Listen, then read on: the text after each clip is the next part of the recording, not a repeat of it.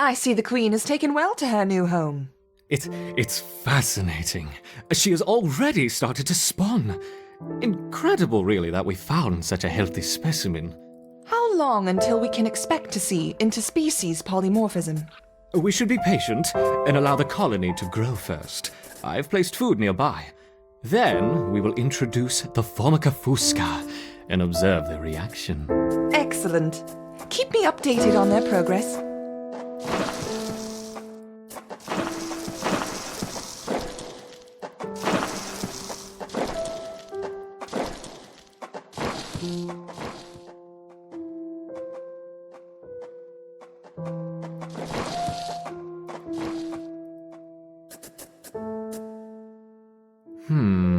Is something wrong?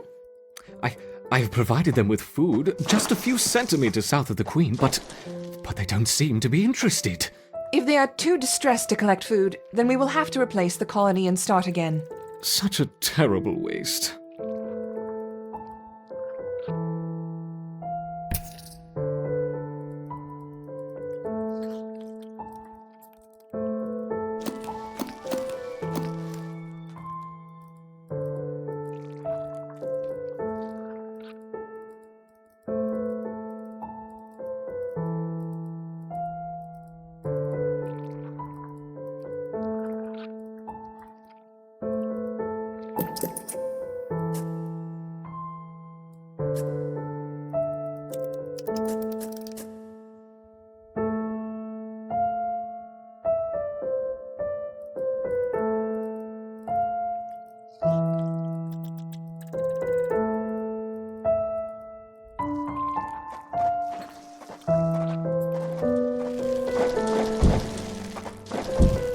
The Queen has begun to lay new eggs.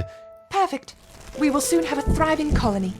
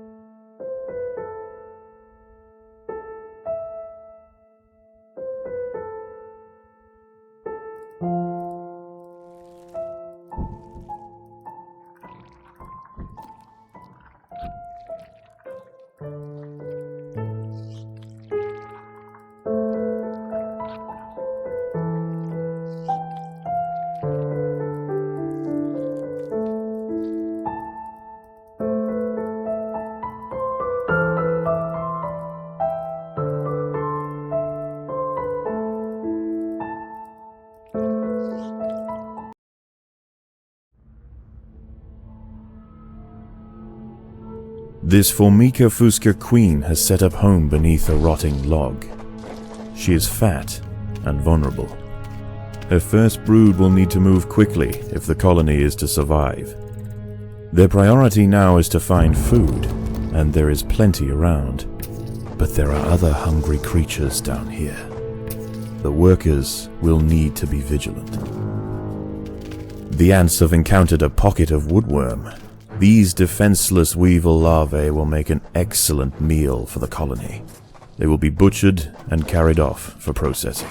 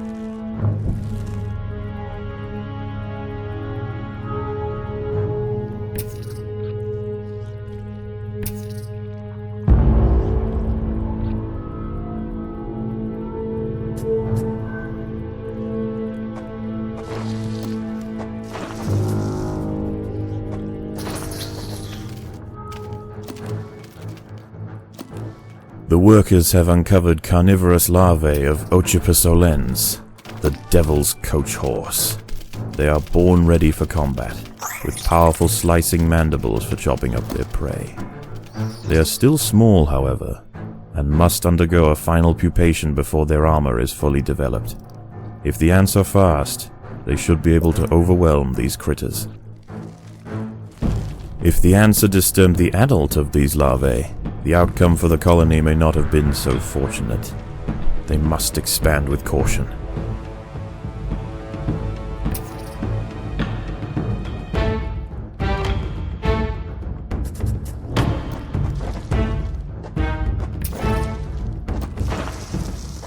Predators are loose in the nest. The larvae must be protected.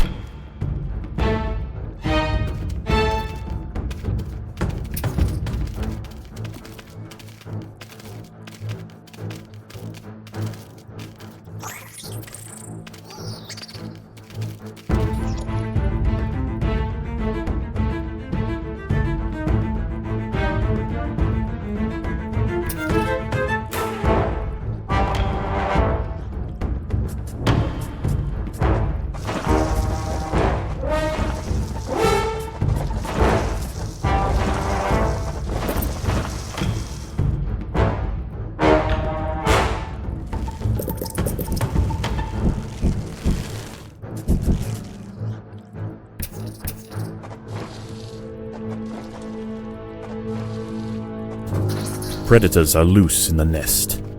The larvae must be protected.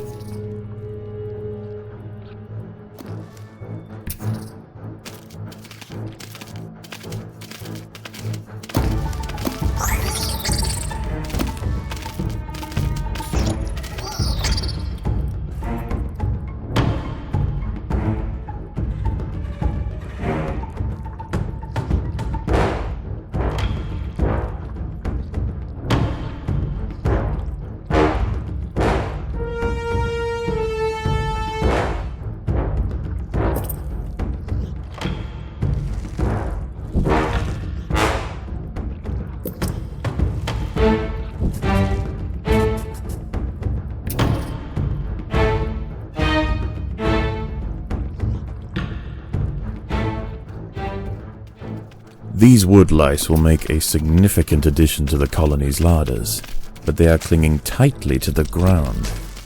It's going to take some effort to dislodge them.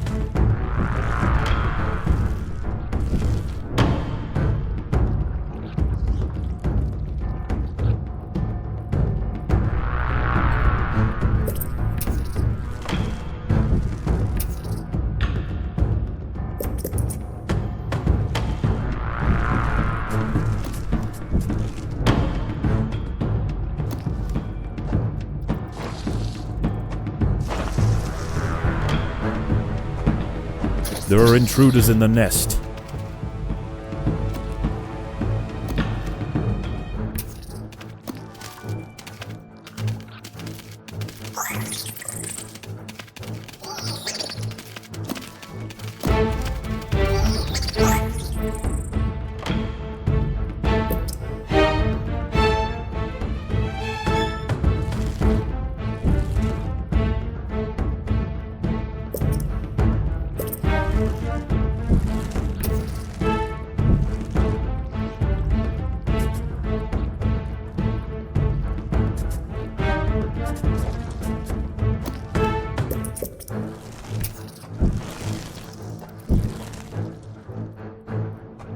Predators are loose in the nest. The larvae must be protected.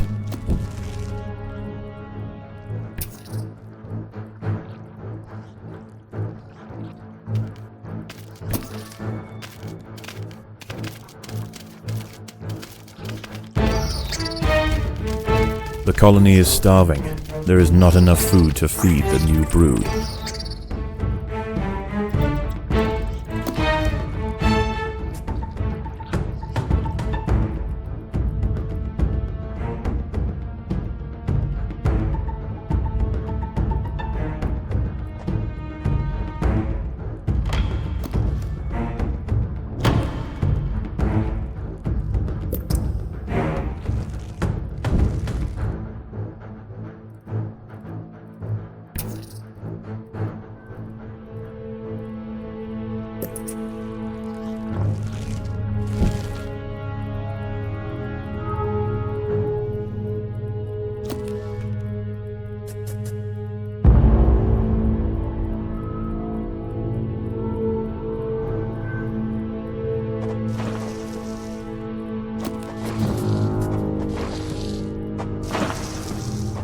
Predators are loose in the nest. The larvae must be protected.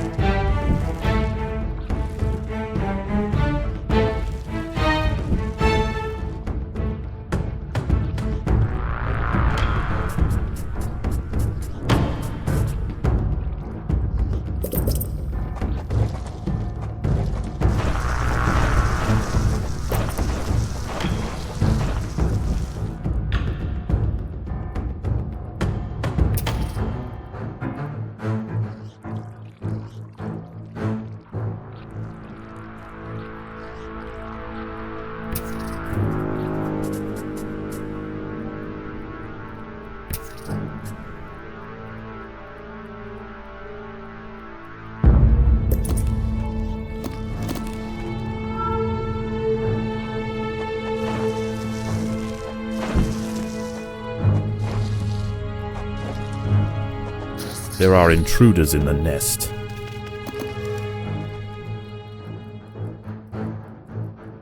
The ants have stumbled into the path of a fully developed devil's coach horse beetle, and it's hungry for breakfast. The beetle is almost 4 times the size of a black ant, and protected by thick plates of external armor. Whilst it bites at the tiny defenders, it sprays foul-smelling secretions from the end of its raised abdomen, disorientating the ants. The colony is starving. There's not enough food to feed the new brood. The devil's coach horse is dead. Its corpse will provide food to support dozens of new brood.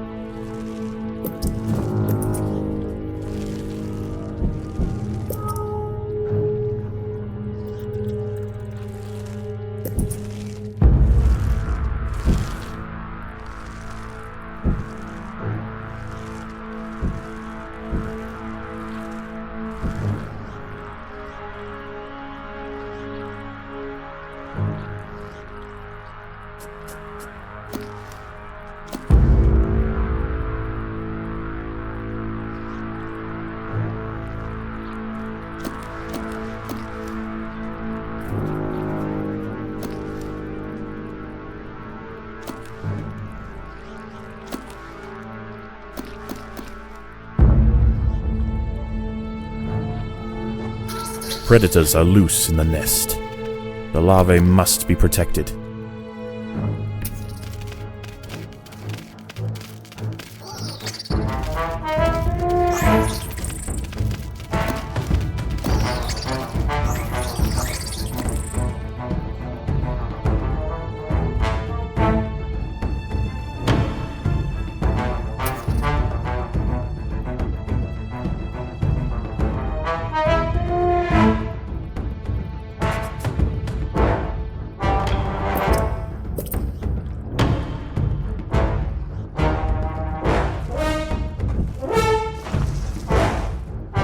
Predators are loose in the nest. The larvae must be protected.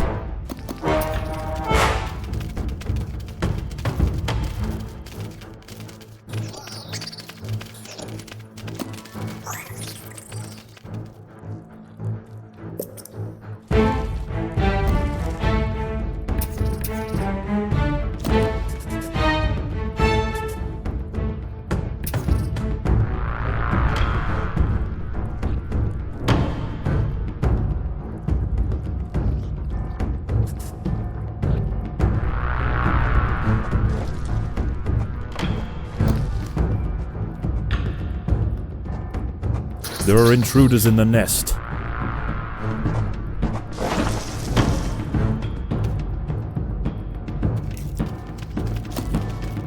The battle has begun.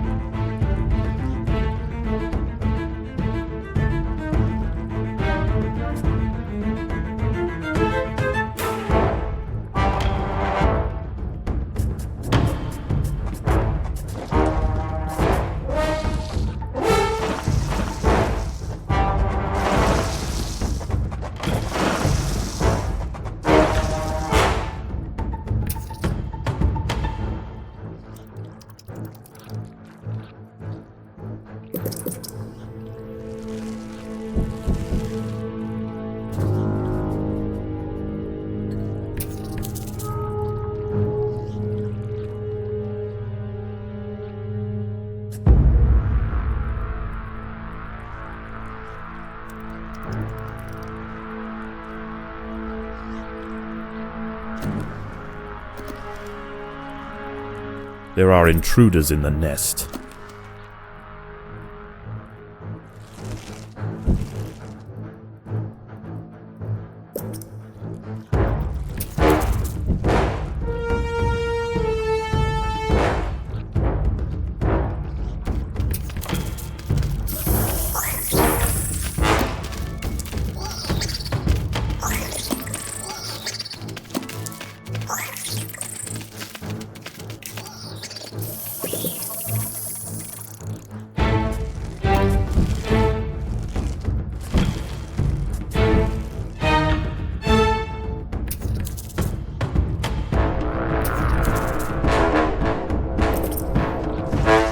Predators are loose in the nest. The larvae must be protected.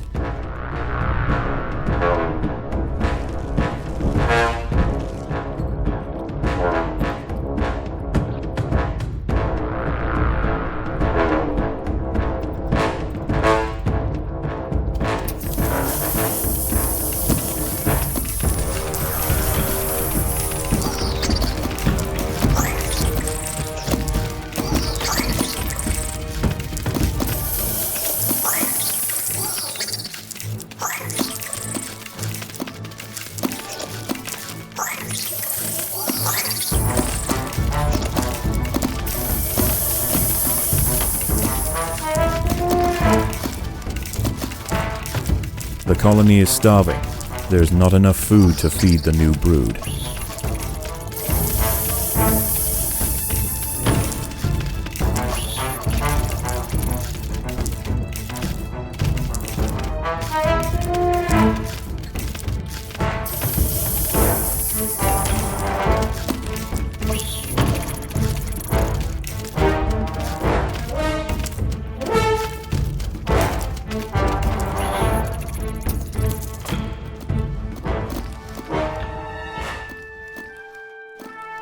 This Formica fusca colony has now established itself as a rising power in the Undergrowth.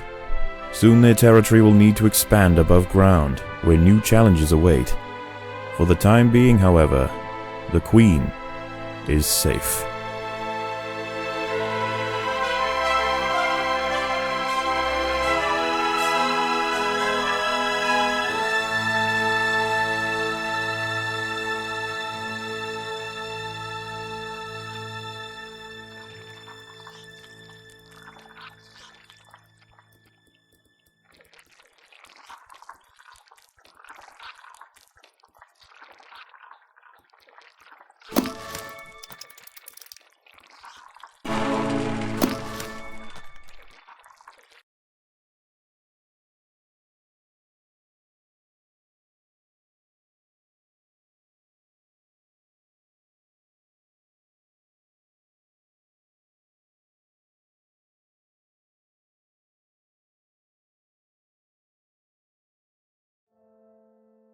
Is it feeding time already? Yes, our queen is insatiable.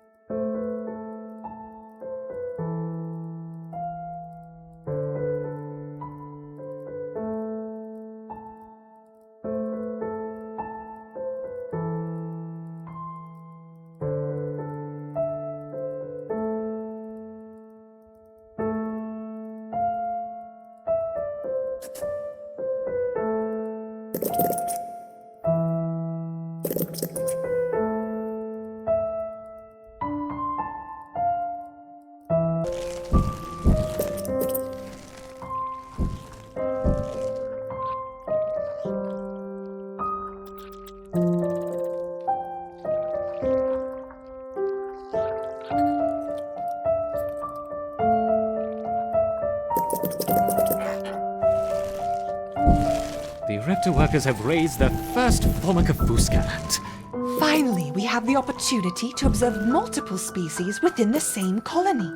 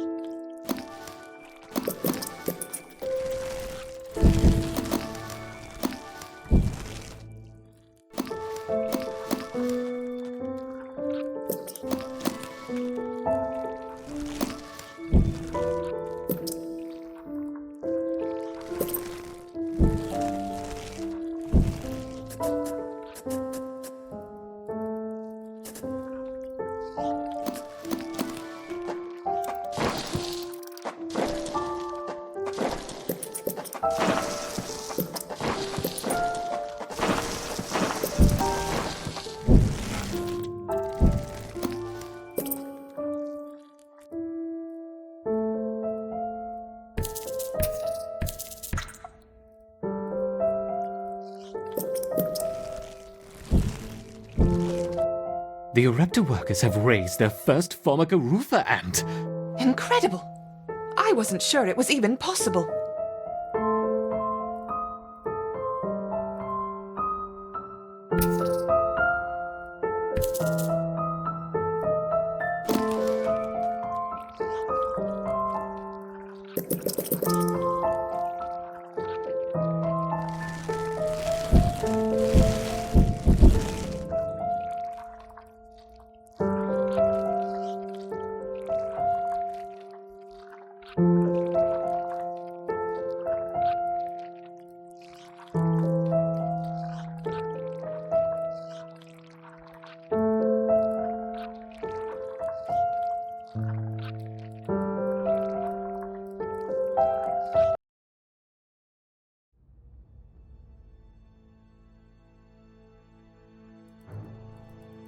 This Formica fusca black ant queen has given birth to her first brood.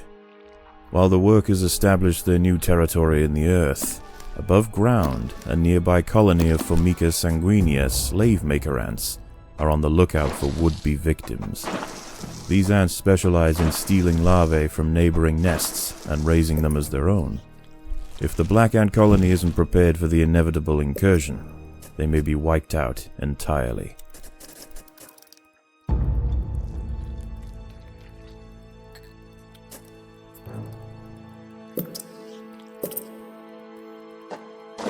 Formica sanguinea are not the only danger for the fledgling colony. There is something even more sinister nearby, lurking in the darkness.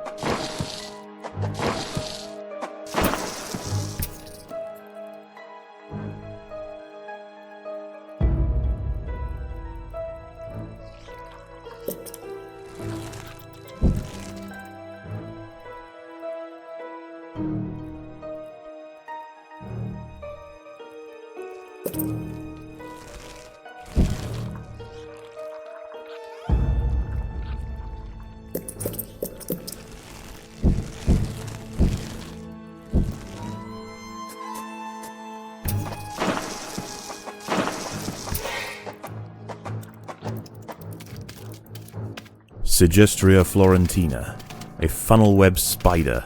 She is large, fast, and equipped with a deep, powerful bite. Her lair is carpeted by sheets of silk woven between tripwires that radiate out from the entrance. She can detect even the slightest vibrations with her sensitive legs. Any ant that strays too close will be snapped away in the blink of an eye.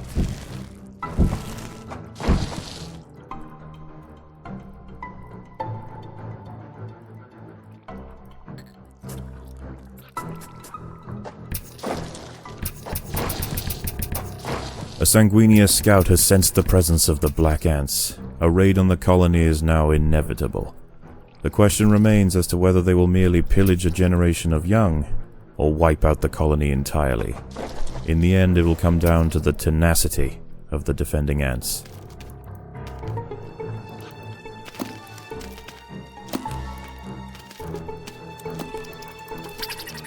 By working together, the ants have overwhelmed one of the funnel-web spiders. She won't be causing any more trouble for the colony.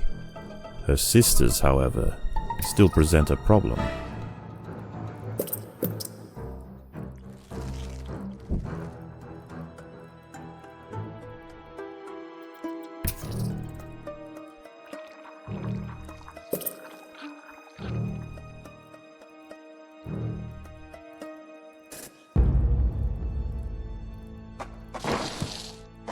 Predators are loose in the nest. The larvae must be protected.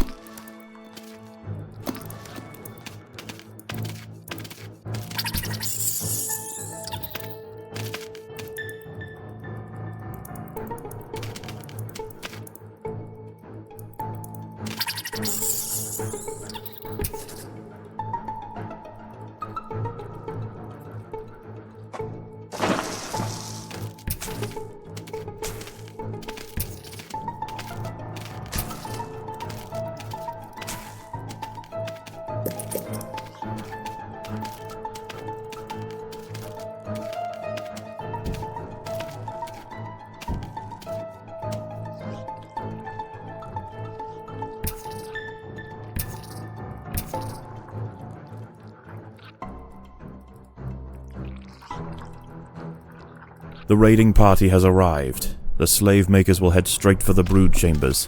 They must be stopped.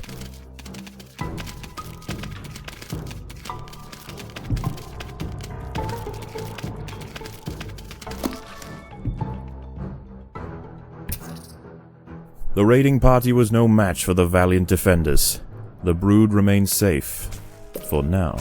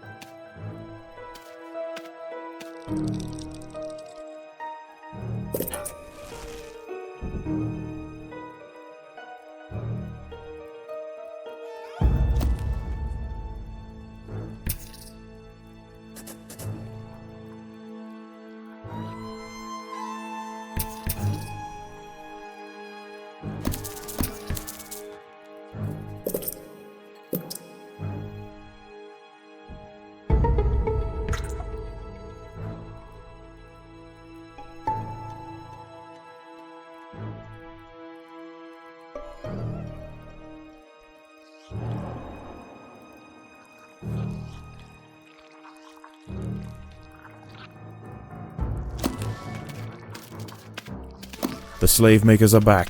They can sense larvae, and they want their share.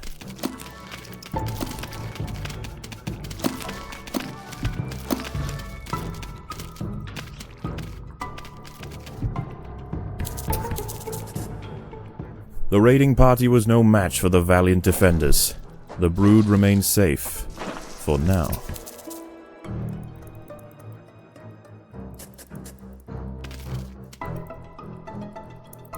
The colony is starving. There's not enough food to feed the new brood. Predators are loose in the nest. The larvae must be protected.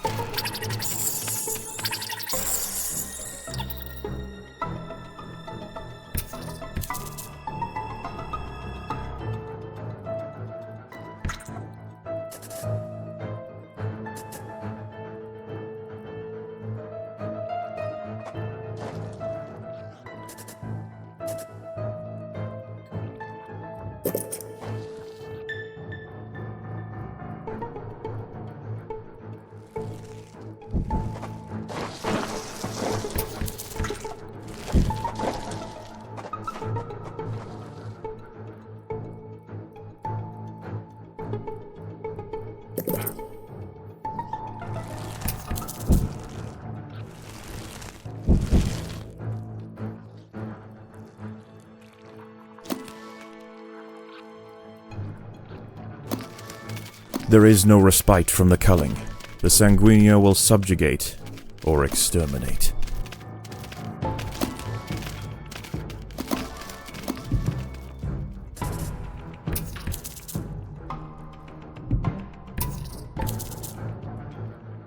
The raiding party was no match for the valiant defenders. The brood remains safe. For now.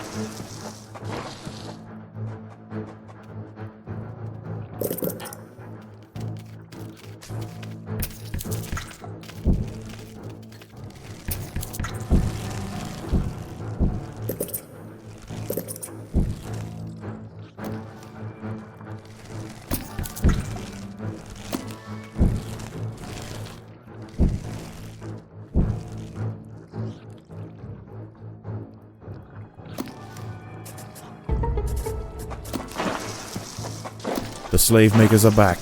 They can sense larvae, and they want their share.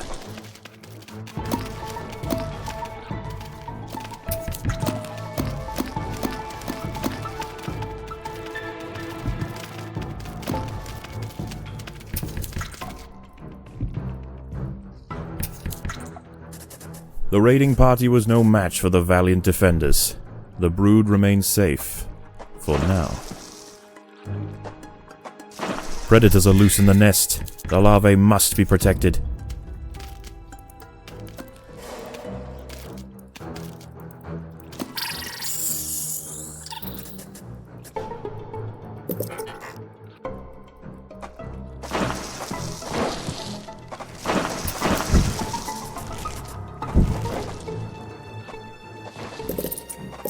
There are intruders in the nest.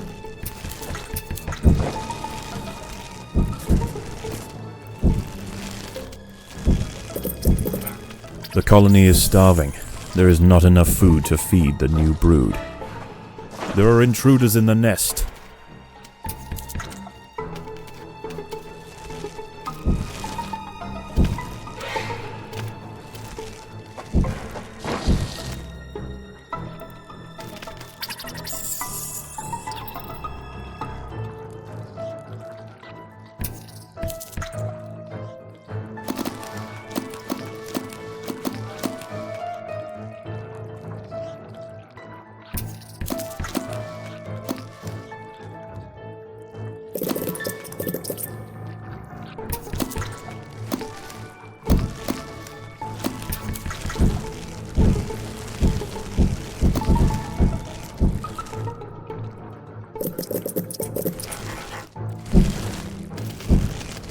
Sanguinia colony seeks once again to bolster its numbers. A battalion of slave makers charge into the nest.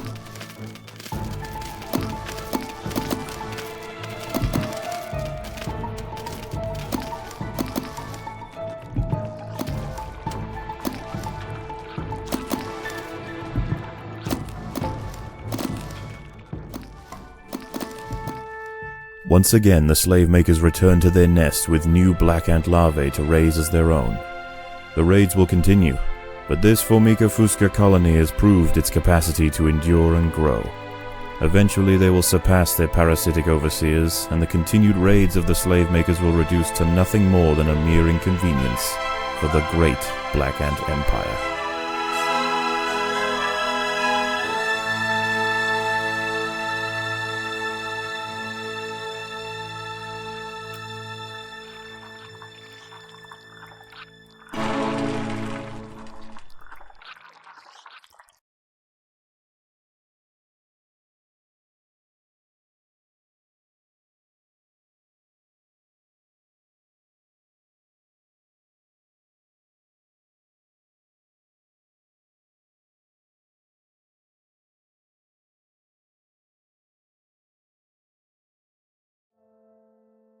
Is it feeding time already? Yes, our queen is insatiable.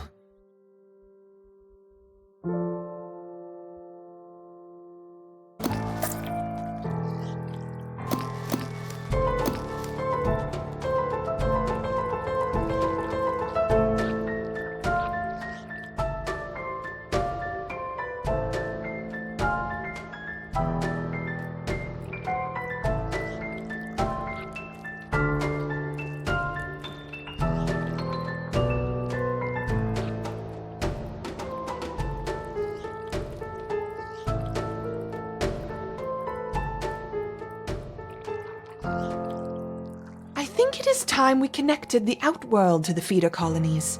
I want to see how these eruptors respond under pressure. I will prepare the experiment.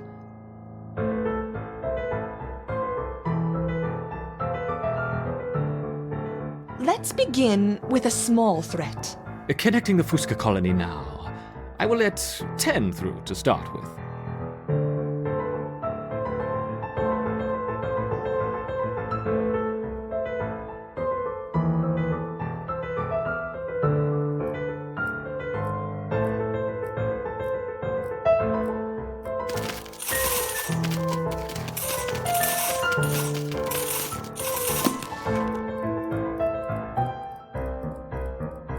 The Raptors identified the threat and responded very quickly.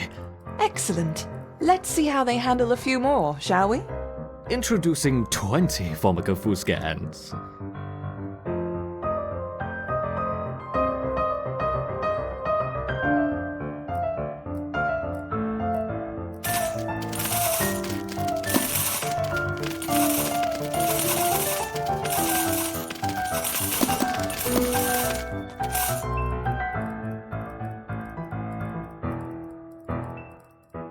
Our Raptors have neutralized the threat to their queen. Good. Continue the experiment and let me know the results. Don't add more than 30 ants at once, though. We don't want to harm the queen. Understood. I wonder how they will react to a rival Raptor colony. Introducing 40 rival Raptor ants.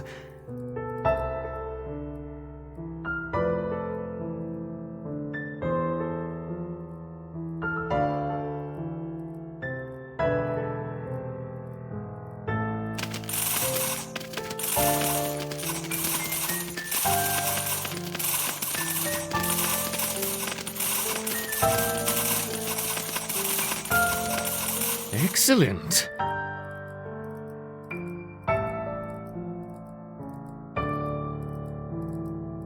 Introducing a further 50 rival Raptor ants.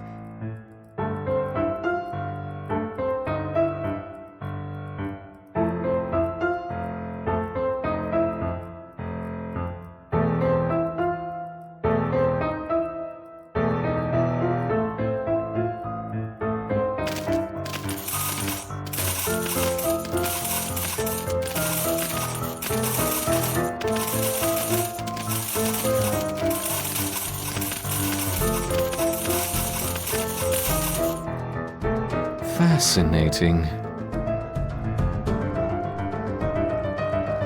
Now let's try 60 Raptor ants.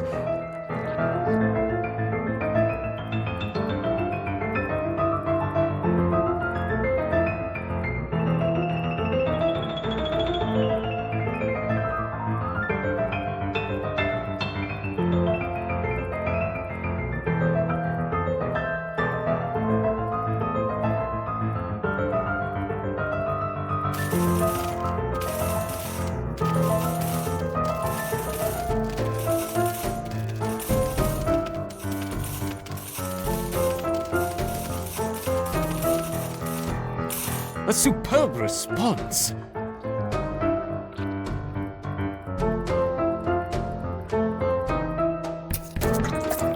You're doing admirably, my Raptors.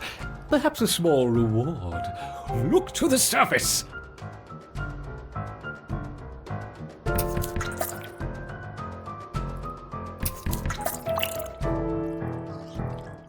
What about a combination of a Raptor and a Fusca? Let's start with 20 of each.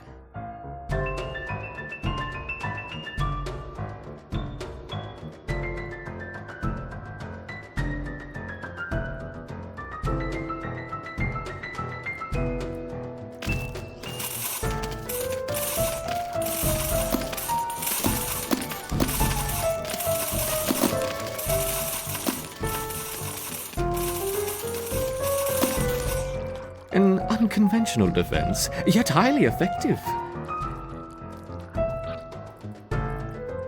It's interesting to see the colony fight on two fronts. Perhaps we should try 30 of each.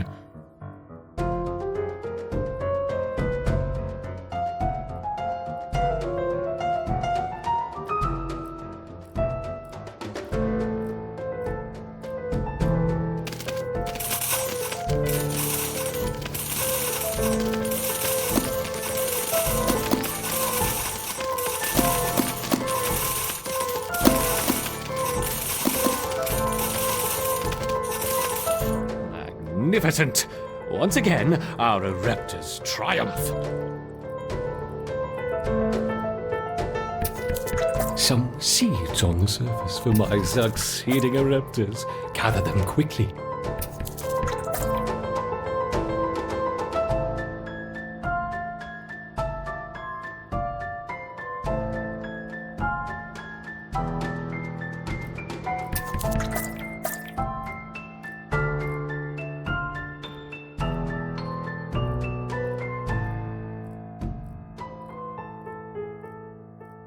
The colony's ability to withstand such overwhelming assaults is incredible. I wonder, how will they handle a sustained flow of aggressors?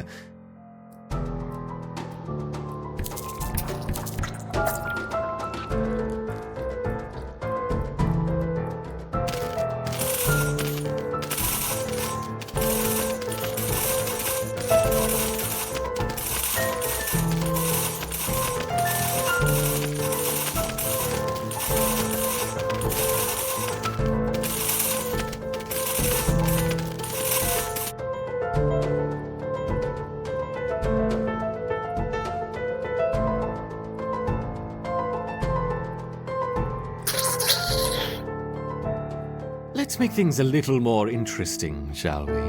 Enter the Devil's Coach Horse.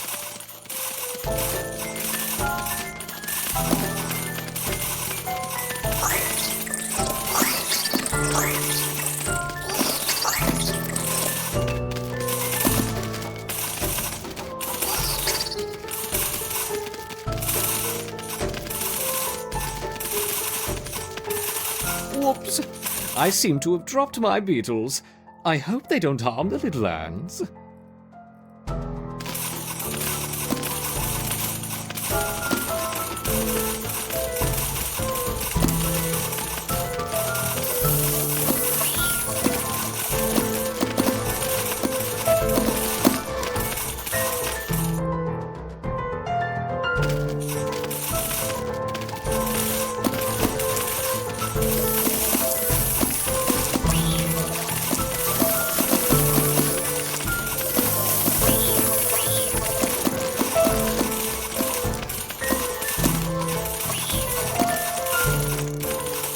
perhaps that's enough for now.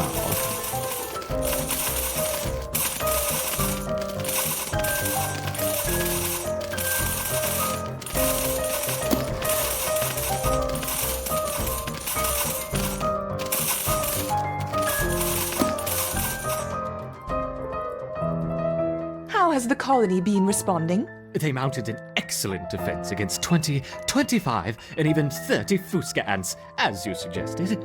Perfect. Perhaps we can provide more of a challenge for them next time. What a fantastic suggestion.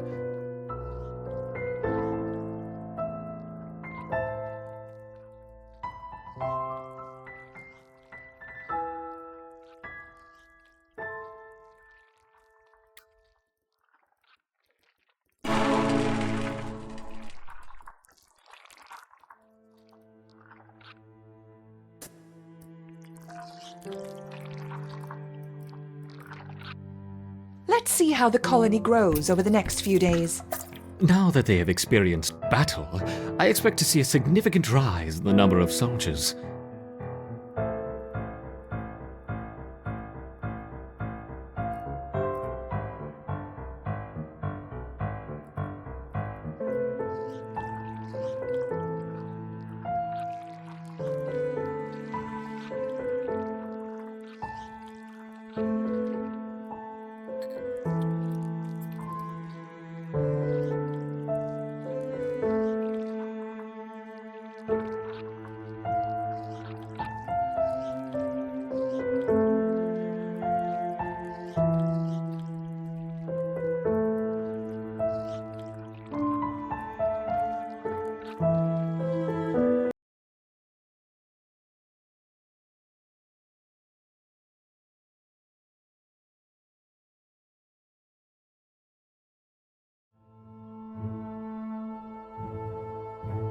This Formica rufa wood ant queen has laid her first brood in a burrow near the sea. Her nest is just on the outskirts of the beach, the perfect vantage point for scavenging hapless morsels washed in by the tide. At the moment, the tide is out, but it won't stay that way. The ants must make haste and stockpile what they can, while they can. There is food to be found all over the beach, but the wood ants must be cautious and choose their trails carefully. Tiger beetles frequent the higher ground, and they will make quick work of any wood ant that strays too close.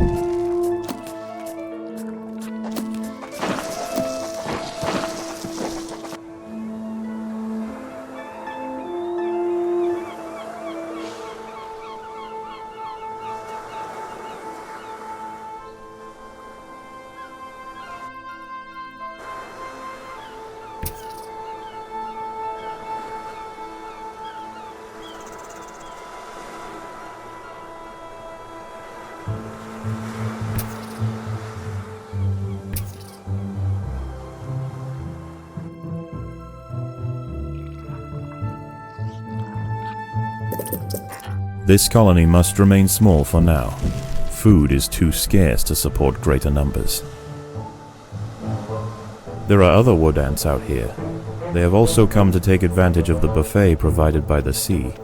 Territorial disputes will invariably favor the colony with the greater numbers.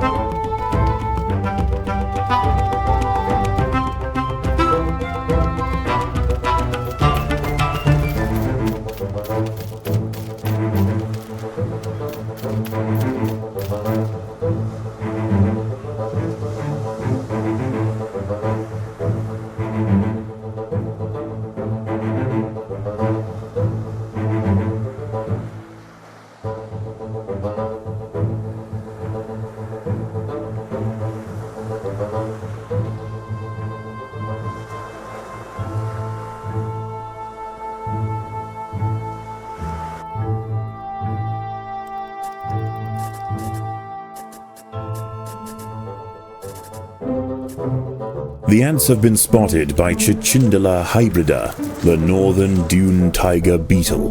With its long, slender legs, it's the king of speed on these intertidal flats.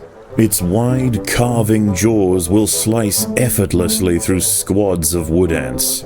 It's going to take a monumental unified effort to bring this beast down.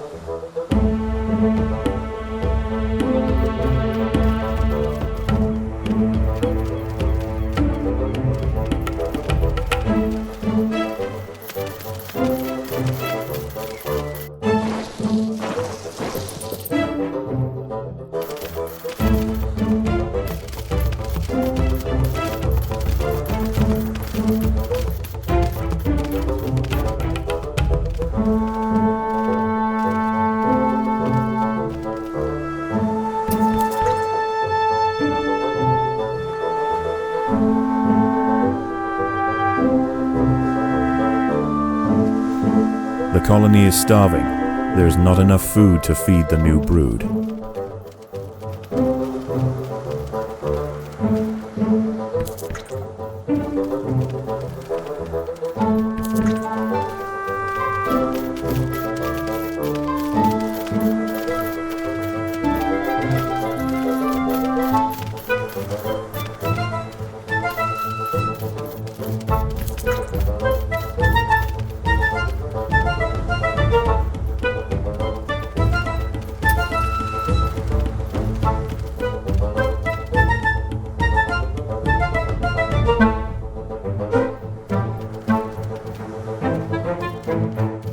The tide is coming in.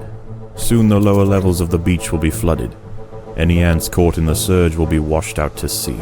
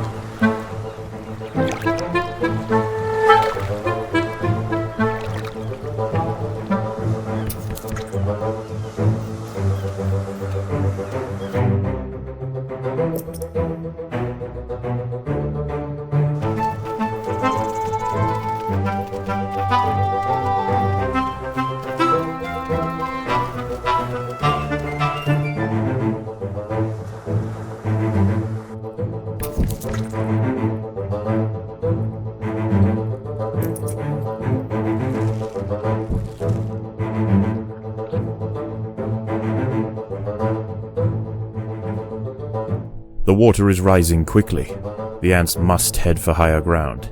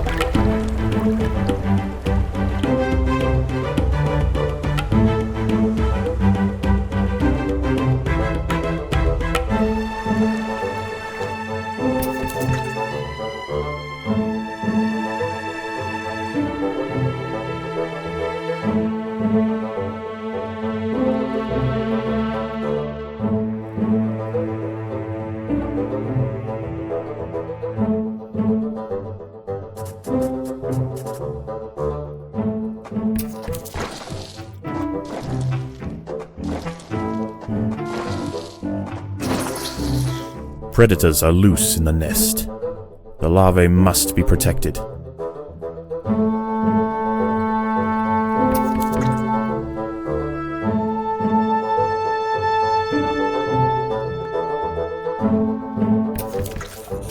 The tide has almost reached its highest point. The sands east of the nest are about to be completely flooded.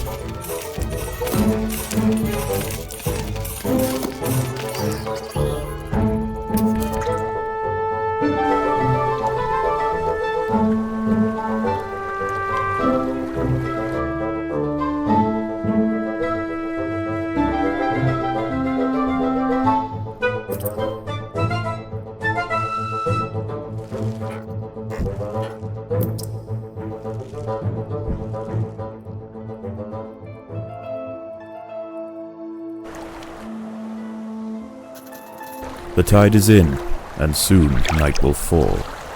As the temperature drops outside, nocturnal creatures begin to awaken. It would be wise for the roofer colony to stay underground, and hope that their nest remains hidden until the morning.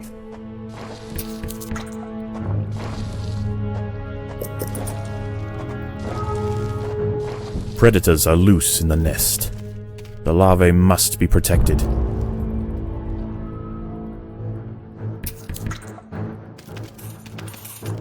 Overground, nocturnal hermit crabs rule over the sands at night. These creatures are typically scavengers, searching for algae and carrion on the beach. But due to the unusual incursion of Formica rufa colonies into this area, this particular community of crabs has developed a taste for ant flesh.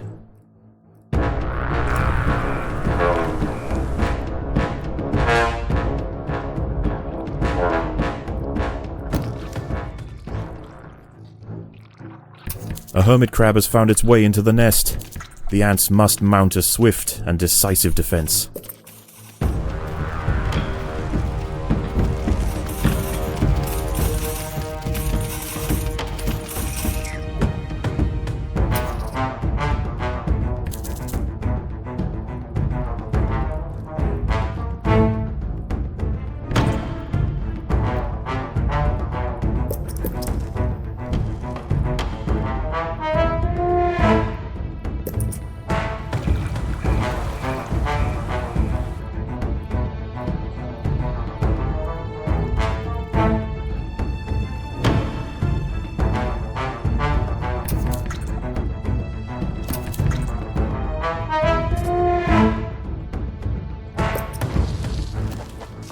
Predators are loose in the nest.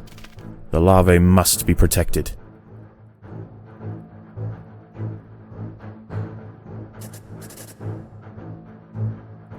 The queen is in imminent danger.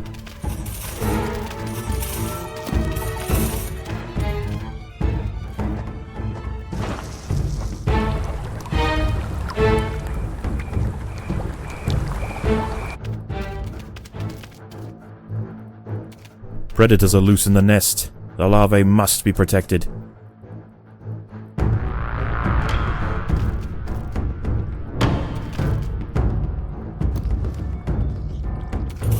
A group of hermit crabs have stormed the nest. The larvae must be protected.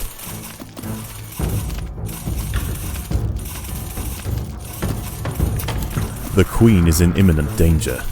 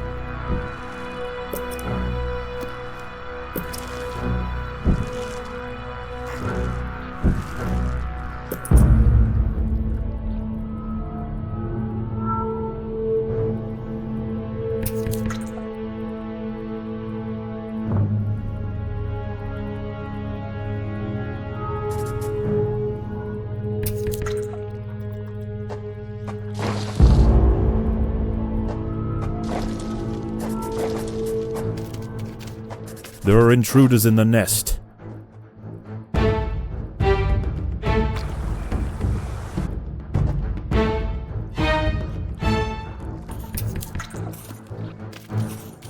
More hermit crabs have found the nest.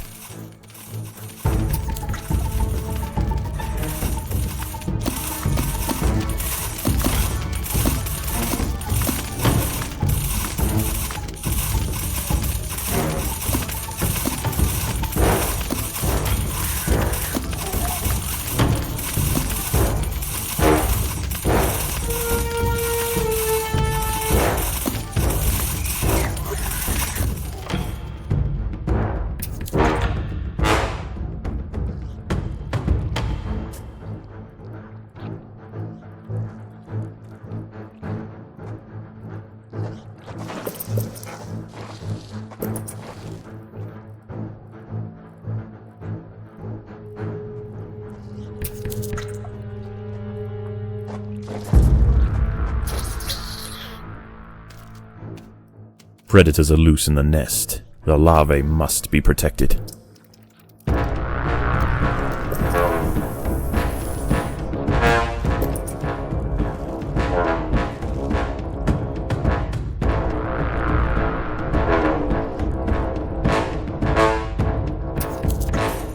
The ants must protect the queen.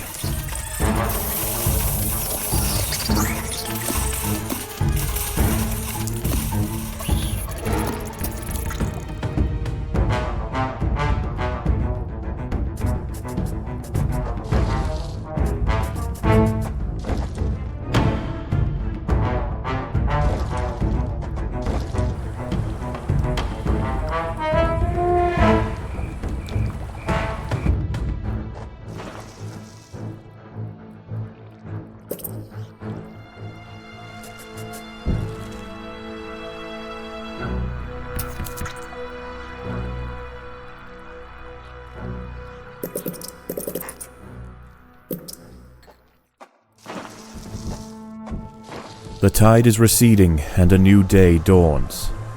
The hunters of the night return to the safety of the shadows, and the ants can begin to lay down new trails. The harvest must go on.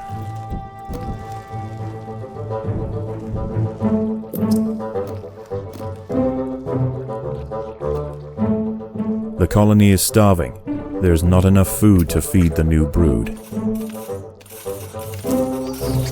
A dead sardine has been washed up on the beach. This feast is too precious to pass up, but the smell will soon attract other scavengers. The ants will need to amass in great numbers to defend such a prize.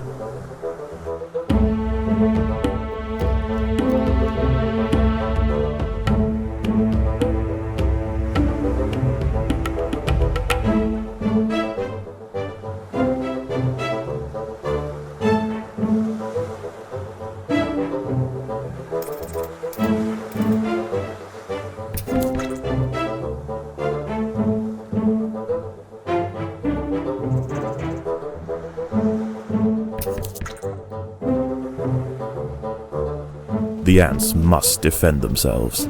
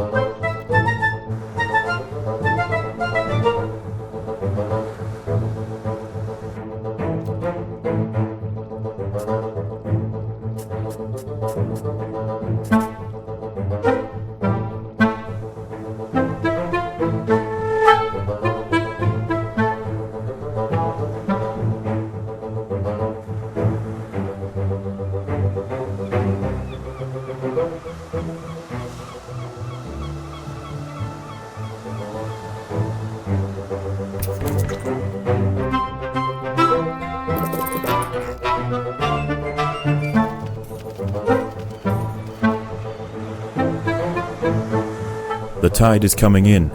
Soon the lower levels of the beach will be flooded. Any ants caught in the surge will be washed out to sea.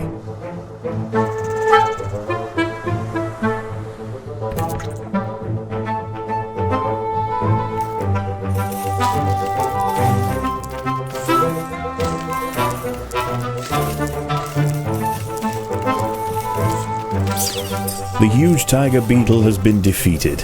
There are many more of them, but this is a milestone moment for the colony. They cannot be bullied by sheer size alone.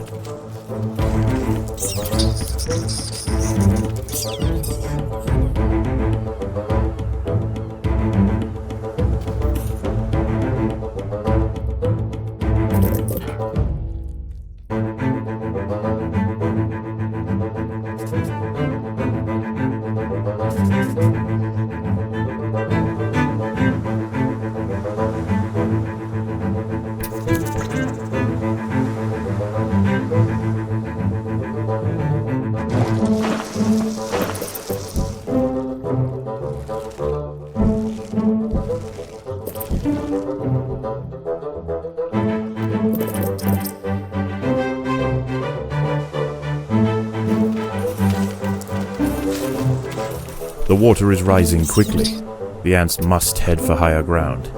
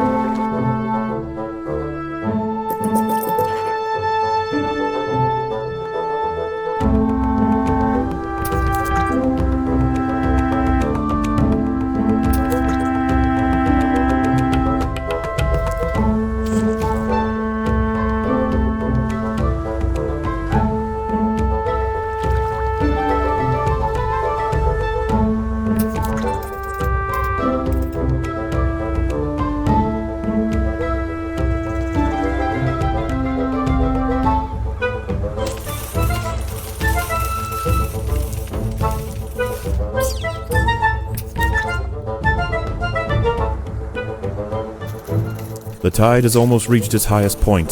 The sands east of the nest are about to be completely flooded.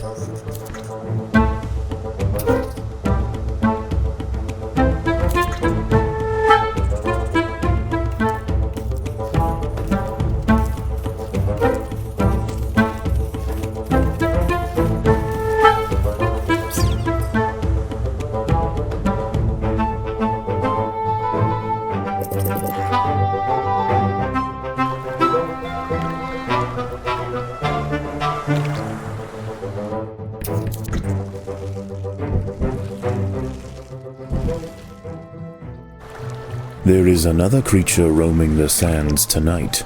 Arctosa parita, the sand bear wolf spider. In the day, these spiders retreat to the shade provided by larger plants on the edge of the beach. But once the sun has gone, they are far more active and on the hunt for a midnight feast.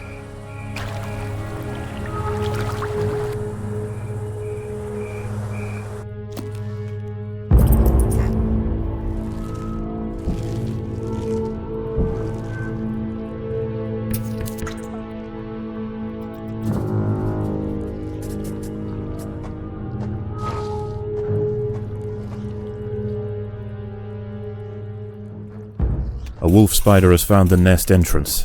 She is only small, but her venom will quickly incapacitate any ant that tries to fight alone.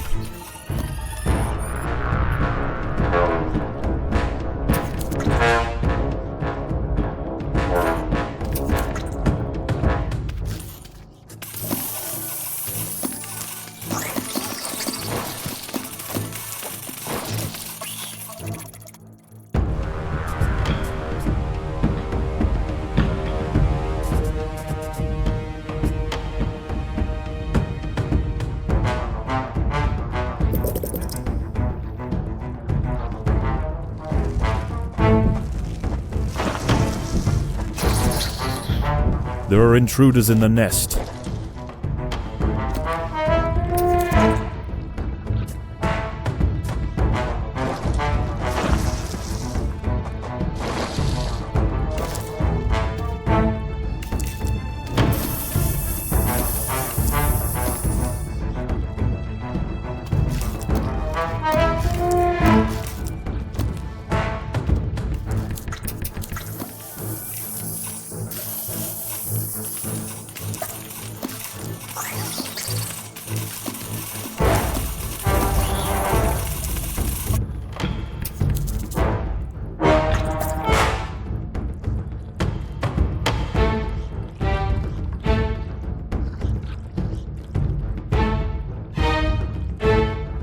Another wolf spider has entered the nest.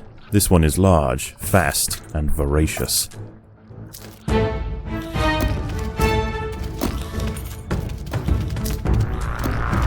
The ants must protect the queen.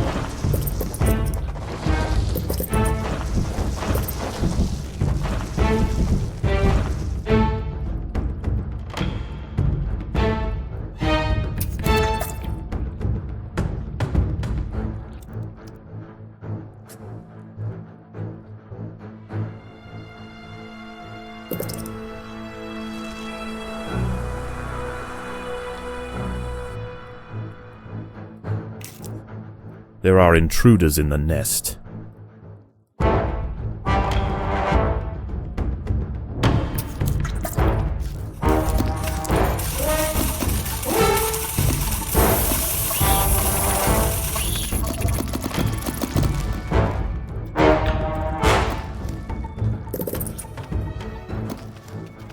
More wolf spiders have found the nest.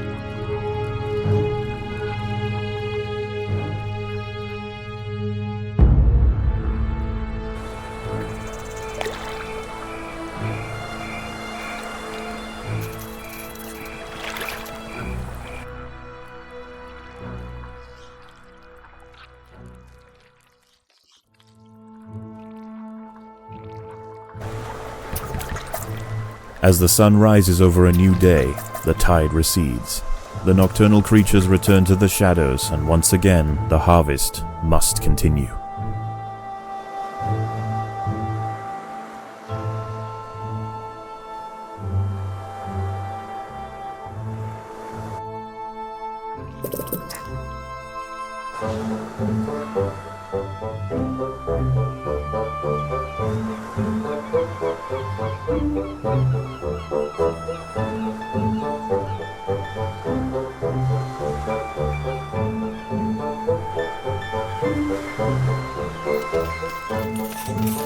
The ants must fight.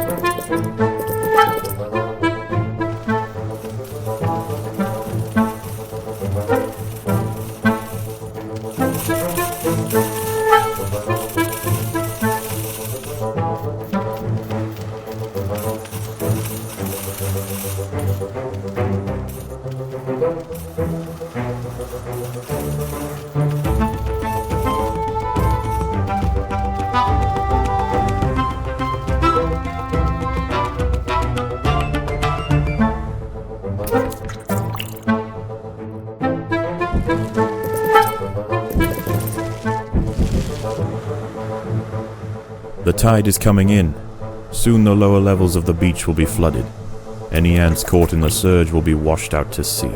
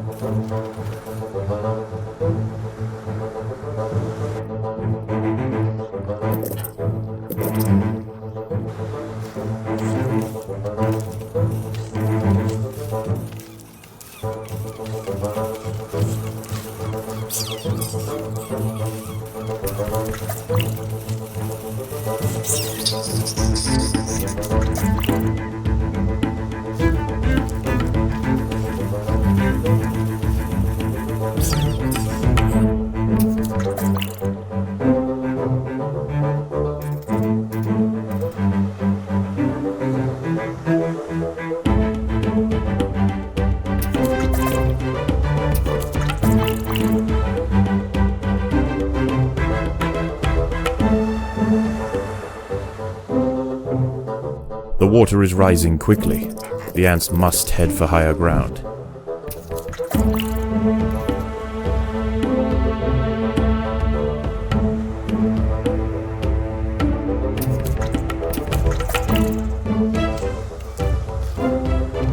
The ants must fight.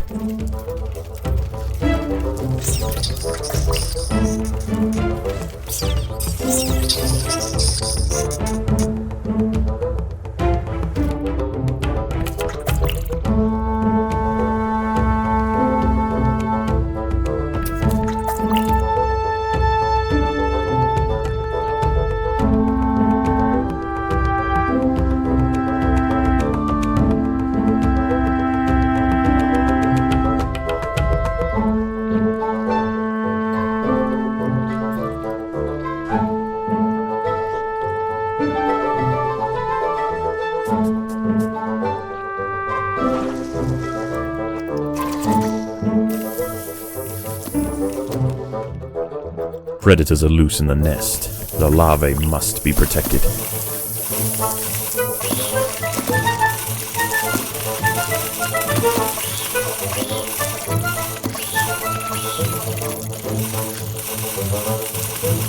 The tide has almost reached its highest point. The sands east of the nest are about to be completely flooded.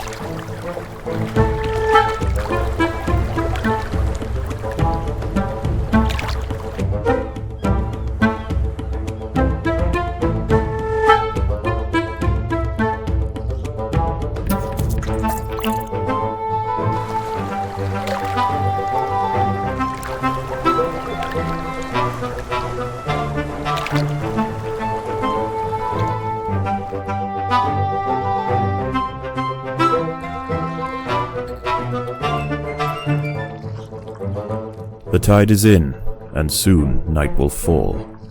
As the temperature drops outside, nocturnal creatures begin to awaken. It would be wise for the roofer colony to stay underground, and hope that their nest remains hidden until the morning.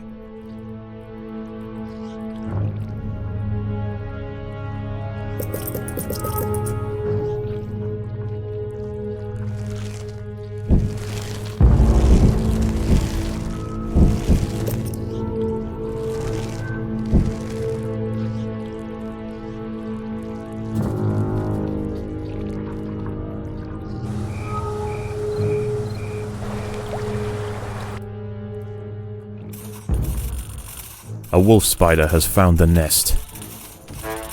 The queen is in imminent danger.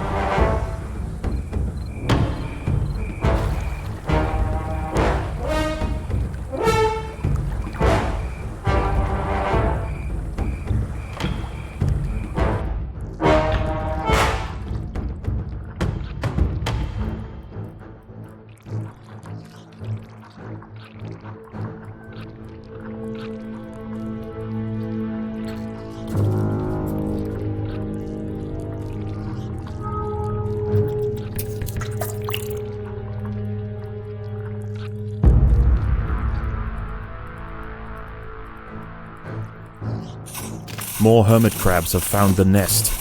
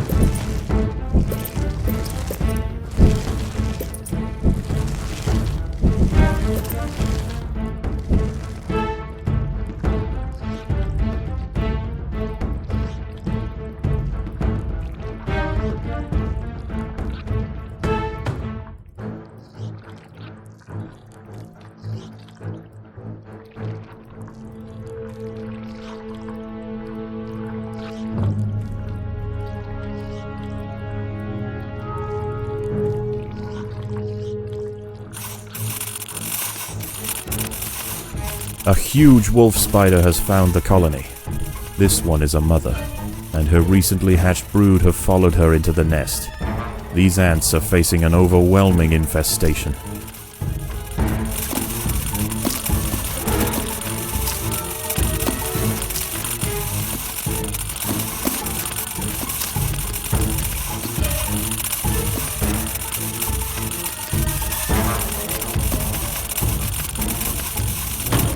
The queen is in imminent danger.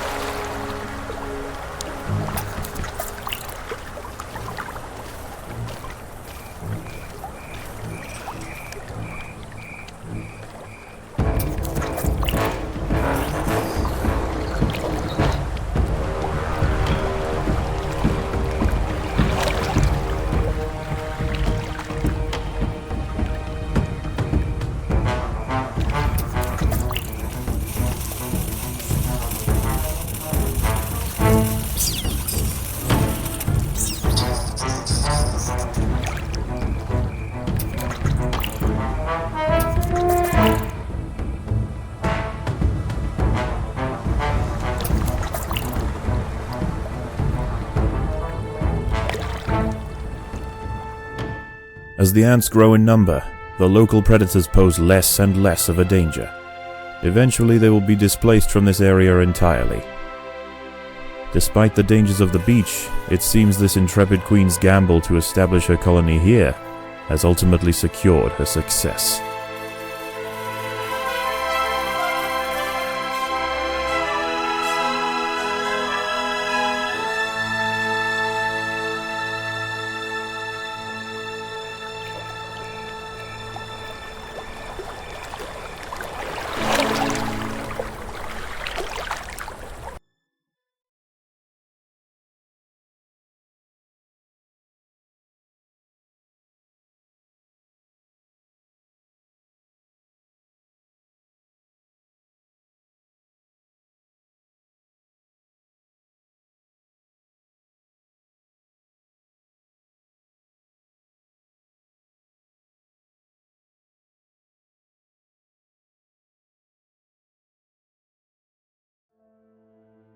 Is it feeding time already? Yes, our queen is insatiable.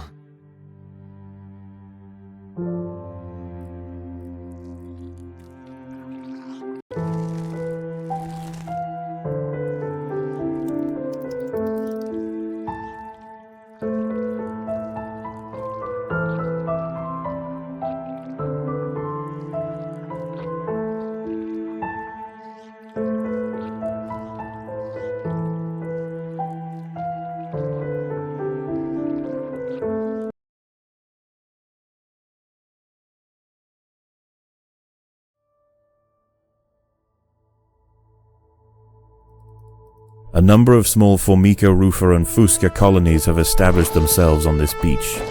Those nearest to the water's edge have enjoyed the first pick of the washed-up seafood for the past few days.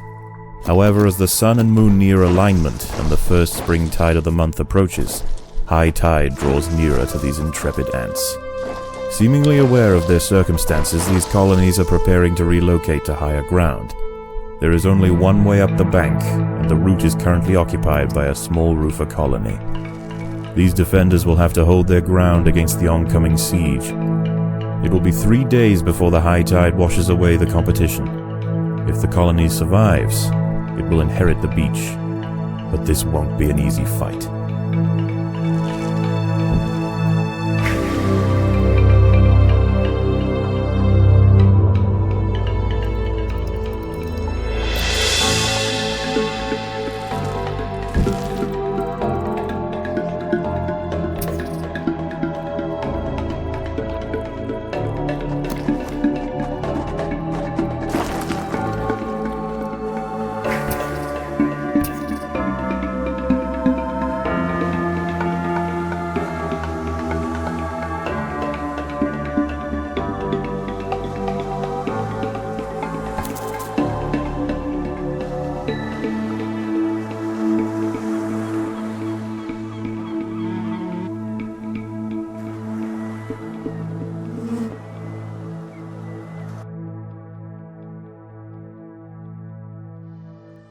Although the nests nearer the water have better access to the food washed up by the sea, this Rufa colony need not starve.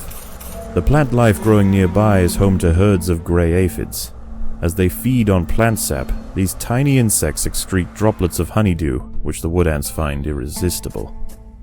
They need only protect the aphids from danger to receive a constant supply of sugary liquid. Doing so is not always simple, however. Hungry ladybird beetles know exactly where the aphids like to graze. They can strip an unguarded stem bare in a mere matter of minutes. The ants will need to keep a close watch over their flock.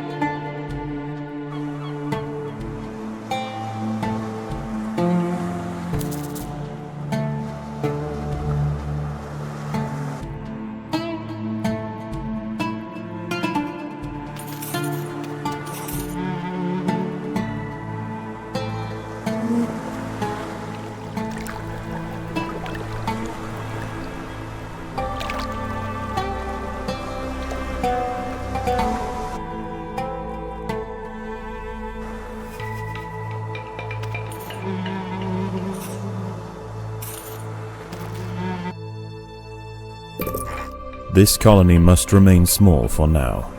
Food is too scarce to support greater numbers.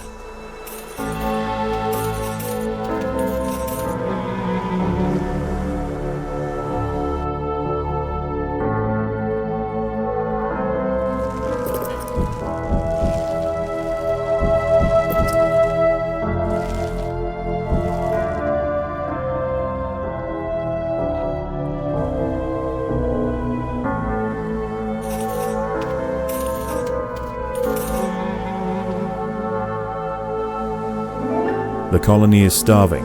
There is not enough food to feed the new brood.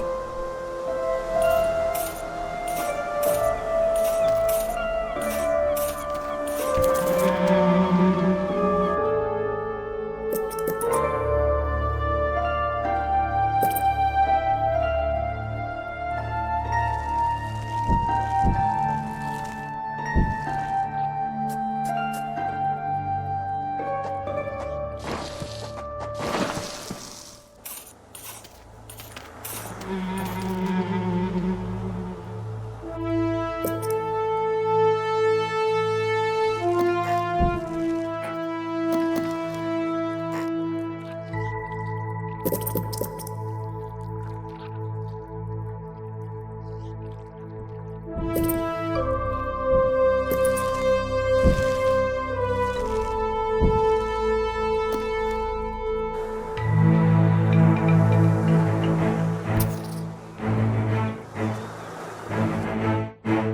party of Formica fusca black ants are heading inland. The high ground roofer colony must defend their territory.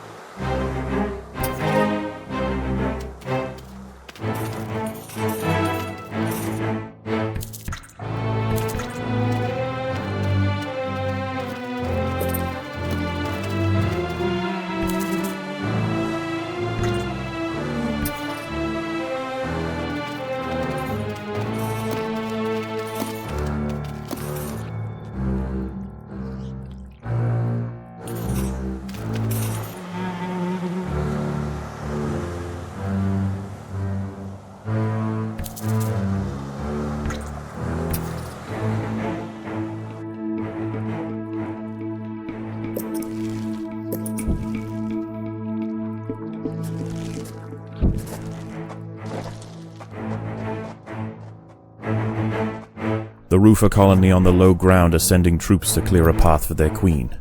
The high ground colony must keep them at bay.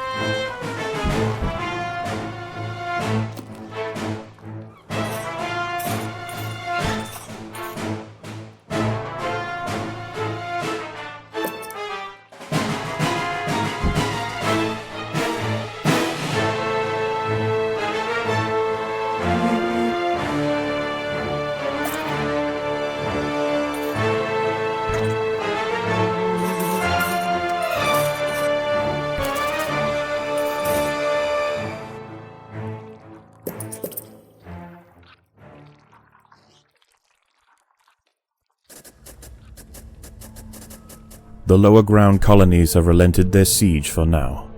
Night approaches, and with it, it brings a host of nocturnal predators out onto the beach. The high ground ants could go underground to wait out the night, but they would have to leave their precious aphids unguarded.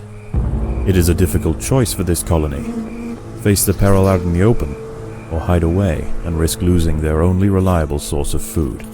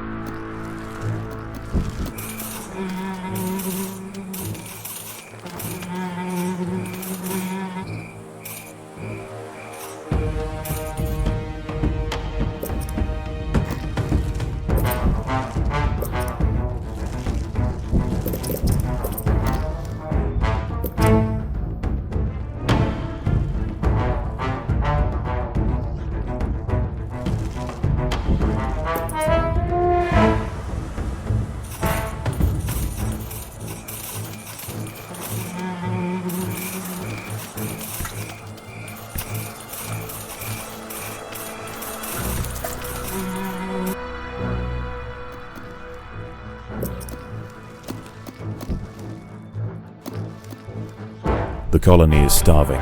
There's not enough food to feed the new brood.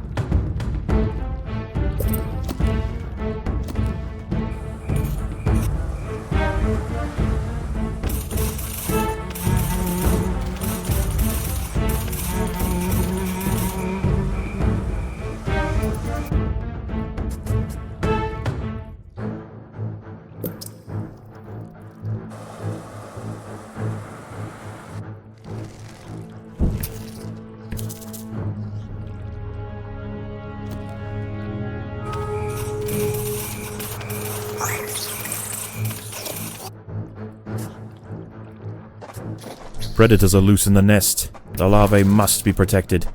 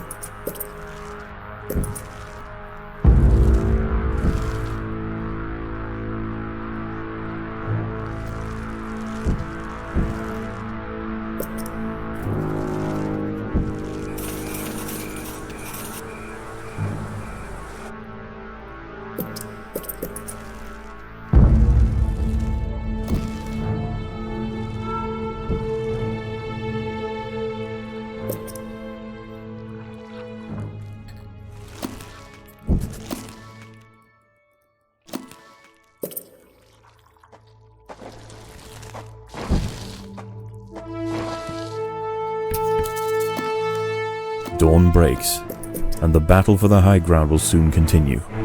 The high ground colony defended their aphid flocks well, succeeding in securing vital food supplies to see them through the oncoming onslaught.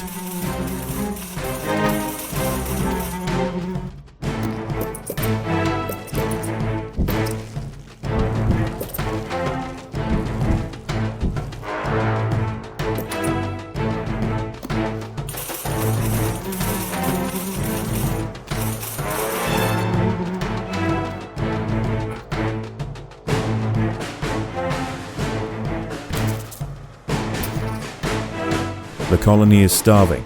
There's not enough food to feed the new brood.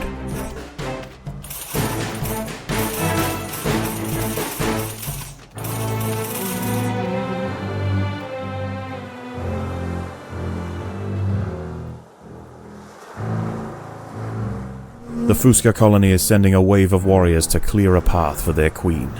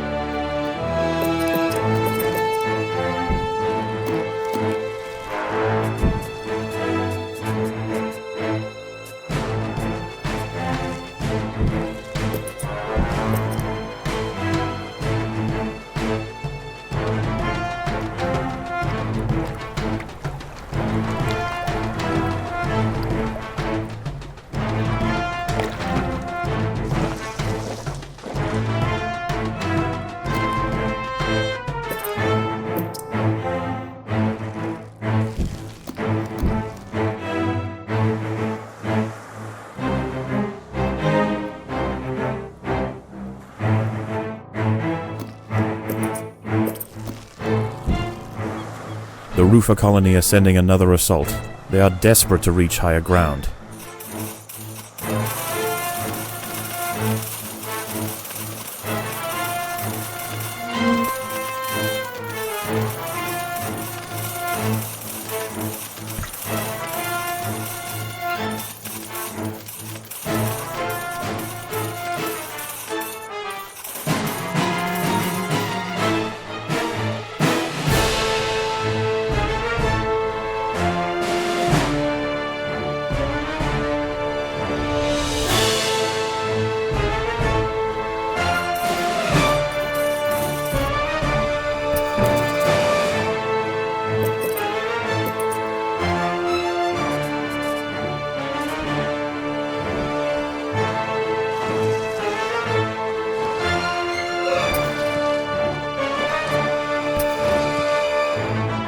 There are intruders in the nest.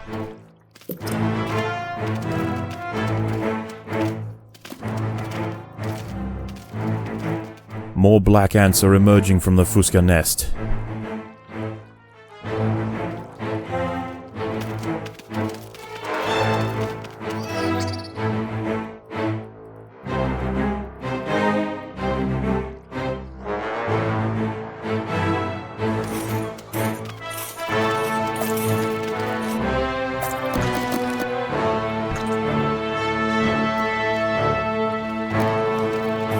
The queen is in imminent danger.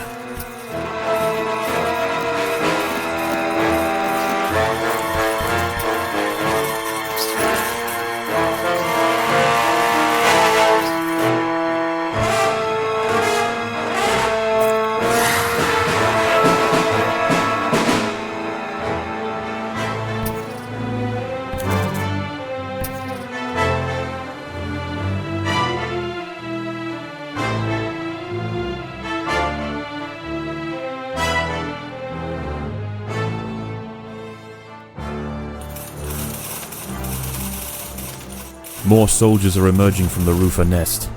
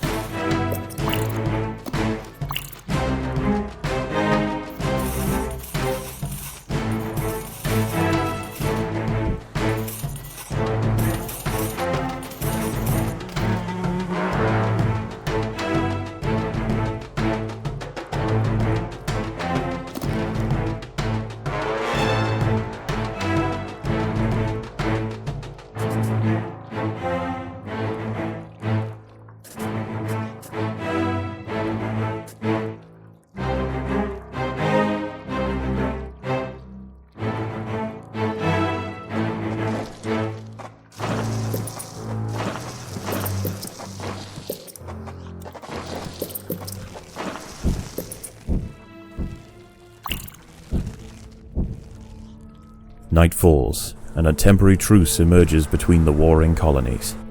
Once again, the high-ground wood ants must make a choice. Do they defend the aphids, or will they hide, resting their forces until the morning?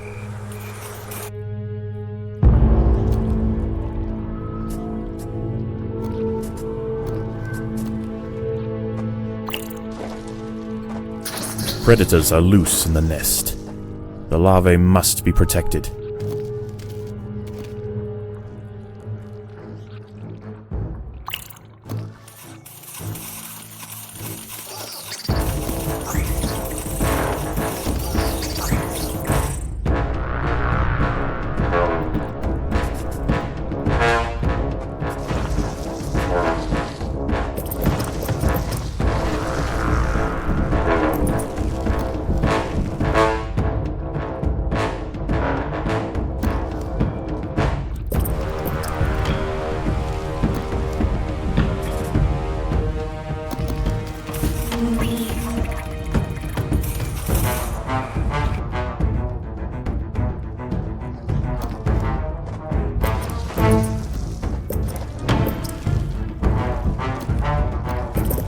The workers have done all they can to improve these food stores.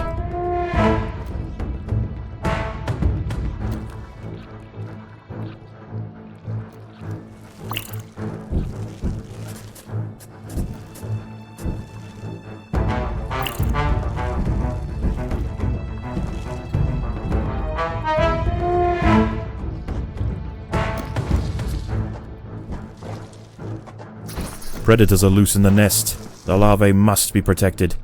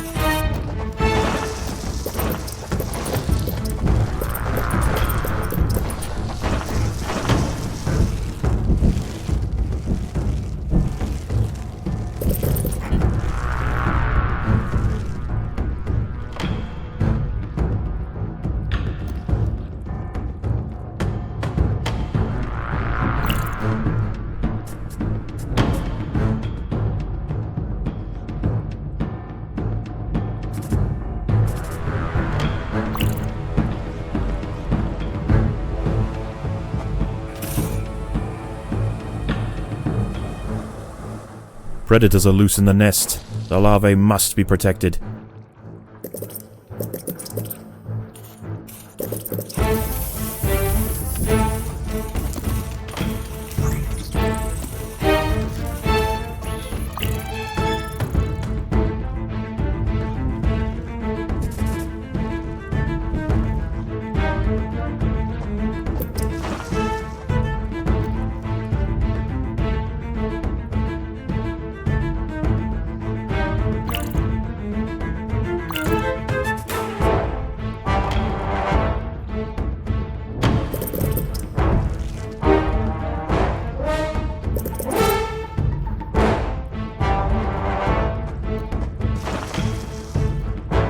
Predators are loose in the nest. The larvae must be protected.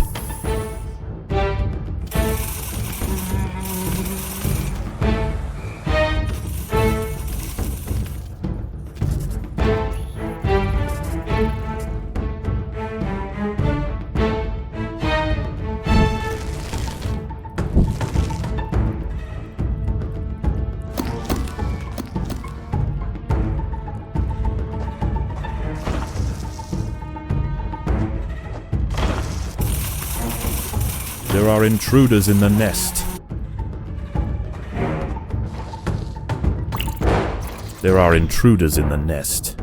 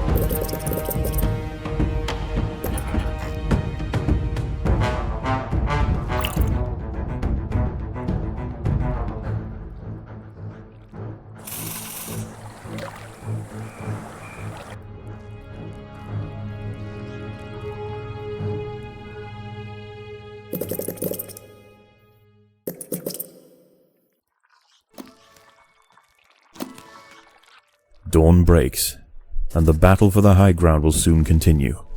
The high ground colony defended their aphid flocks well, succeeding in securing vital food supplies to see them through the oncoming onslaught.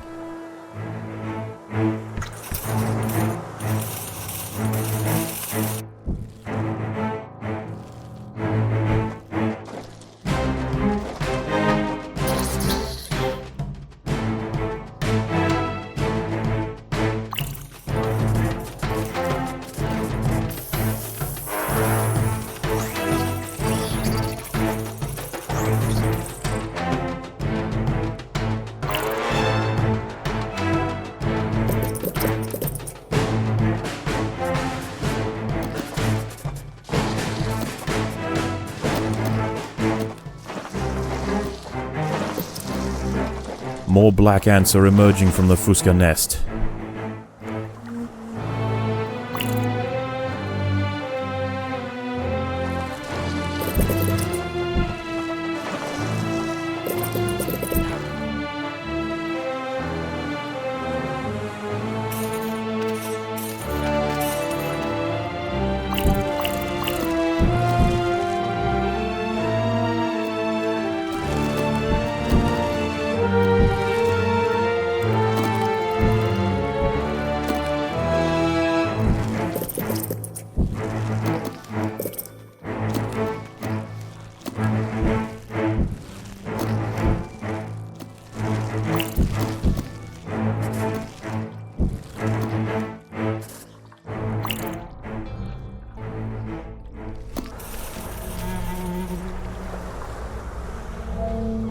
There are intruders in the nest.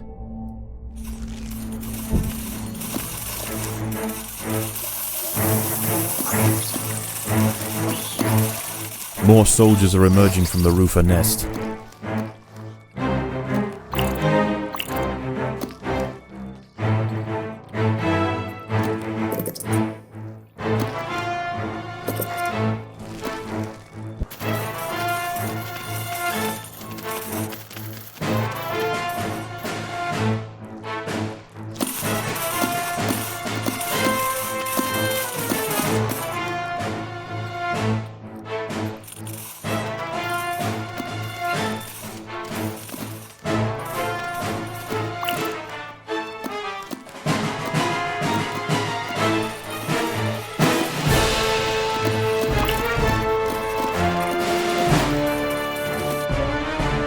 Predators are loose in the nest.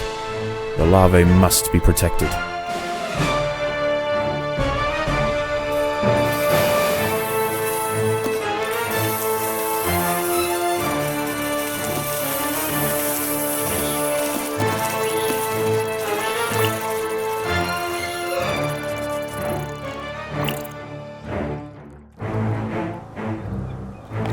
Both lower ground colonies are now sending out armies at the same time.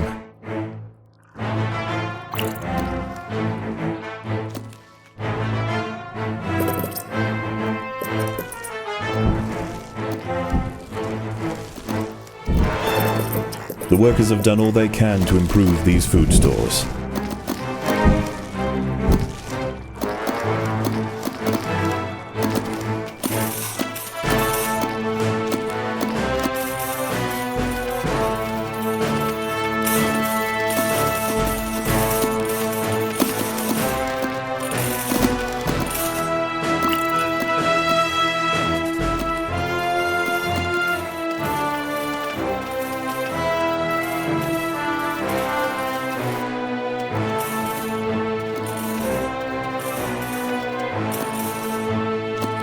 There are intruders in the nest.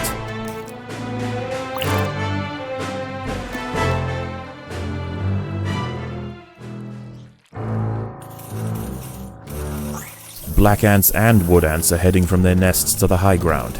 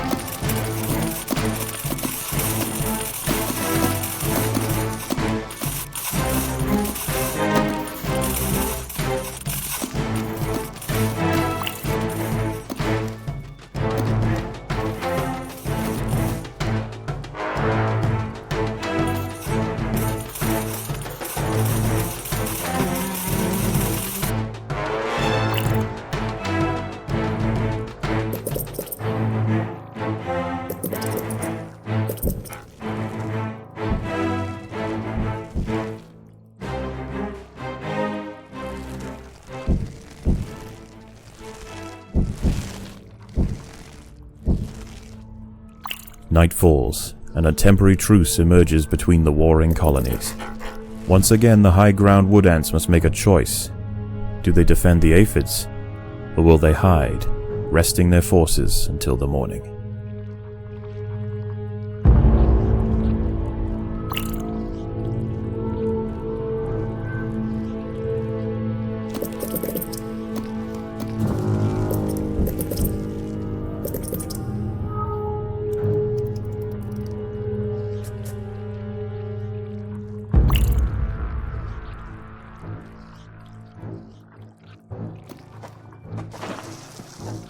Predators are loose in the nest. The larvae must be protected.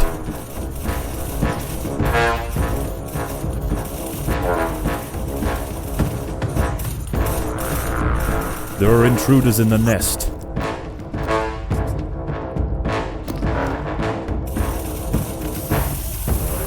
Predators are loose in the nest. The larvae must be protected.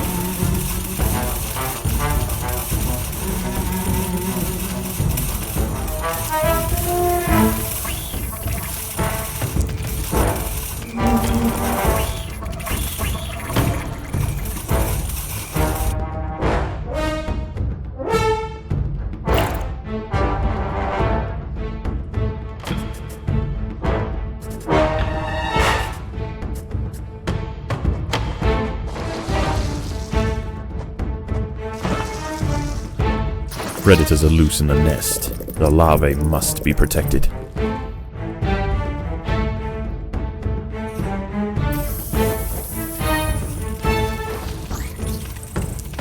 There are intruders in the nest.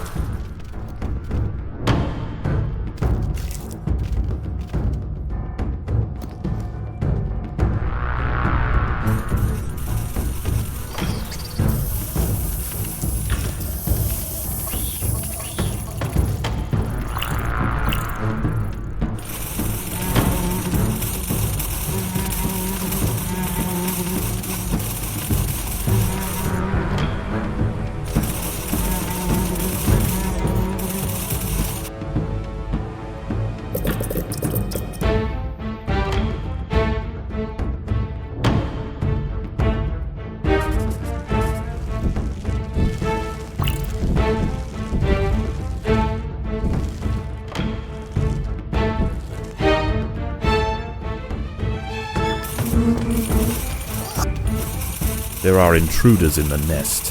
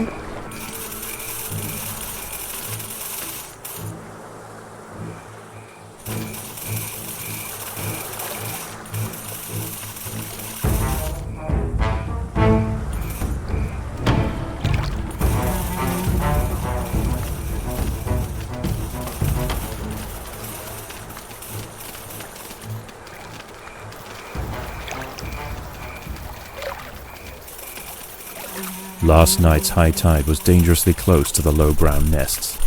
Today is their last chance to relocate. The low-ground colonies won't show any restraint. Their attacks will be desperately vicious. Fortunately for the high-ground colony, many aphids survived the night. Access to food will be pivotal for the upcoming battle.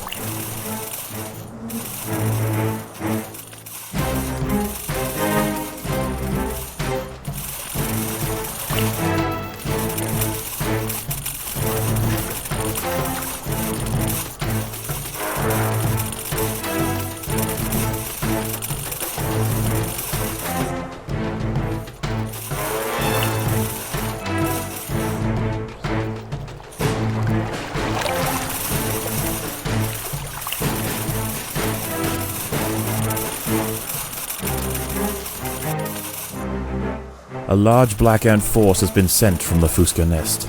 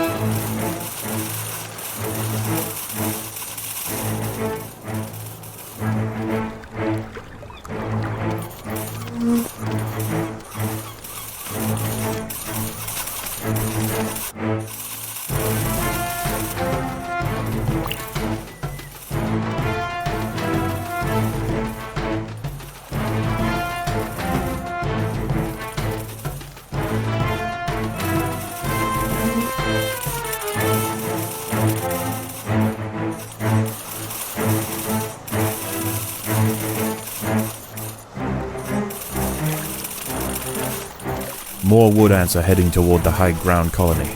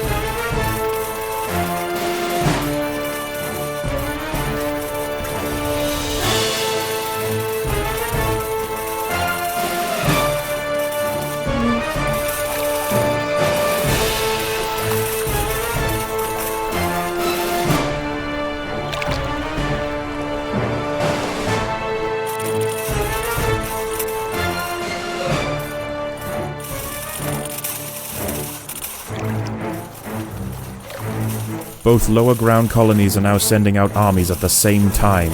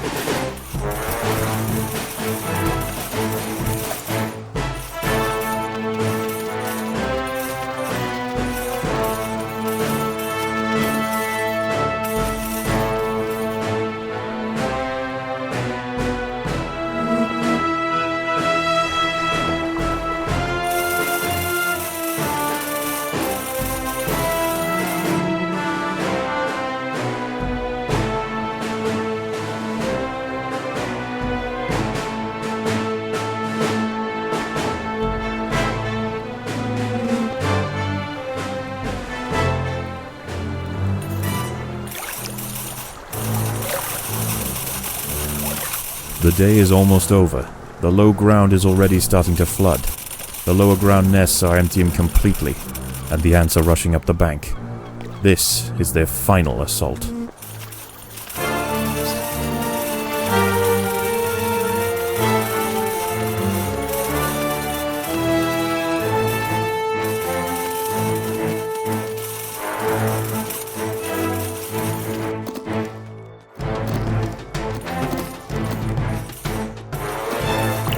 The queen is in imminent danger.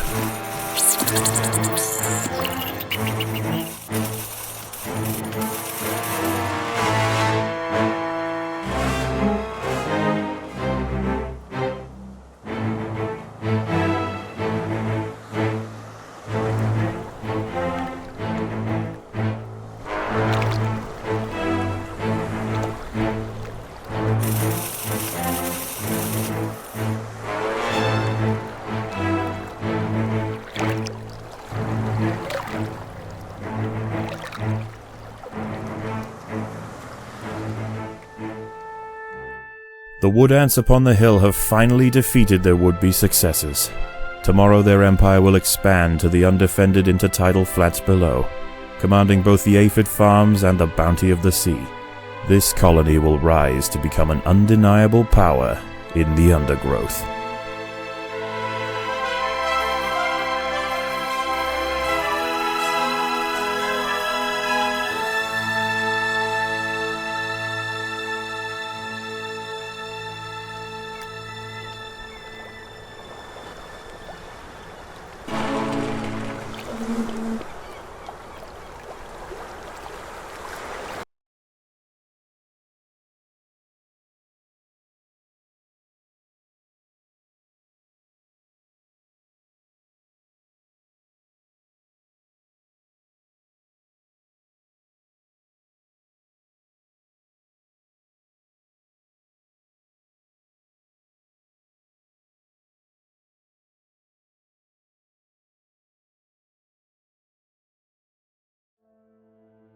Is it feeding time already? Yes, our queen is insatiable.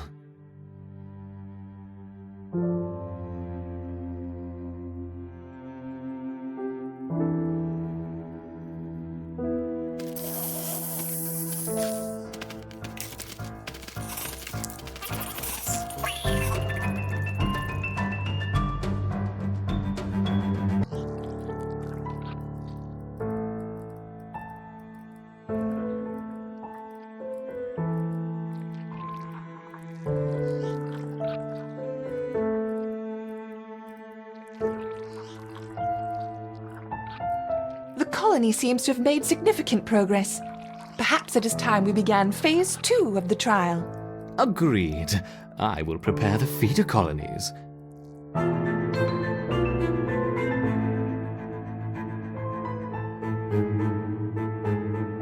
Let's ease them in with a familiar disturbance. Introduce 20 Formica fusca ants. The Fusca colony is attached, and the ants are on their way.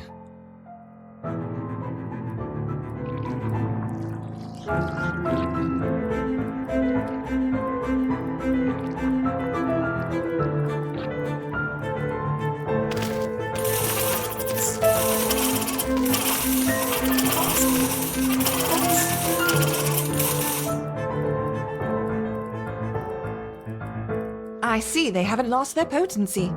Now let's try the Formica rufa ants. The Rufa will be more aggressive. Our Ereptors will need to put up a strong defense. Adding 20 Rufa ants.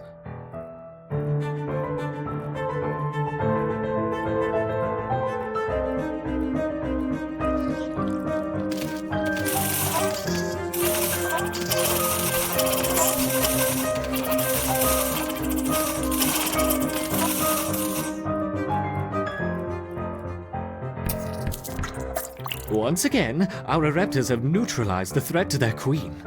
Good. Continue the experiment as before. But don't push the colony too hard. Of course not. That would be irresponsible.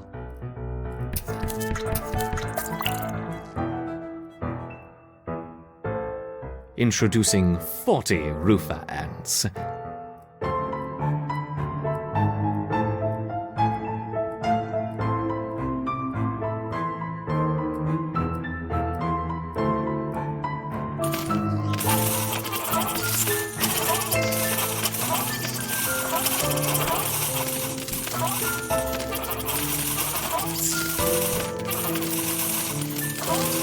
Excellent defense.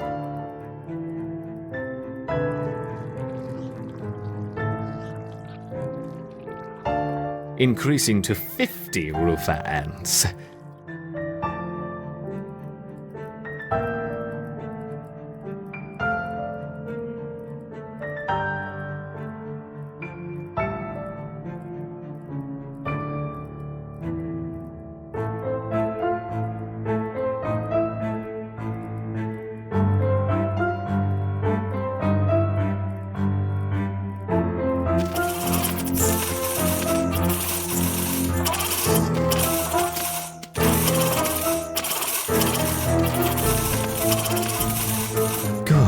Good. Would it be unfair to help the colony out? Perhaps. But I'm feeling generous. Collect your seeds swiftly, my little ants. Now, let's see how they handle the Roofer and the Fusca invaders. We will start with 30 of each.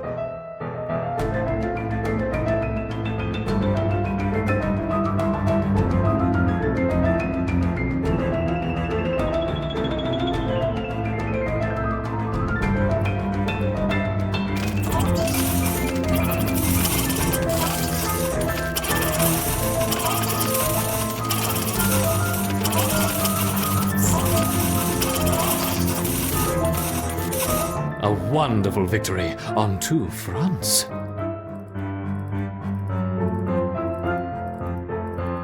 Perhaps we should try 3 colonies this time. Introducing 30 of each, Rufa, Fusca, and Raptor ants.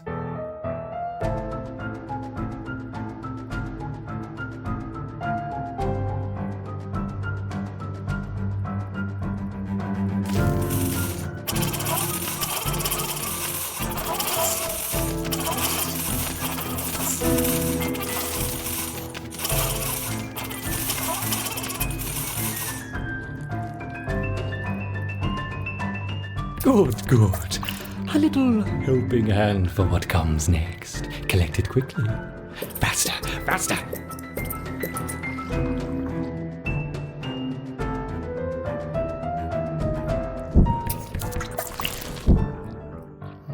I wonder how long they will survive against a sustained flow from all 3 colonies. Let's see.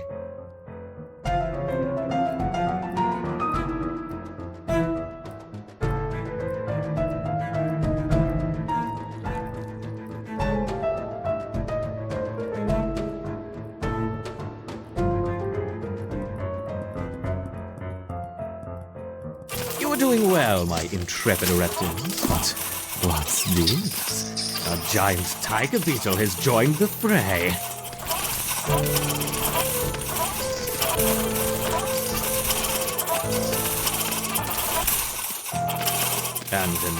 And another. Oh no, 3 tiger beetles.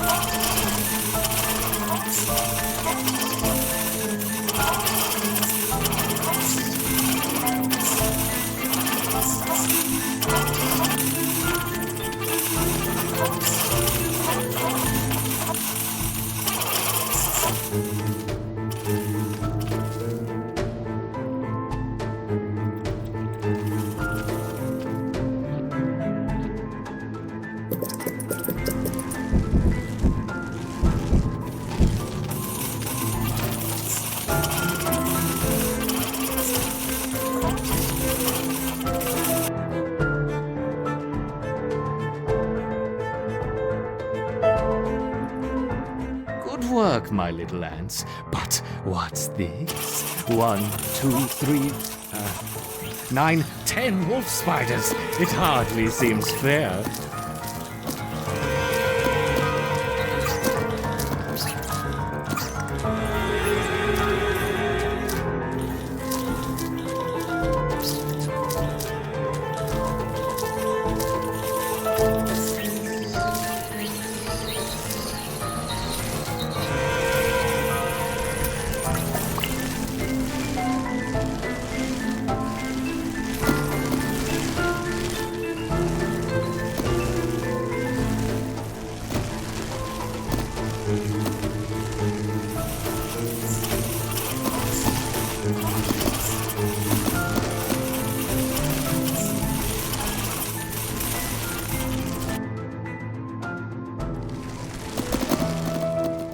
Yes, yes! Victory to the Ereptor! What's going on here? Yes, the ants performed excellently against the roofer. They just staved off an attack from 40 roofer ants. 40? I think that's enough for now. We don't want to overstress them. Agreed.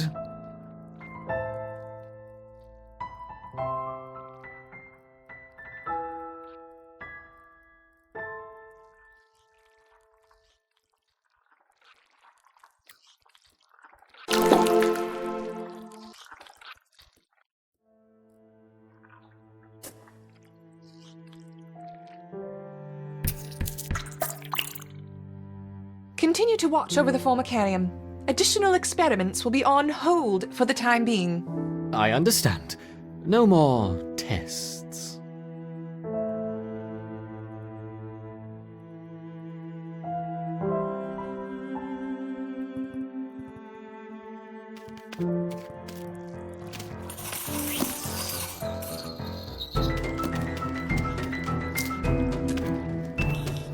The Queen is in danger. Perhaps I should stop the experiment.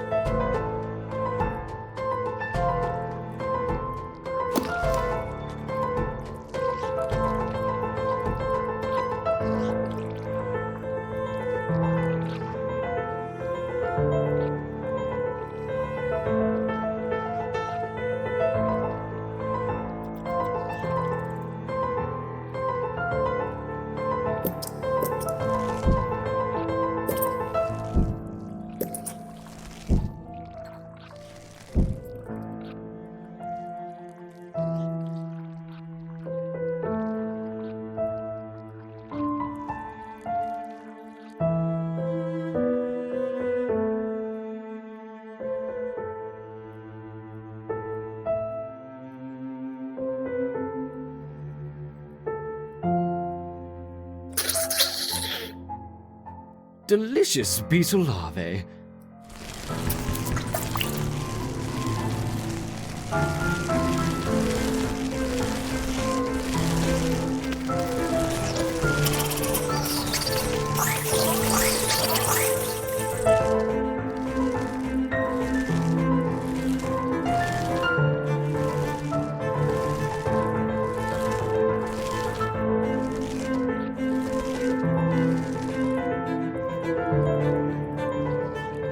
The counterpart colony has been delivered. We need to commence preparation for the final experiment. After that, we can dispose of the specimens and close the project. You should begin transplanting our ereptors into the modular formicarium, and be careful with the Queen. Yes, I know how to use a trowel. Ugh.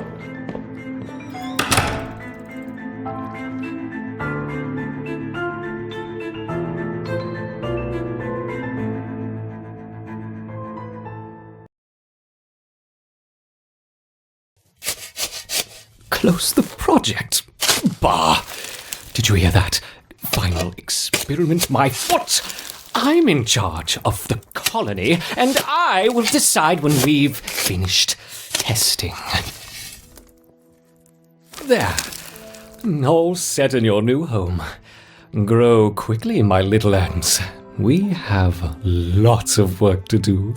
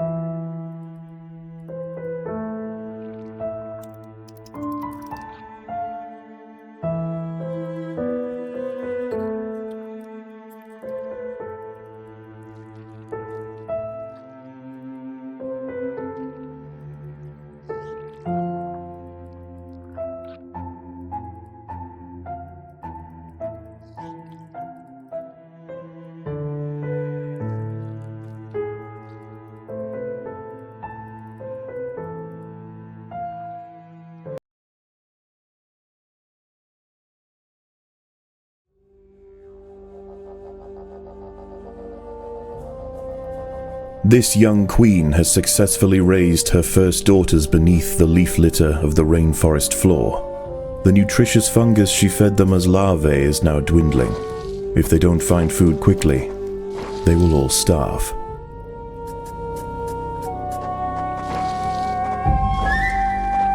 The juicy grubs nearby are a staple meal for many underground opportunists, but for now at least, they will go ignored. This budding Atacephalotis leafcutter colony has only one viable source of food, and it must be collected above ground.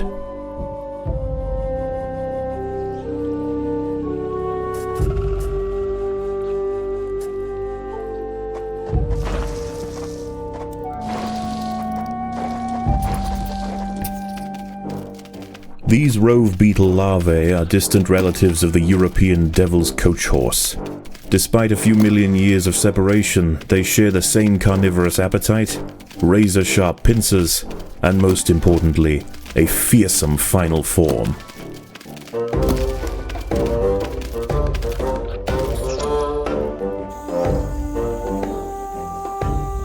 The small scouting party of minor workers could lead any number of deadly jungle creatures back to their undefended queen. They will need time and luck on their side. The workers have located a patch of young seedlings, just what they were looking for. The leaves are soft enough to be sliced up with ease and carried back to the nest. The harvested leaf chunks are not eaten directly. Instead, they are used by the very smallest minim workers to cultivate a nutritious fungus.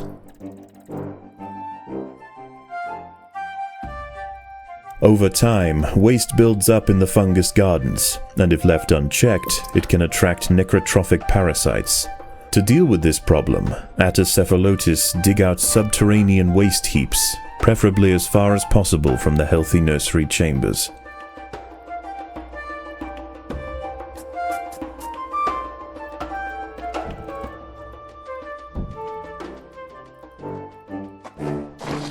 The ants' activities outside the nest have not gone unnoticed. They are being watched.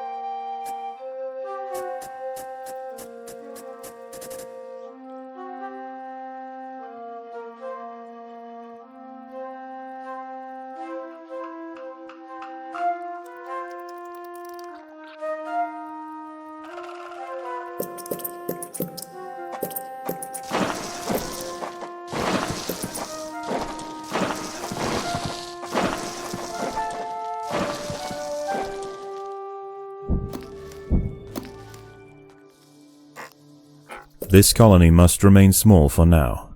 Food is too scarce to support greater numbers.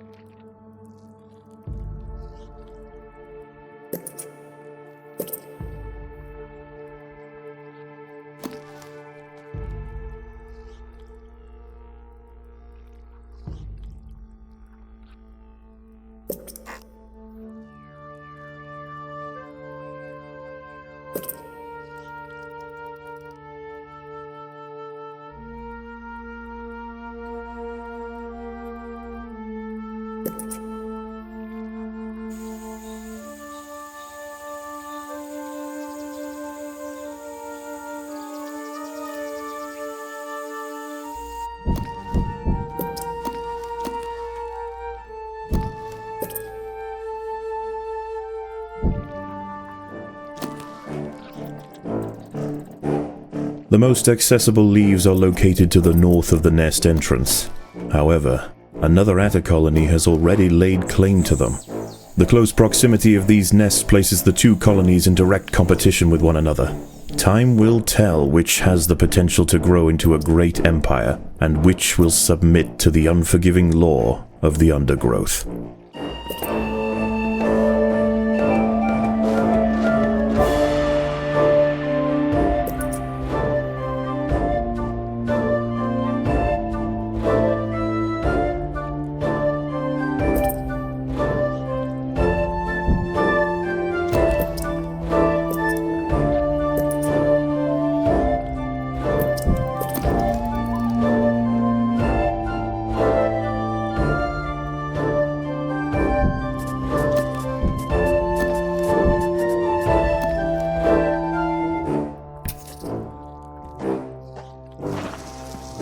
A young velvet worm, Oroperipatis ecuadoriensis, has been uncovered by the ants.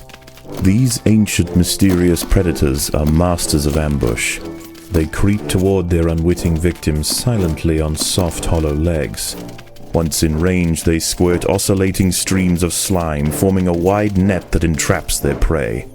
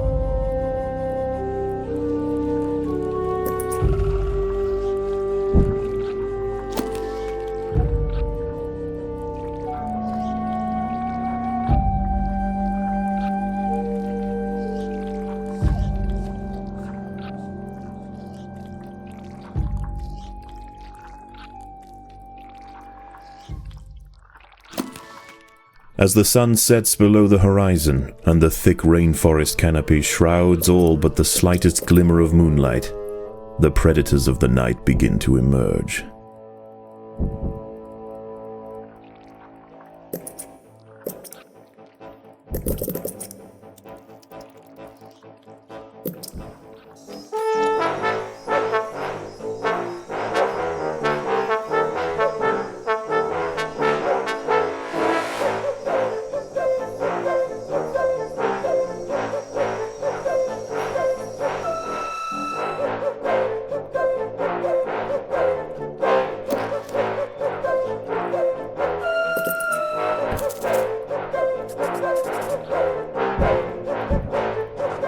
There are intruders in the nest.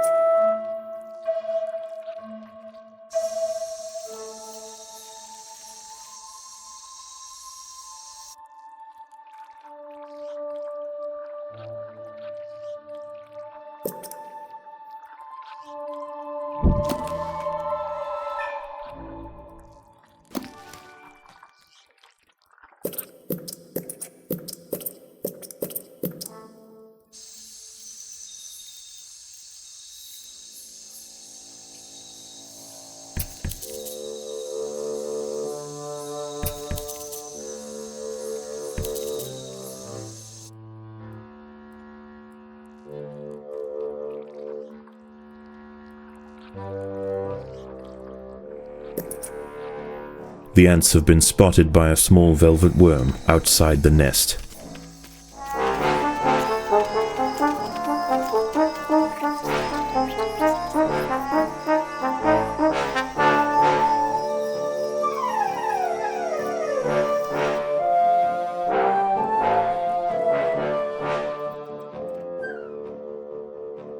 A Paracanthus varius bush cricket has spotted the ants.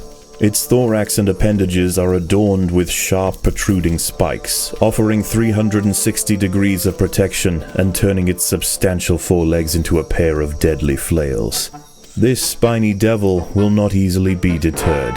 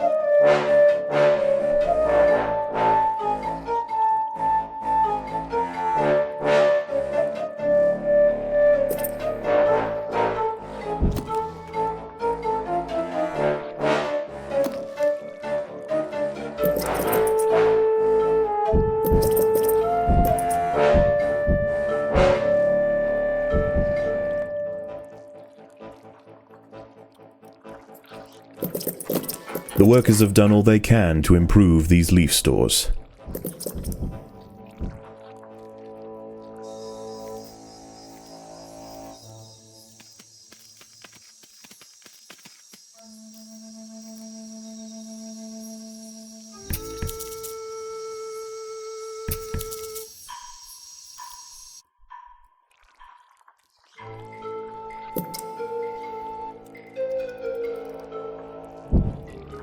The ants must defend themselves.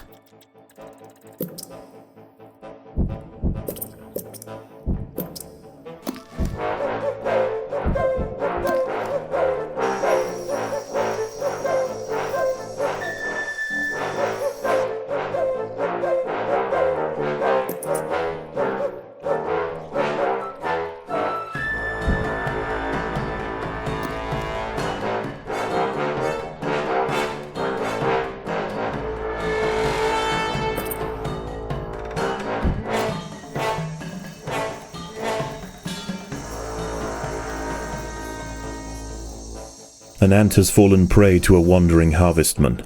Its long, slender legs keep its vulnerable body elevated high above the leaf litter, and when threatened, it can release strong-smelling odors to deter other predators. A stern response will be needed to drive this striding nuisance away.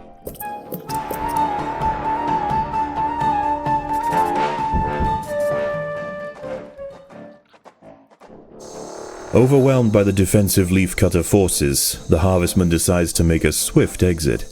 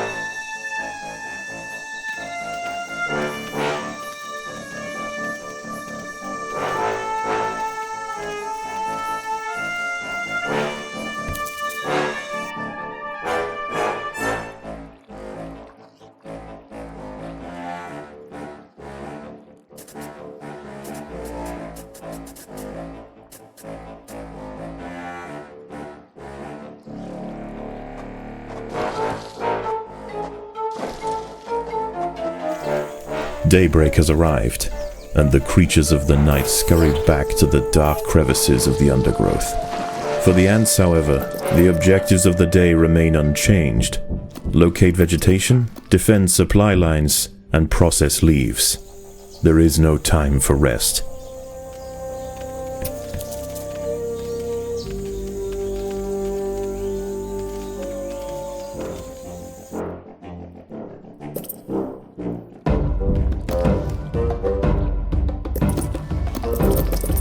The colony is starving. There's not enough food to feed the new brood.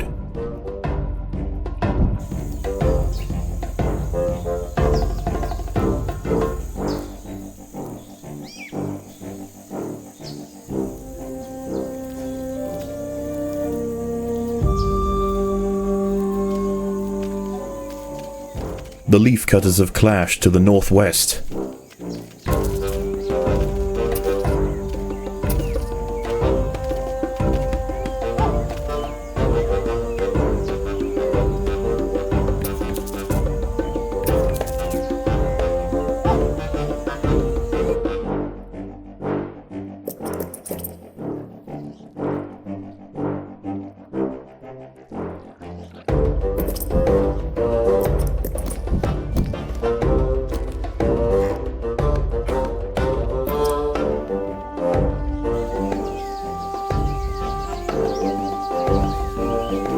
A brightly patterned jumping spider, Casviri D. purpureus, has subdued one of the workers. This expert solo hunter combines extreme agility with incredible forward vision, allowing it to pounce on unsuspecting prey with pinpoint accuracy.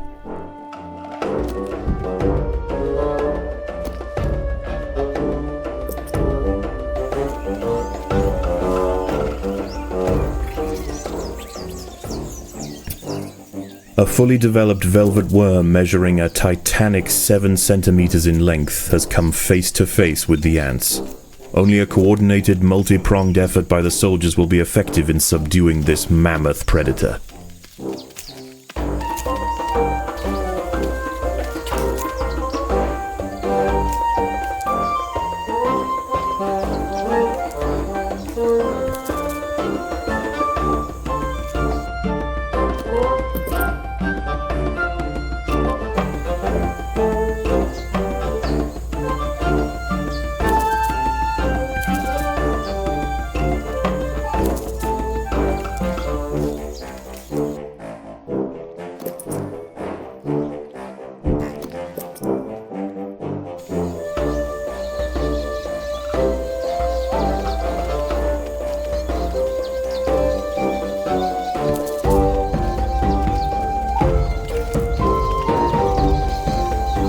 The opposing leaf cutters have retreated from one of their harvesting sites. They may have been easily startled this time, but they'll soon be back, and in greater numbers.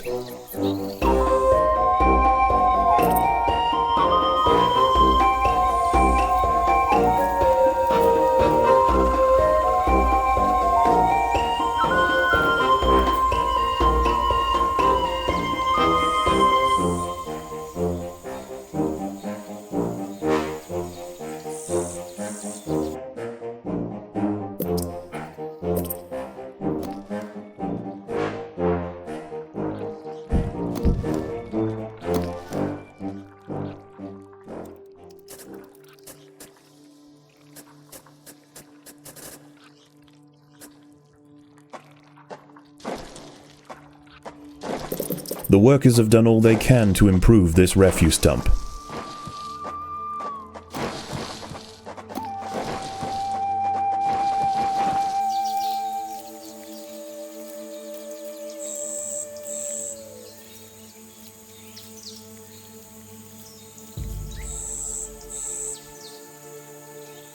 Leaf cutters aren't the only ants nearby. Whilst the two atta colonies joust for territory, Odontomachus bowery trapjaws roam the clearing. They can be found hunting alone or in small packs for vulnerable invertebrates to take back to their nest. They use snapping jaws to bludgeon their targets, exerting 300 times their body weight in a single blow.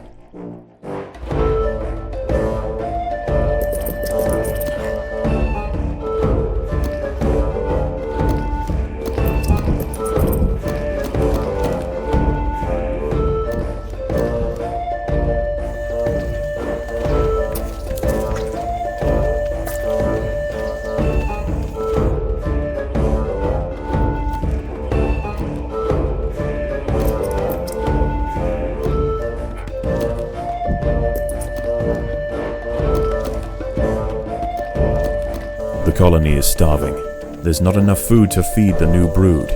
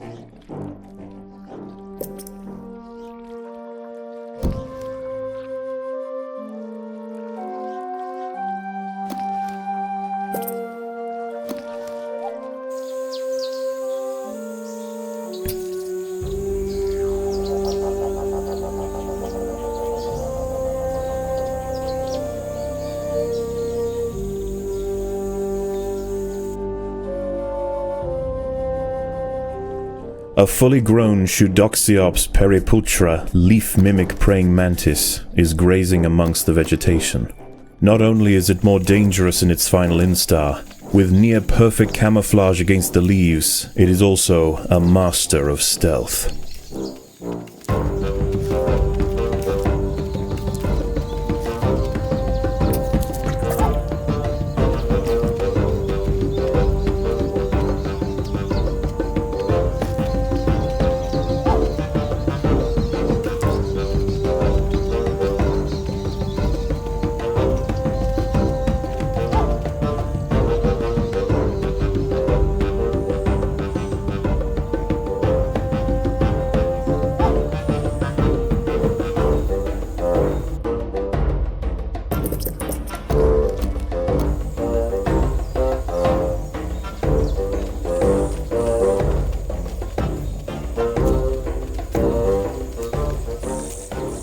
A territorial dispute has arisen between the Atta colonies.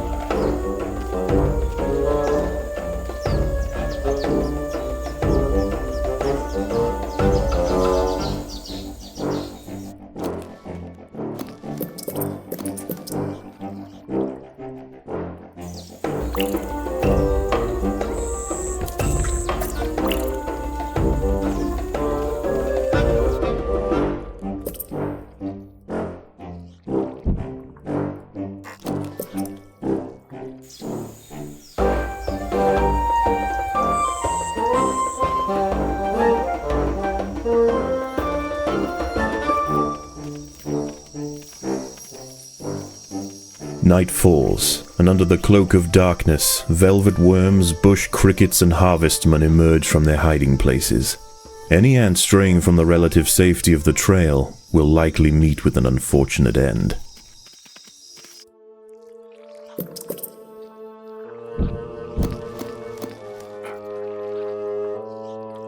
The colony is starving. There is not enough food to feed the new brood.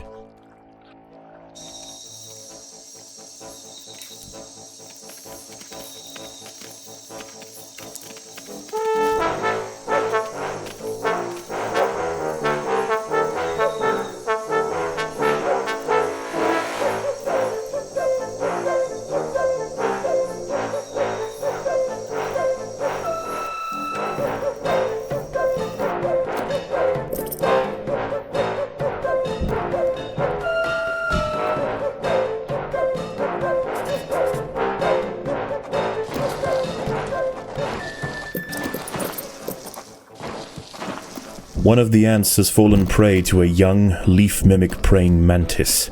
Once in range, its long, razor-clad forelegs can ensnare and impale victims with lightning speed.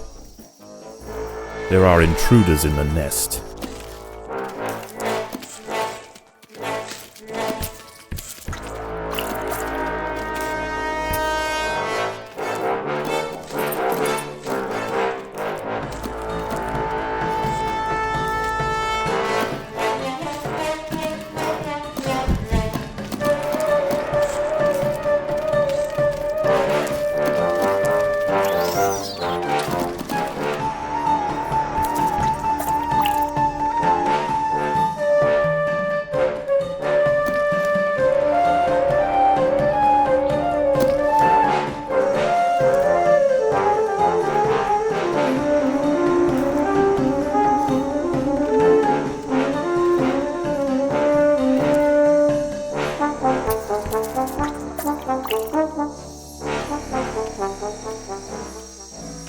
The hillside at a colony is falling behind. With their demise at hand, they have no choice but to strike back at their opponent.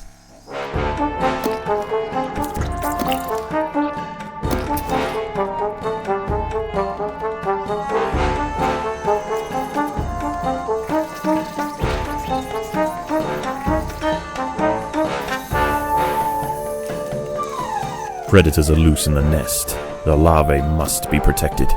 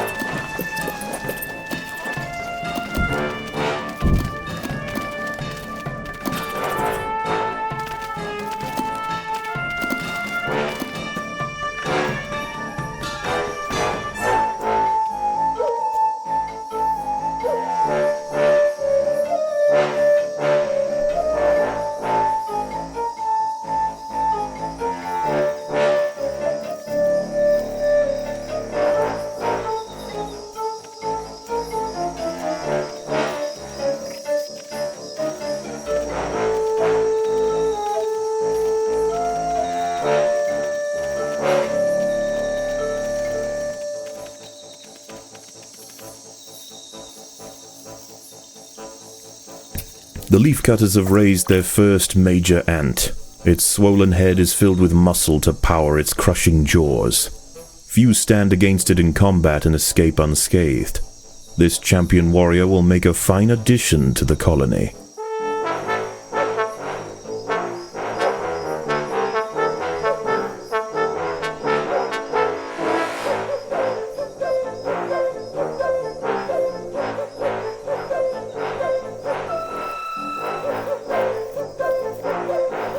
The ants must fight.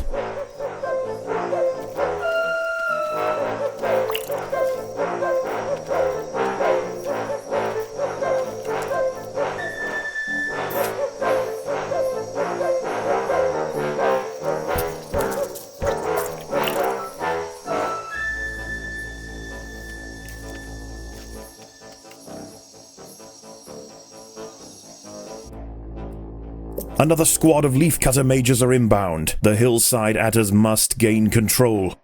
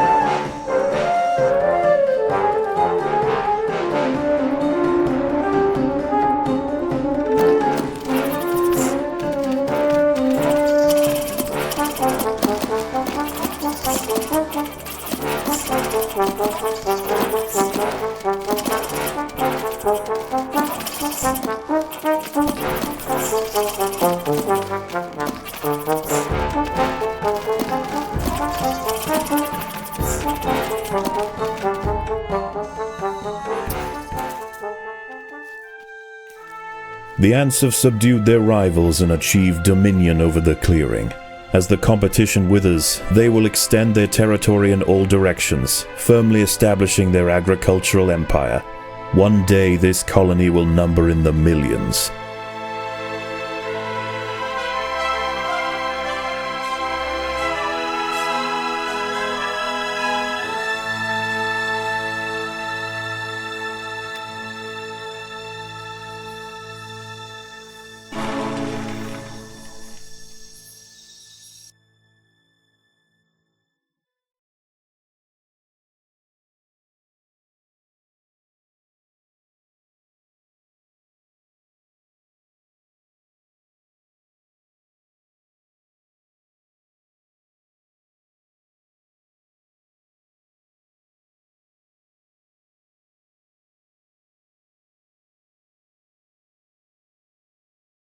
Is it feeding time already? Yes, our queen is insatiable.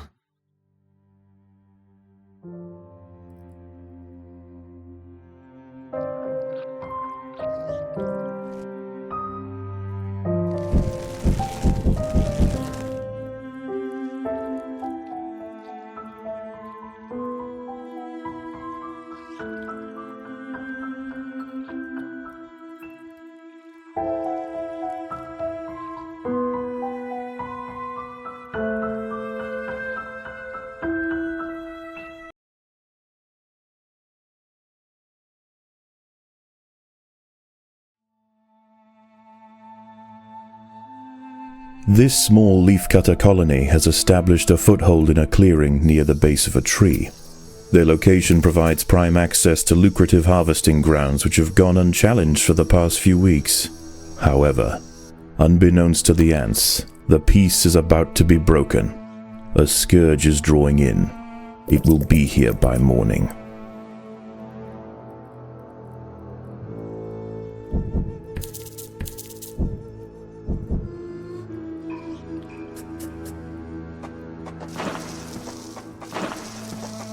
The ants have uncovered a Heterophrenius Battersea whip spider hiding beneath the leaf litter. This unnerving arachnid feels its way through the undergrowth with modified antenna-like forelegs. When it finds a target, it snatches forward with enormous pedipalps, impaling its victim on deadly spines.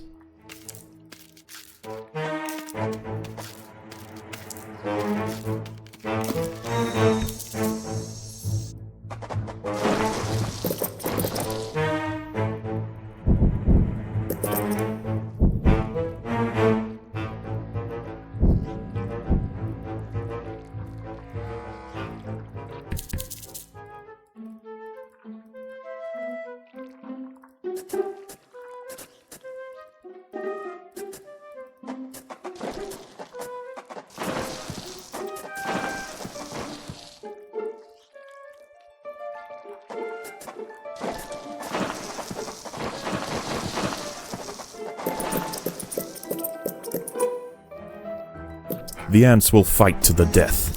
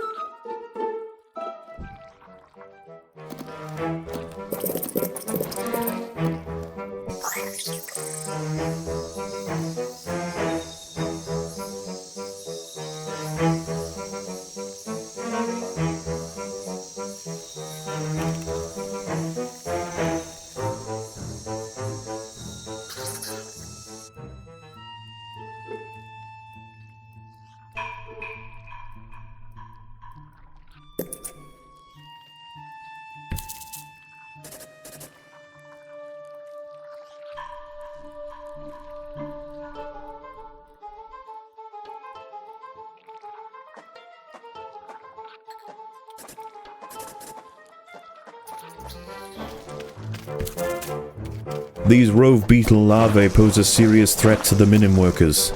They will need to be exterminated quickly.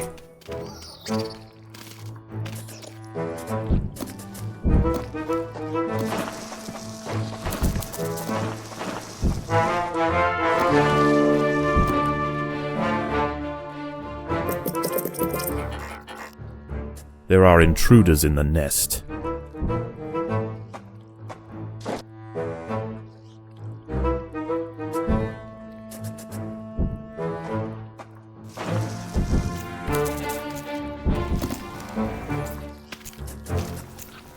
Predators are loose in the nest. The larvae must be protected. This colony must remain small for now. Food is too scarce to support greater numbers.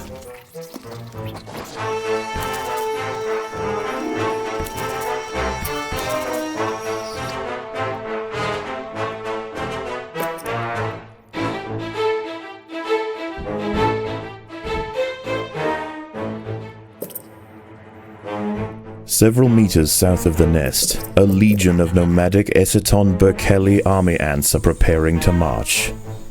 They set up camp late last night, and will now conduct daily swarming raids on the surrounding areas until they see fit to move on. This humble leafcutter stronghold will soon lie directly in their path.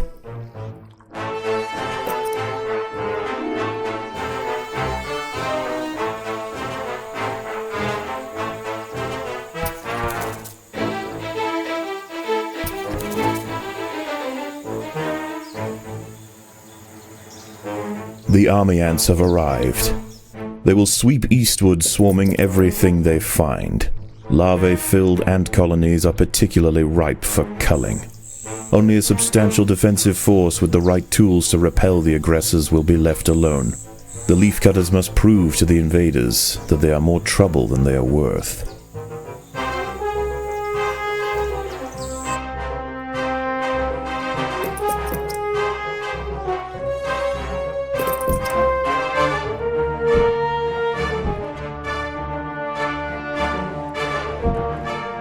If the army ants can be pushed back beyond leafcutter territory, they will likely give this area a wide berth until it's time for them to relocate their nest.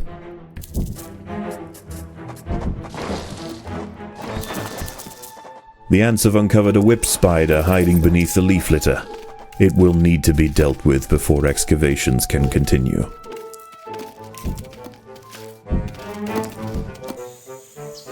Occasionally, scouts will head out from the swarm frontier in search of live prey for the horde. If they find anything of significance, they will call for reinforcements. A battalion of soldiers can respond in seconds.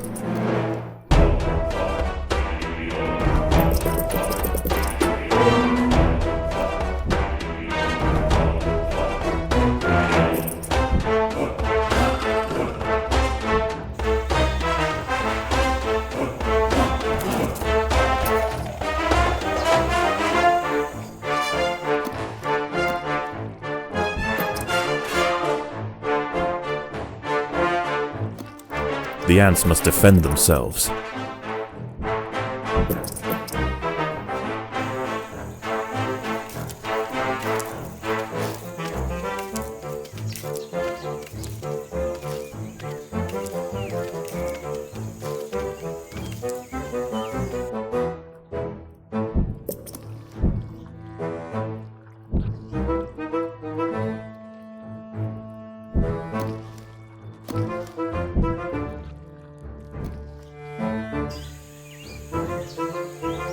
The swarm frontier is expanding towards the leafcutter nest.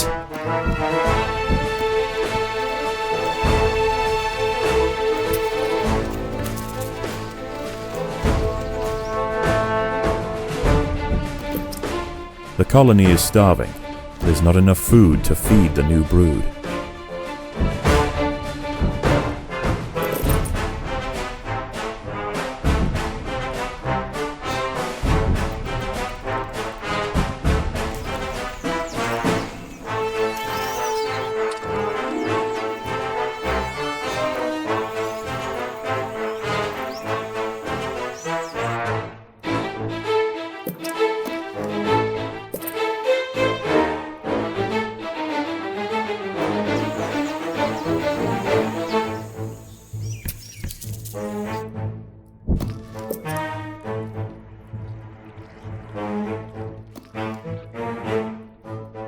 The workers have done all they can to improve these leaf stores.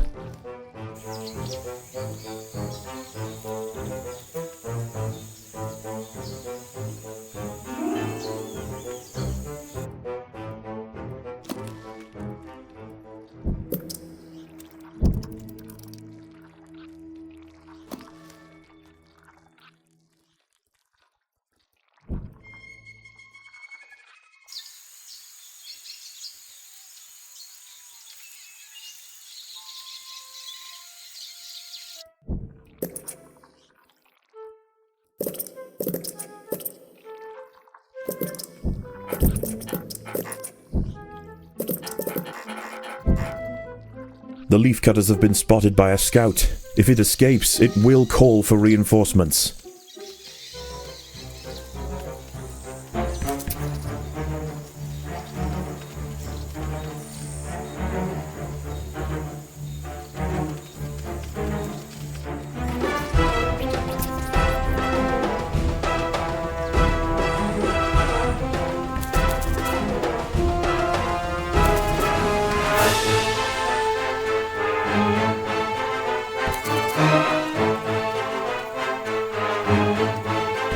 An enemy scouting party has alerted the swarm to the presence of the leaf cutters.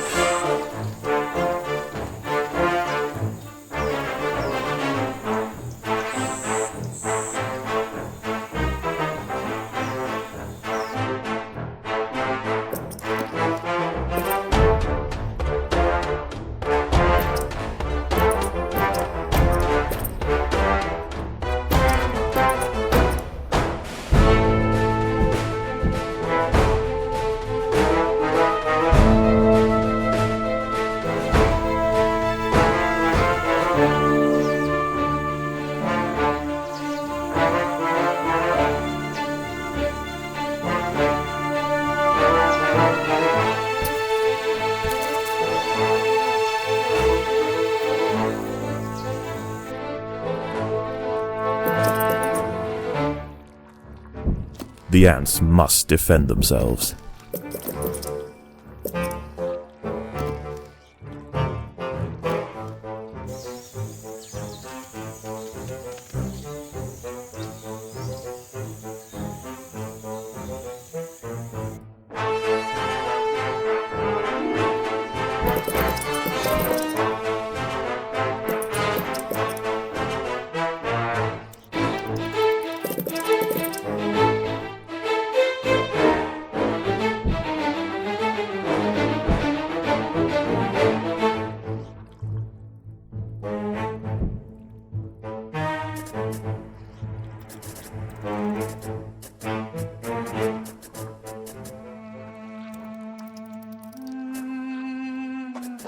As dusk sets in, the army and foraging activity begins to settle. The Aceton forces are reconvening to join a giant bivouac formed of their own bodies where they will wait out the night. For the Atters, this is the perfect opportunity to stockpile leaves.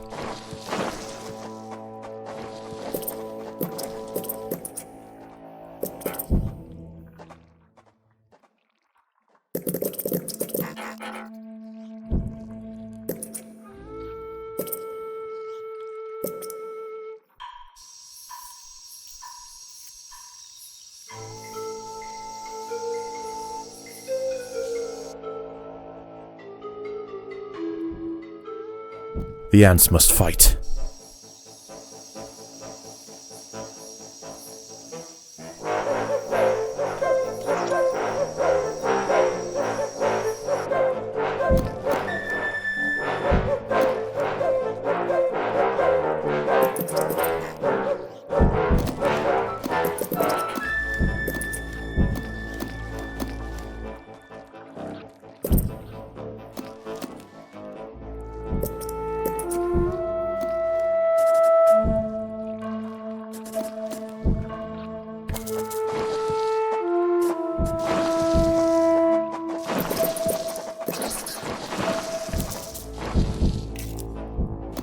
Predators are loose in the nest. The larvae must be protected.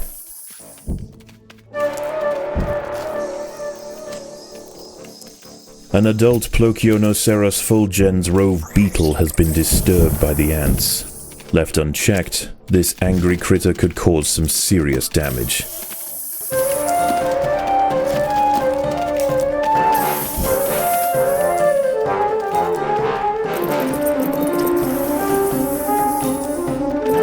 workers have done all they can to improve these leaf stores.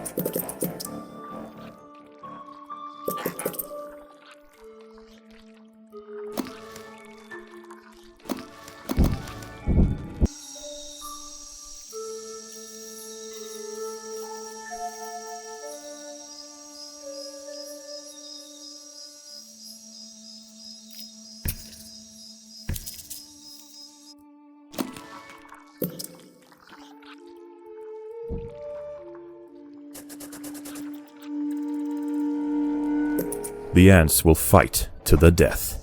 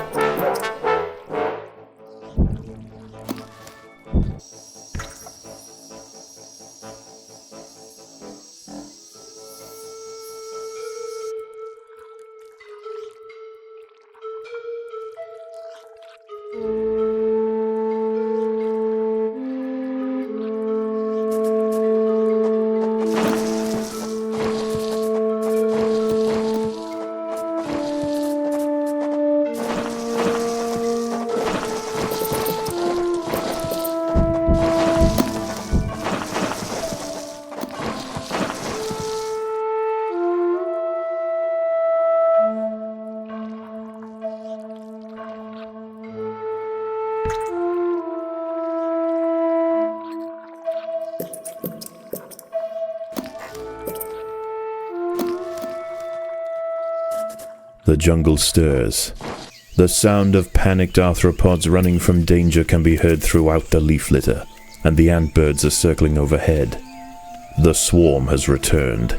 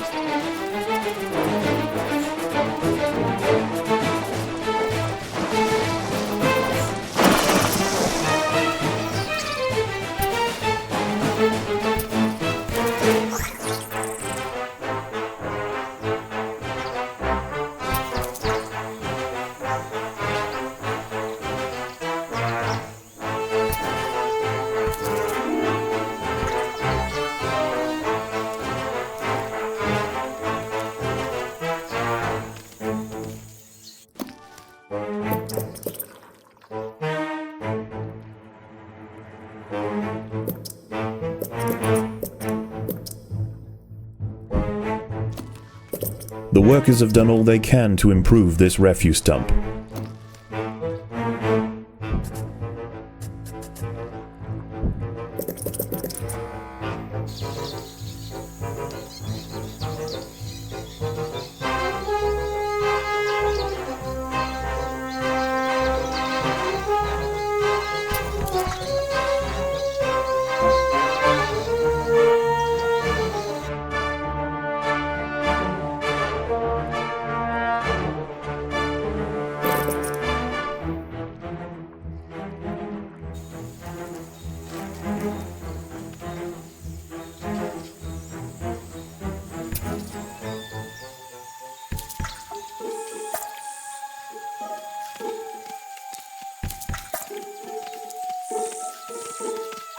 An army ant scouting party has spotted the leafcutters. They must not be allowed to report back to the swarm.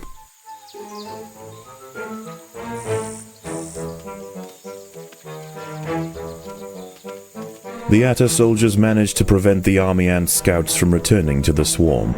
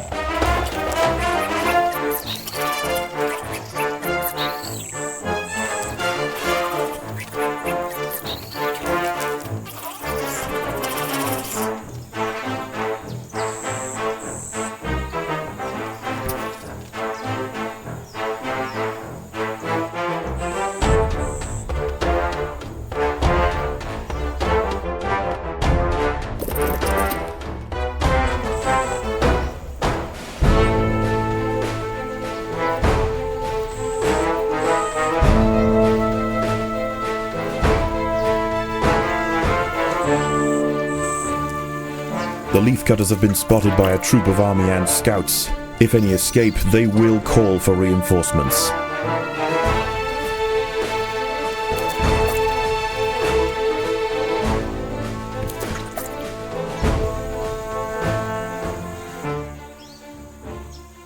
Army ant scouts have reported recent leafcutter movements back to the swarm. Enemy reinforcements are inbound.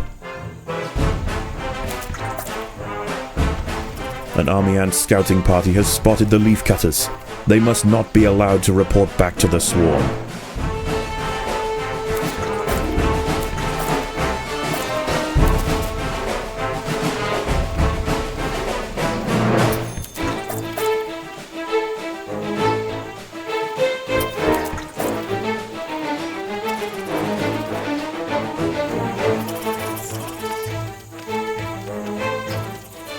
An enemy scouting party has alerted the swarm to the presence of the leafcutters.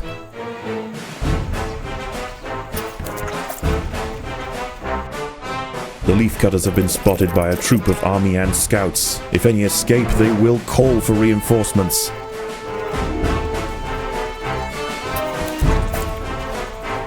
Army ant scouts have reported recent leafcutter movements back to the swarm. Enemy reinforcements are inbound.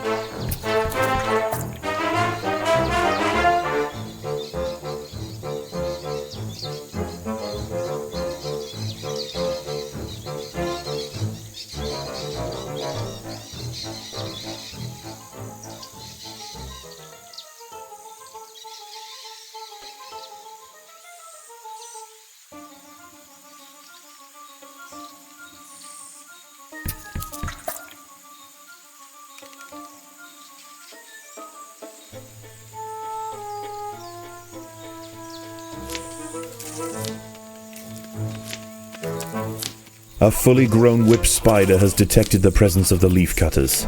With supreme prowess, this gargantuan night hunter can knock back, swipe, and lance even the toughest major soldiers. A considerable sustained flow of resistance must be called upon for the colony to stand any chance of dissuading this legend of the Undergrowth.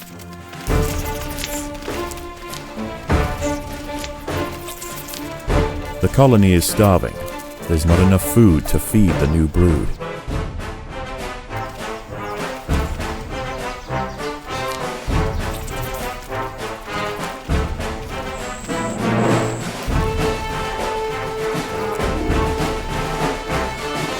As daylight fades, the army ferries the last of the day's spoils back to the bivouac for the evening feast. They will return at first light.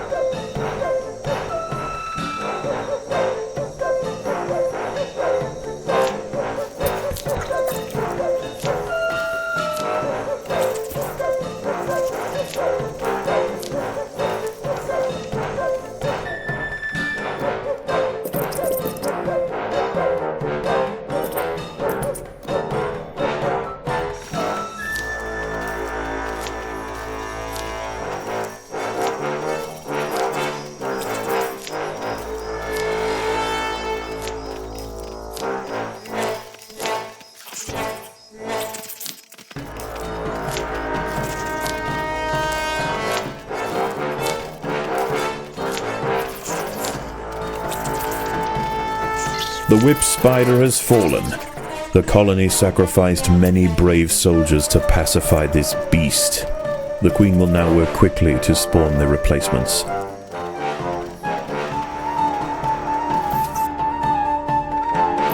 The workers have done all they can to improve this refuse dump.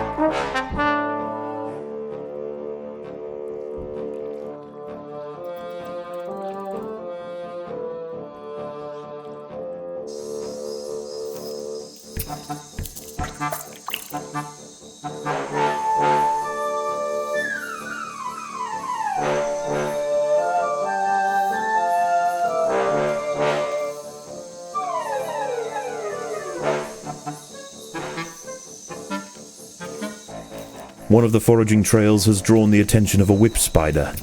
The ants must defend themselves.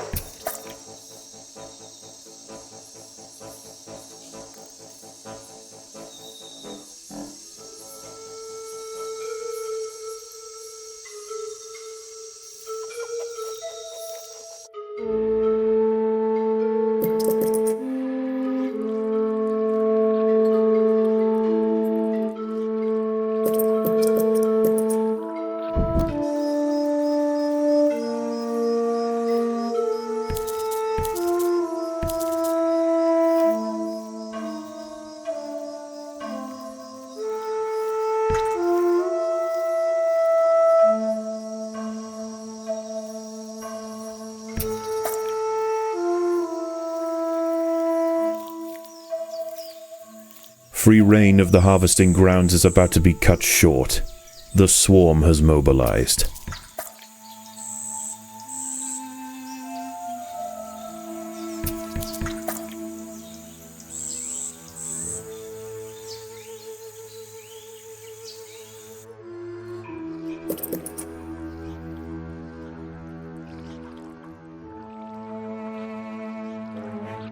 The ants must fight.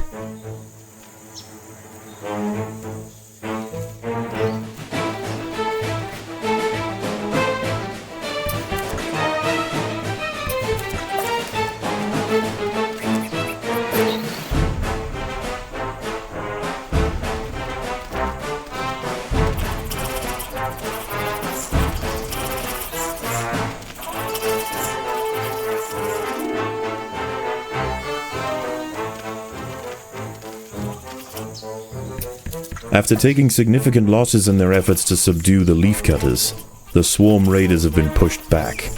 The leafcutters must press on to keep them at bay. An army ant scouting party has spotted the leafcutters. They must not be allowed to report back to the swarm. An enemy scouting party has alerted the swarm to the presence of the leafcutters.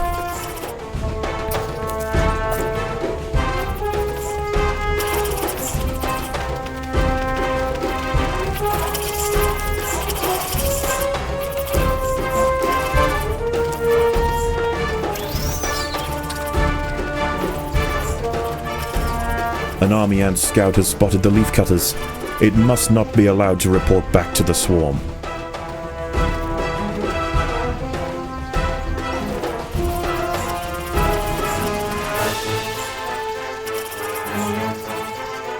The army ant scout has been silenced. The leafcutters can continue their work. The leafcutters have been spotted by a troop of army ant scouts. If any escape, they will call for reinforcements. Against impossible odds, the soldiers of the Atta stronghold met the tyrannical intruders with ferocious defiance time and time again. Unable to break their lines and after tremendous losses, the army ant swarm has finally elected to move on.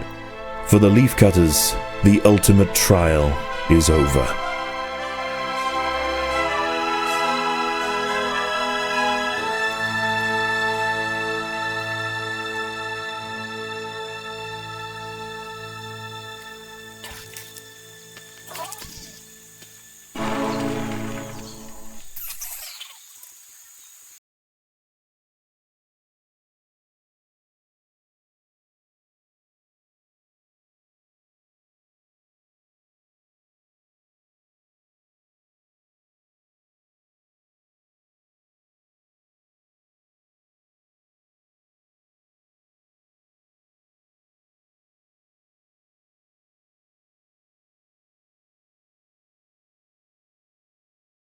Is it feeding time already? Yes, our queen is insatiable.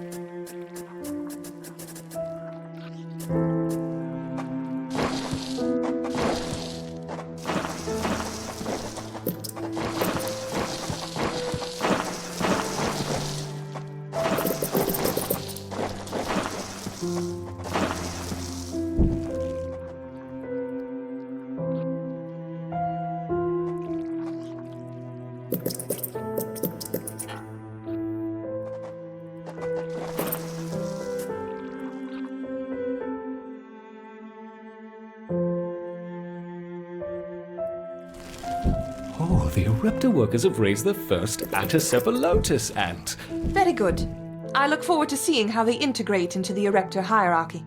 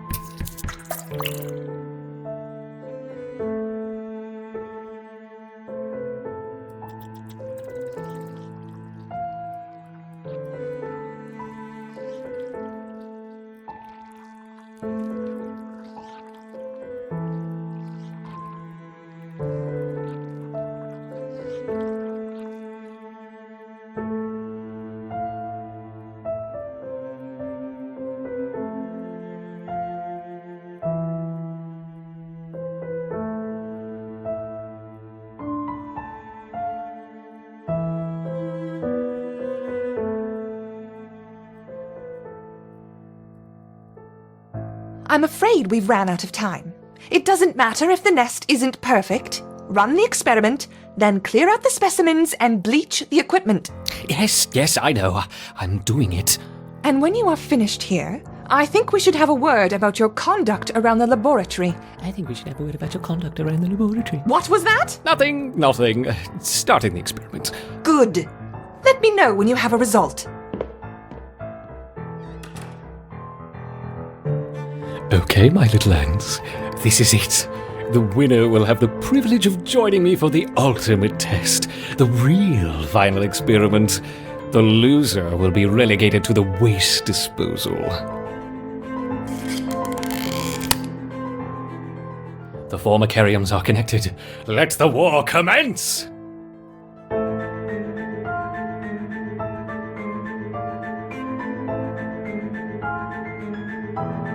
I wonder which colony will strike first.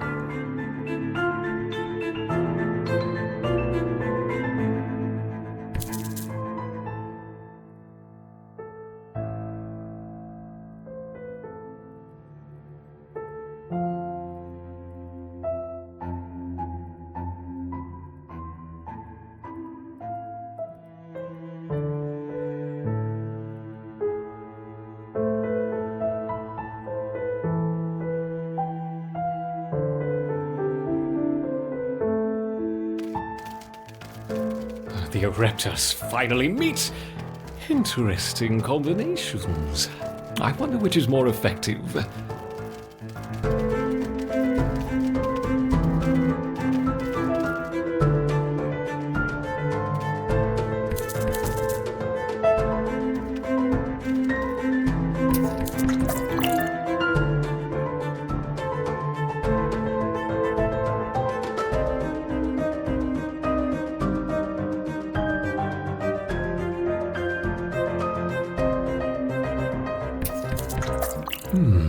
Most of our Ereptus are fighting very far from their nest. I wonder, what would happen if their queen was threatened? Yes, these mole crickets should reveal the relevant behaviors.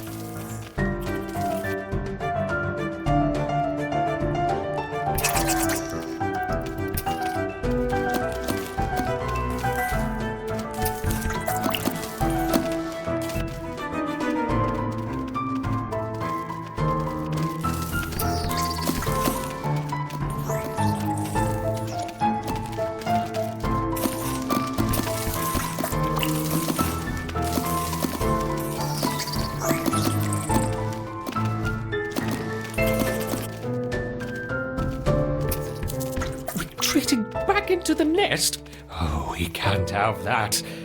Perhaps you can be coaxed out with a few whip spiders.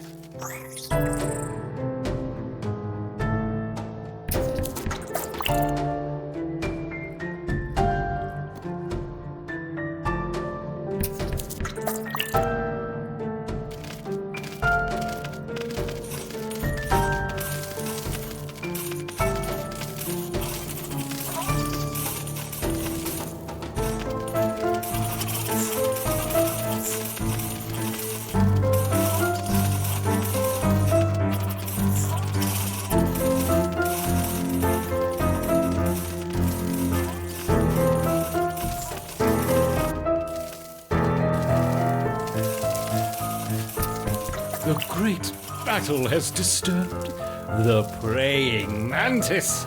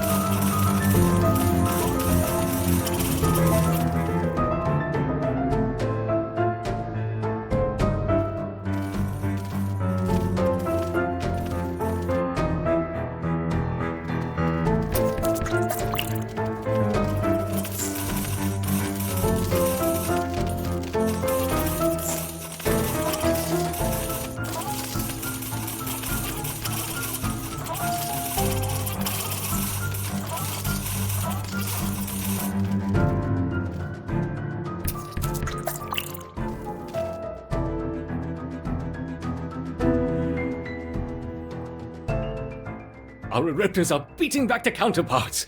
Victory seems within their grasp. But what's this? Could it be the almighty hand of God?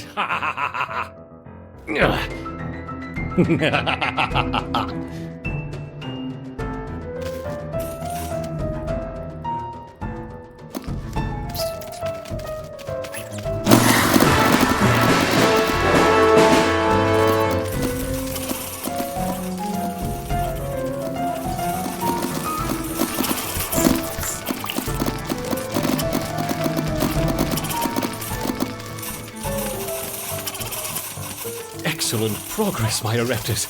Strike at your nemesis. There can be only one.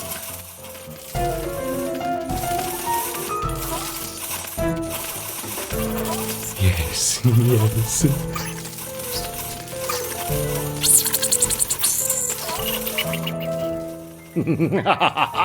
Perfect. I knew my raptors would prevail. Now we can prepare for the real... Have you finished yet? Yes, our raptors have dominated the Phobacarium. Wonderful. I expect a full report by the end of the week. For now, you can start by clearing away. Make sure anything contaminated with that jelly goes straight to the incinerator. Yes, yes, very good.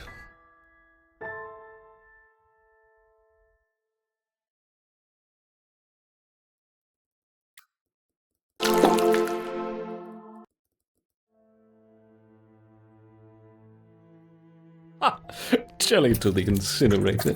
The jelly is for my ants, and no one is going to take it away from you.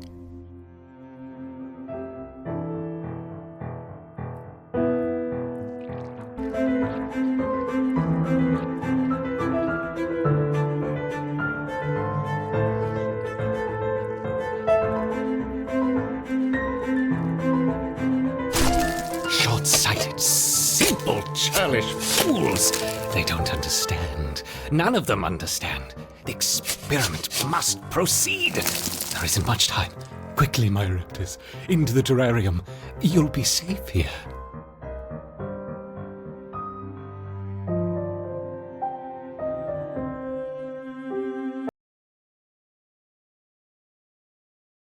Is it done? Yes, yes. Look. Gone. I see. Well, good. It's about time.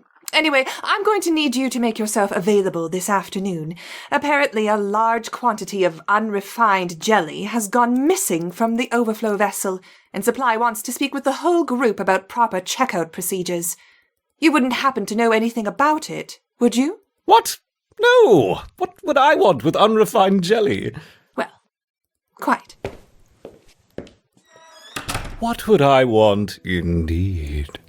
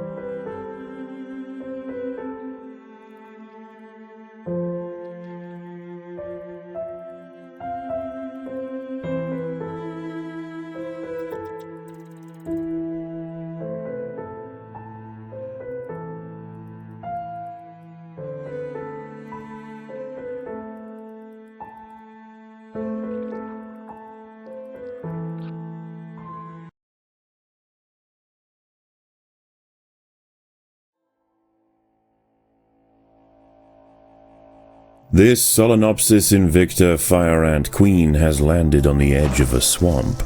She may be far from her native habitat, but the fire ants are well known for their ability to adapt. Competition for food will be fierce. She will need to raise an army quickly to compete with the local predators.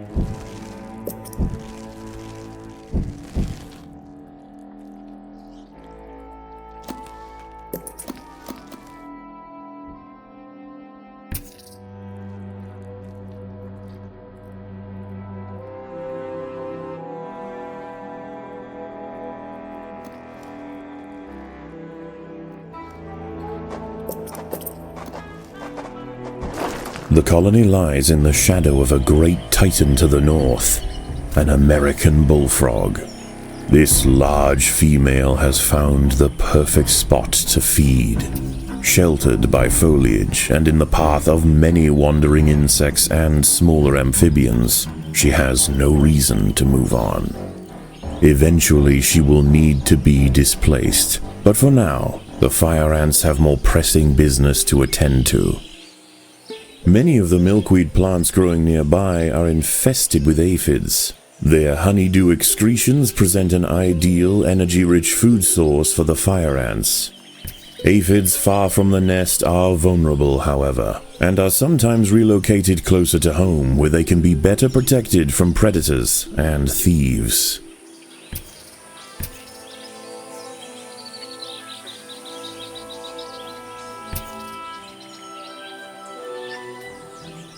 The boggy soil surrounding the nest is lacking in nitrogen and phosphorus, nutrients vital for plants to photosynthesize and grow.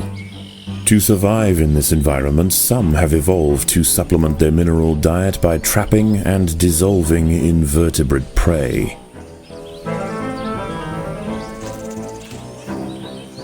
A six-spotted tiger beetle, Cicindela sexcutata, is on the move near the nest. Its metallic green elytra make it unmistakable, and like its other tiger beetle cousins, long legs give it the speed to chase down small arthropods with ease.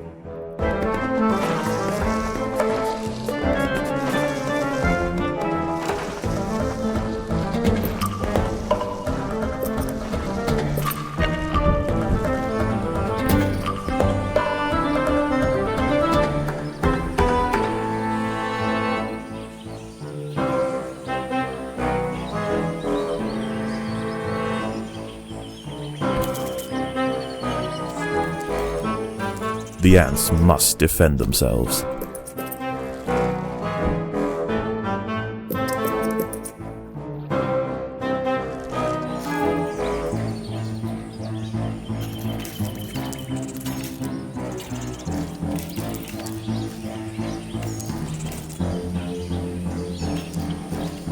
A small colony of Phaedolae Maurici big-headed ants have established themselves on a hill to the west.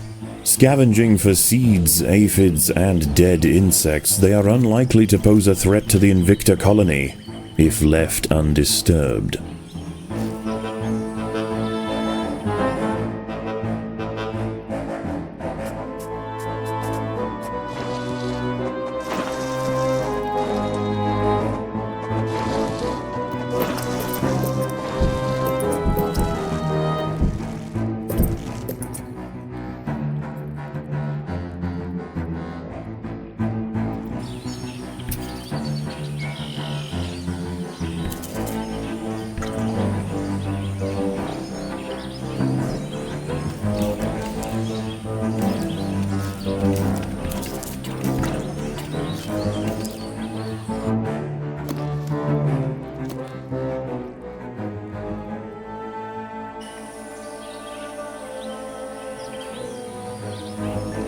A magnolia green jumping spider, Lysoman viridis, has ambushed a fire ant.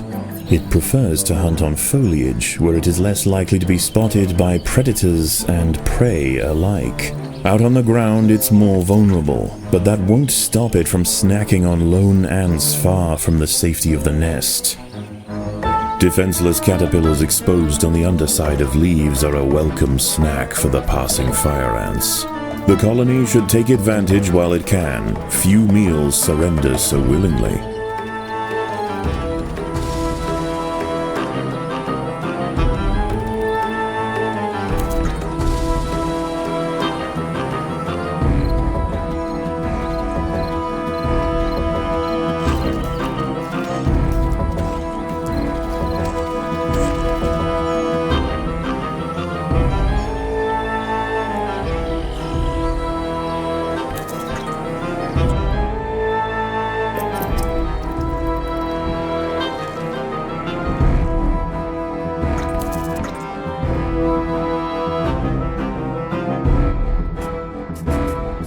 The colony is starving.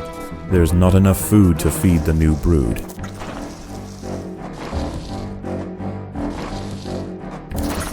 The ants have uncovered a group of hungry checkered beetle larvae. The soft grubs may look defenseless, but they have big jaws and appetites to match.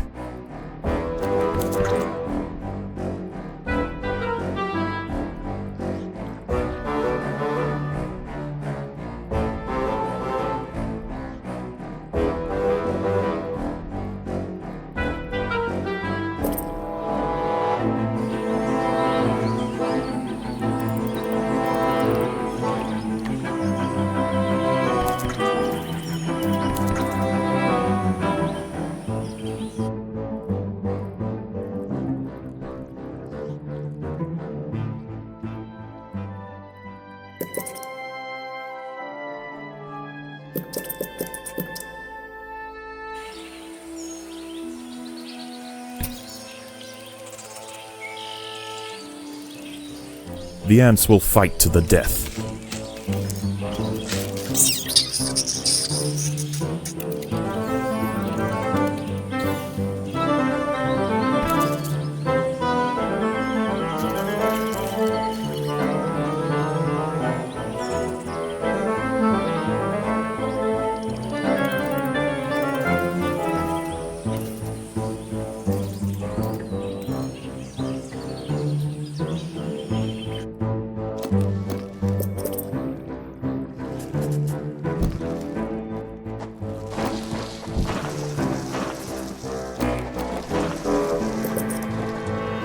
The big-headed ants now have a super soldier caste to justify their name.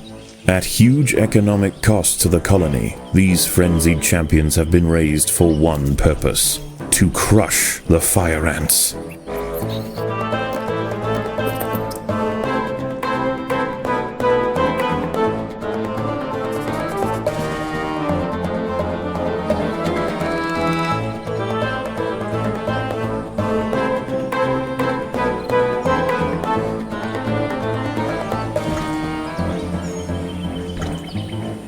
A raiding party of big-headed ants are stealing aphids. They must be stopped.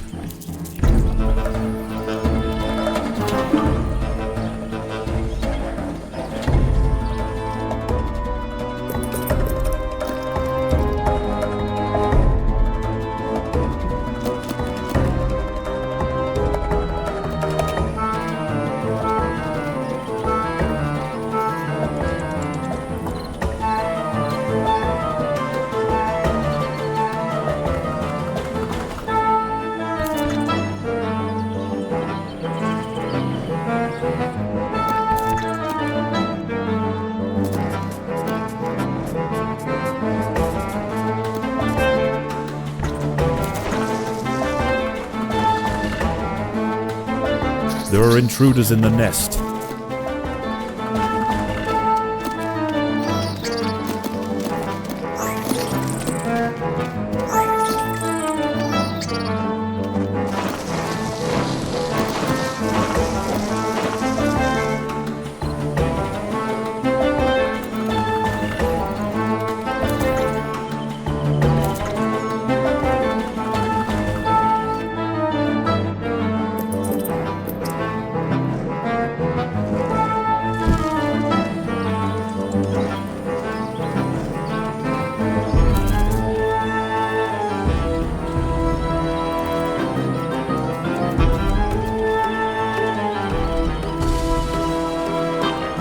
The colony is starving.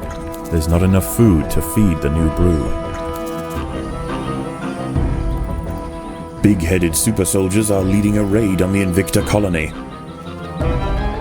As the sun sets, the local amphibians begin to emerge from moist crevices near the water's edge. Lone invertebrates will be picked off quickly. The ants should travel in numbers or not at all. The ants have set upon a green lynx spider, Puccetia viridans. She prefers to hunt on pitcher plants, but out in the open, she loses her advantage. Far from defenseless, however, when threatened she can spit venom up to 30 centimeters from her fangs. A bombardier beetle, Brachinus alternans, is hunting for insects outside the nest. It may seem unwise for it to wander so freely amongst the large amphibians that share the swamp at night, but they would do well to leave it alone. This beetle is a master of chemical warfare.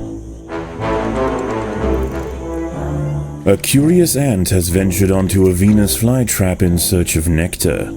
If it brushes against the hairs on the open, red-tinged leaves, they will snap shut, encasing the ant in an ever-tightening cell. There is no escape. The prisoner will be slowly digested until nothing more than a husk remains.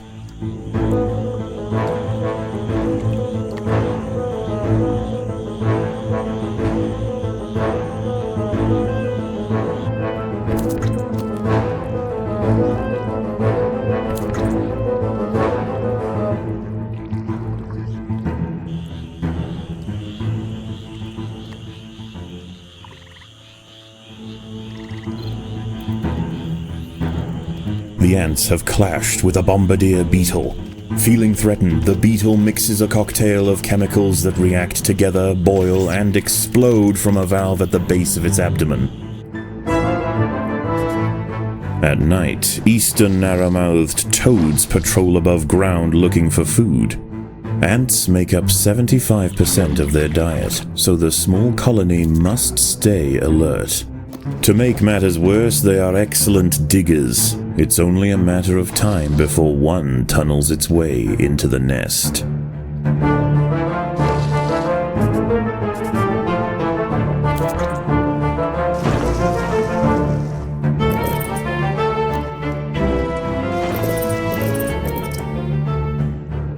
Predators are loose in the nest. The larvae must be protected.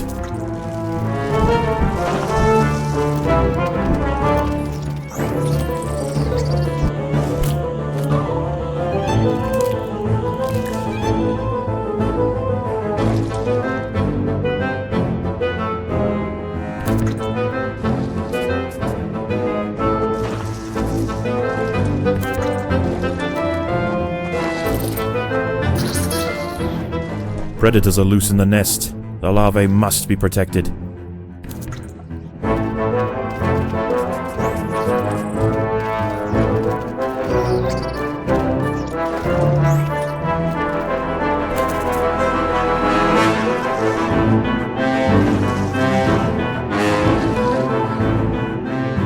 A narrow-mouthed toad has burrowed into the nest.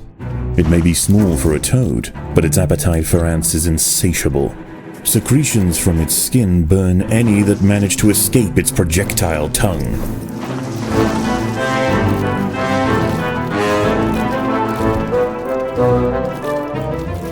The queen is in imminent danger.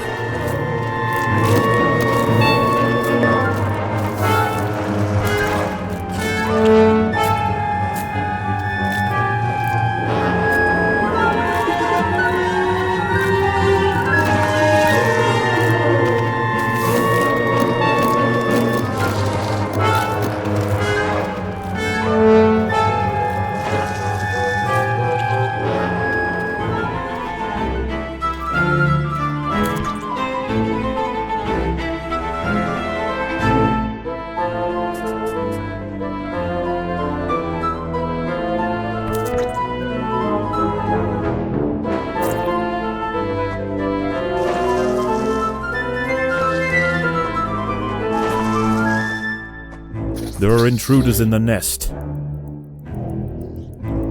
A fully developed checkered beetle, Enoclerus rosmarus, has been disturbed by the ants.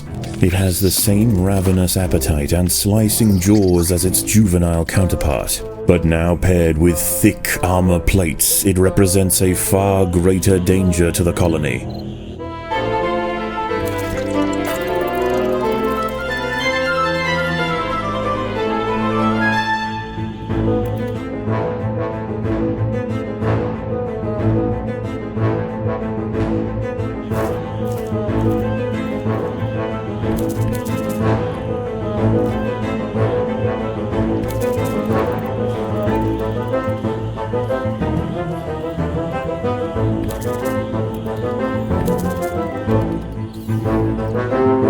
Dawn breaks, and the salamanders and toads retire to their damp alcoves to wait out the sun. Only the great bullfrog remains. She sits patiently on her throne, waiting for the next meal to wander by.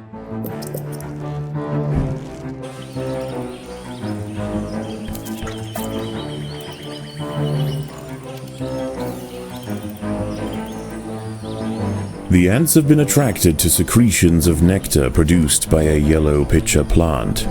In order to feed, however, the ants must position themselves precariously over a deep vat of digestive liquid.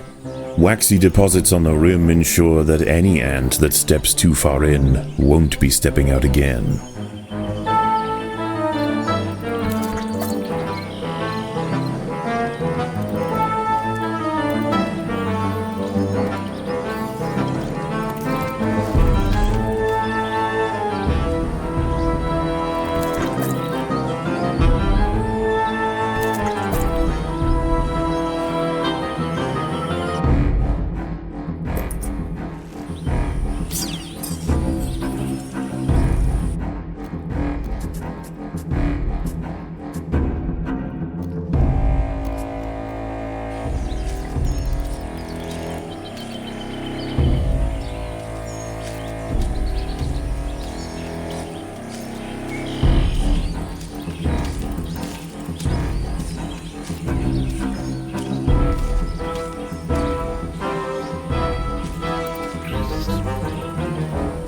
The fire ants have encountered a tribe of Monomorium minimum black ants. These tiny little ants may seem feeble, but the Invicta colony would do well to treat them with caution. Although primarily scavengers, they are armed with powerful chemical secretions and have been known on occasion to invade fire ant nests.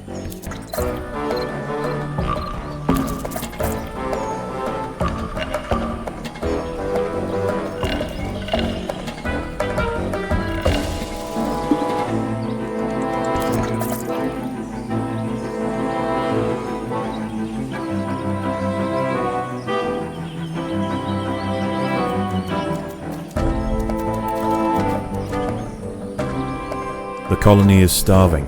There is not enough food to feed the new brood.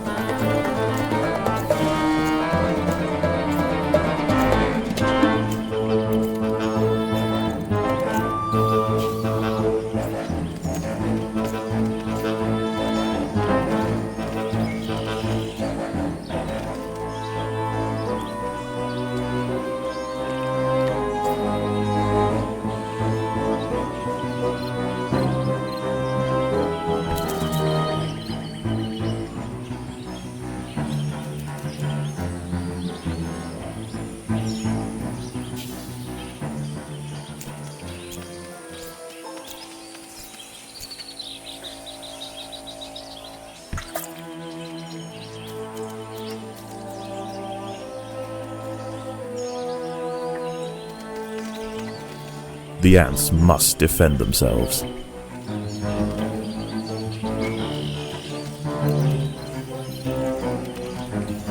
The neighboring Monomoria Minimum colony has launched an attack on the fire ant nest.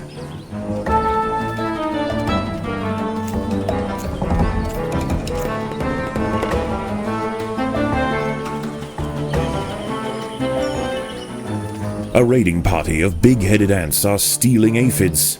They must be stopped.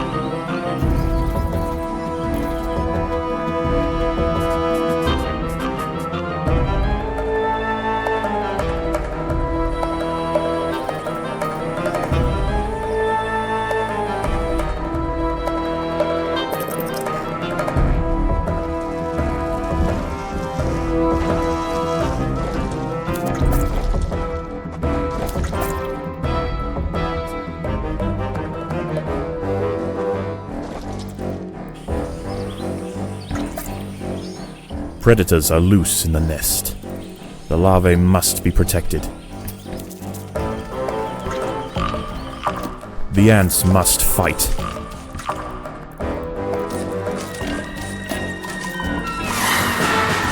A raiding party of little black ants are stealing aphids. They must be chased down quickly.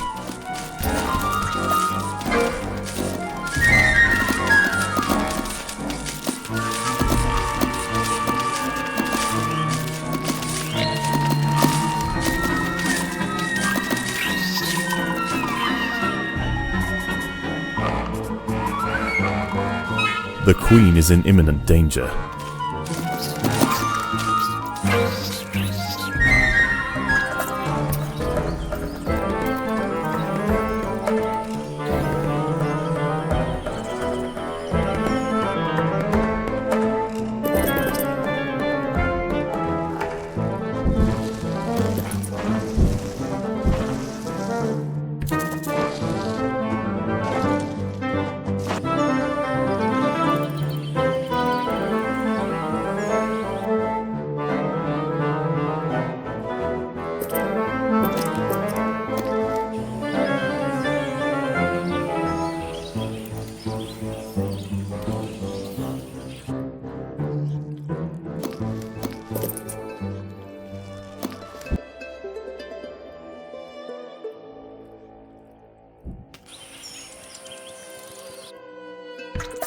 The ants must protect the queen.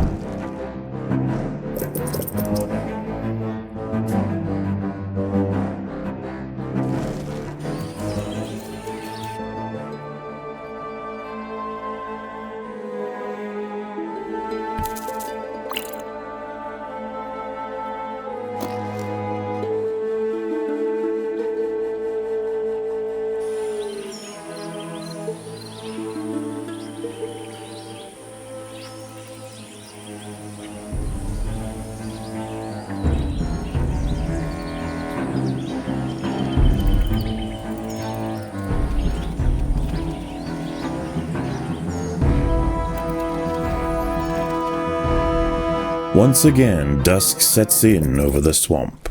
Soon, the sandy undergrowth will be teeming with salamanders, toads, and nocturnal beetles.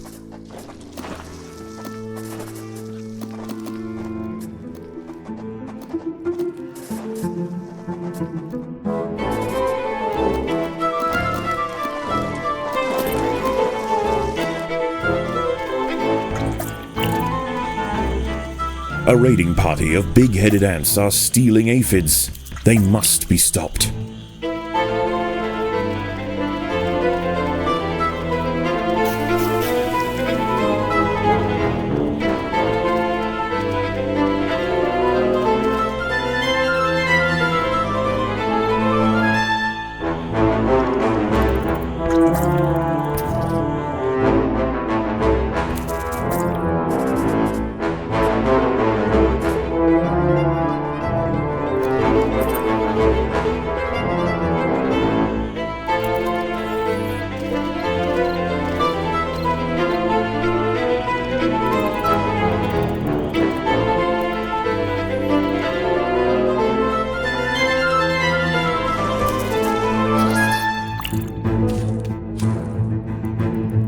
Predators are loose in the nest. The larvae must be protected.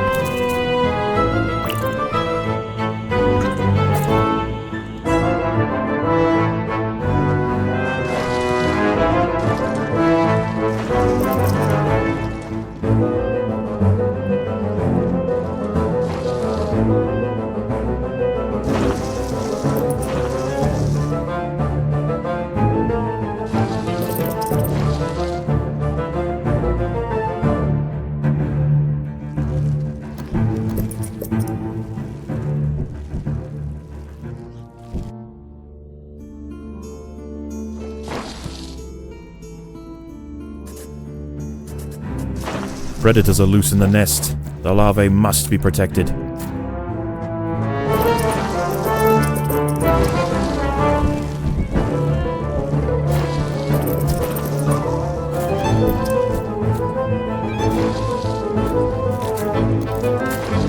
The battle has begun.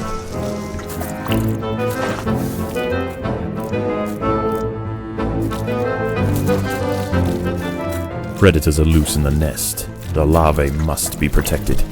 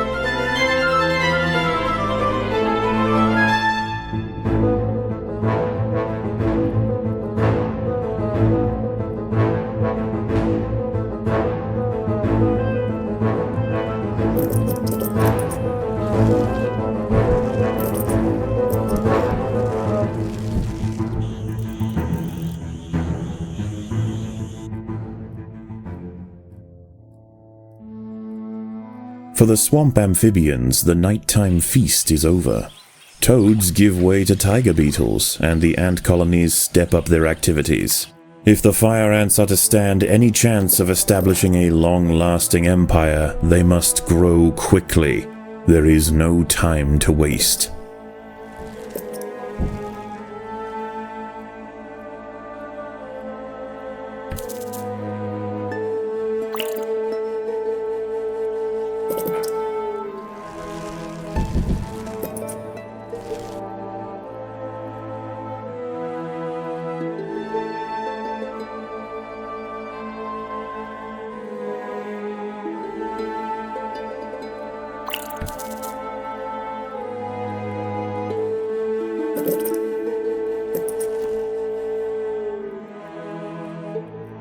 The workers have done all they can to improve these food stores.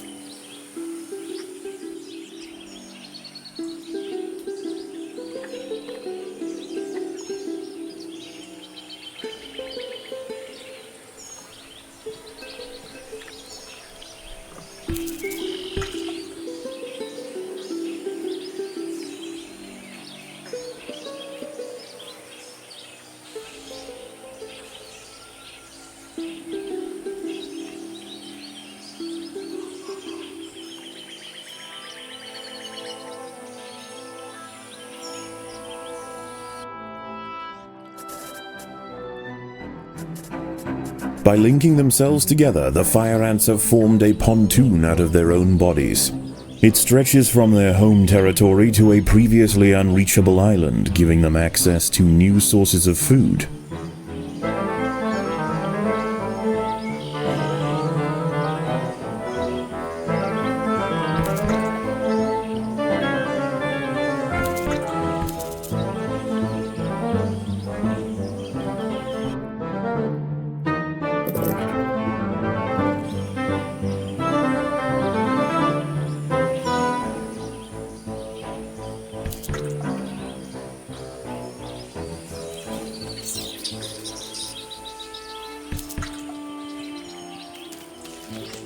The ants must defend themselves. The neighboring Monomoria Minimum colony has launched an attack on the fire ant nest.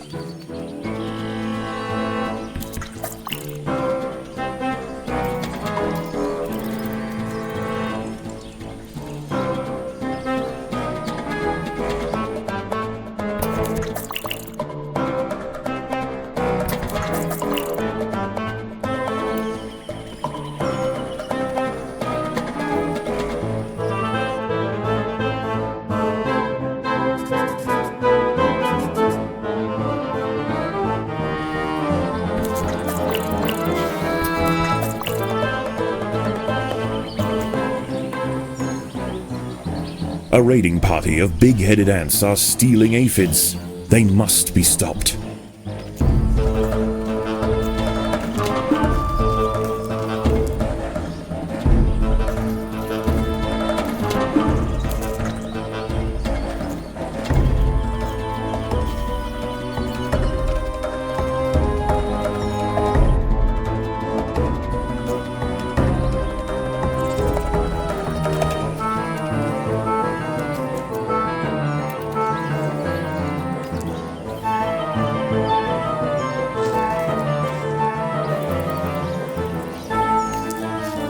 A wasp mantid-fly, Climachala brunea, has descended from her perch into the path of the ants.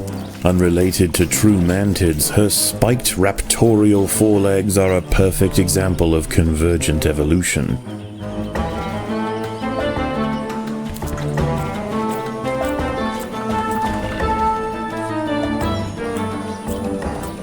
A wingless parasitic wasp, Dasimutilla occidentalis, more commonly known as the red velvet ant, has wandered into Invicta territory. Although not on the hunt for fire ants, it will defend itself if threatened. Armed with an extremely powerful sting and displaying bright warning stripes, most creatures give it a wide berth.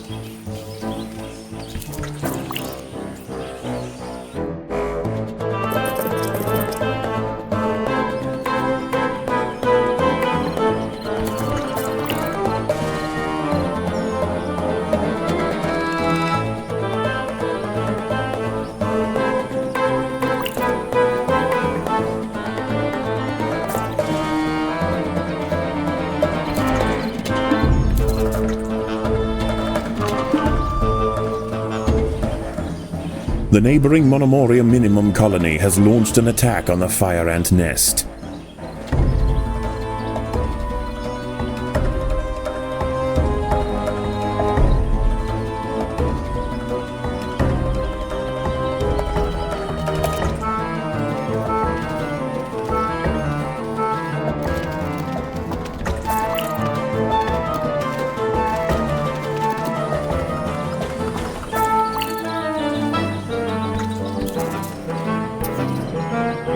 A raiding party of big-headed ants are stealing aphids. They must be stopped.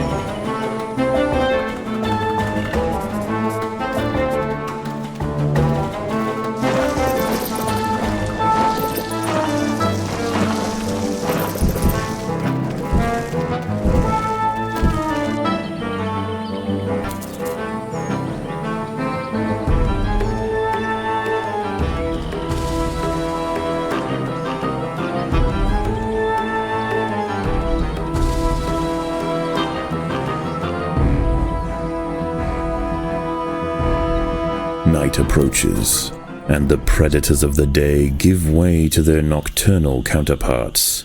As they encroach on colony territory, battles must be chosen wisely.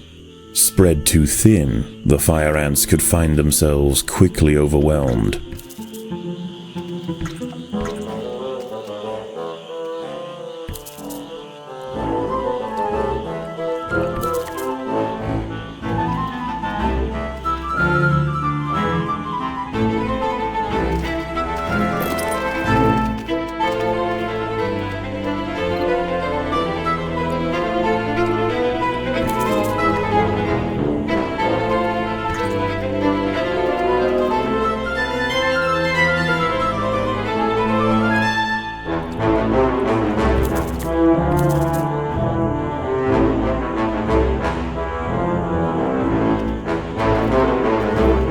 An ant has fallen victim to a carnivorous plant.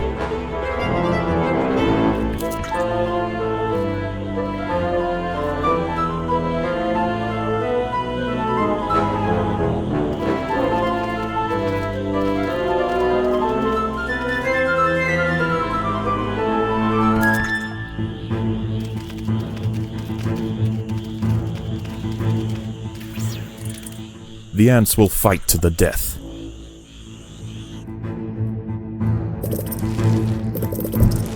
An ant has been devoured by Aerychea quadradicitata, a dwarf salamander. It is nimble, fast, and slender enough to wiggle through tight crevices in search of food.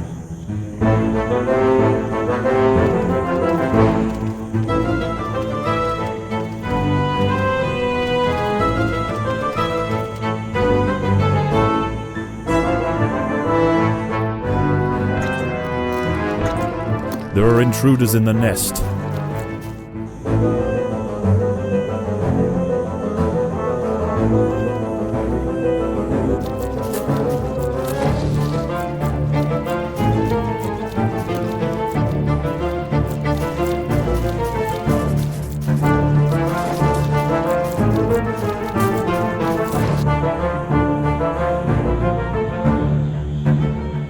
There are intruders in the nest.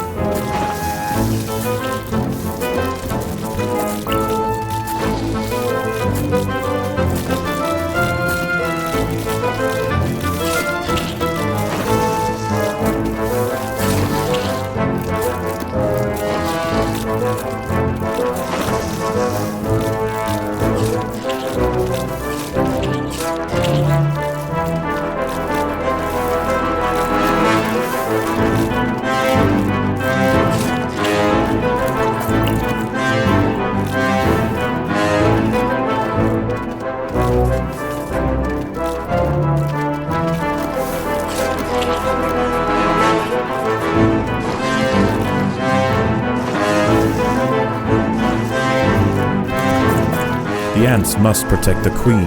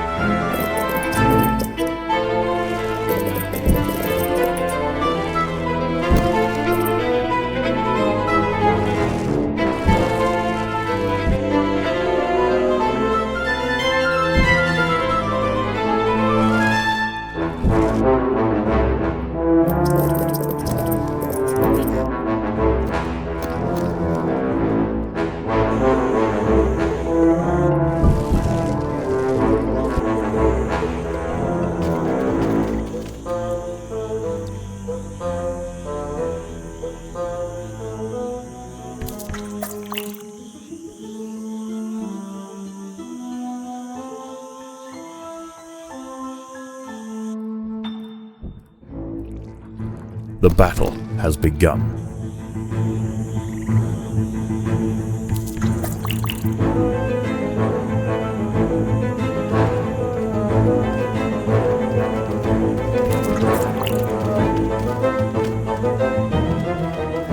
An ant has fallen victim to a carnivorous plant.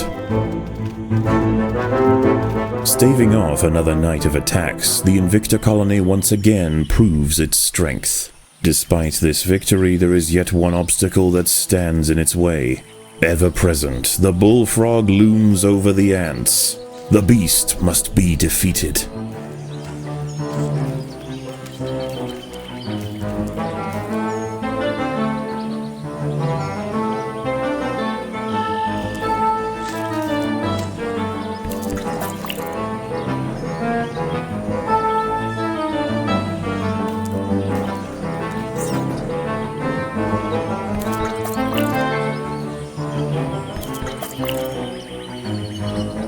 A false bombardier beetle, Galerita bicola, is also on the prowl for small prey tonight. It impersonates the true bombardier to ward off potential predators, and its mimicry isn't simply visual. It too can spray defensively from its abdomen. In this case, the fluid of choice is the familiar formic acid.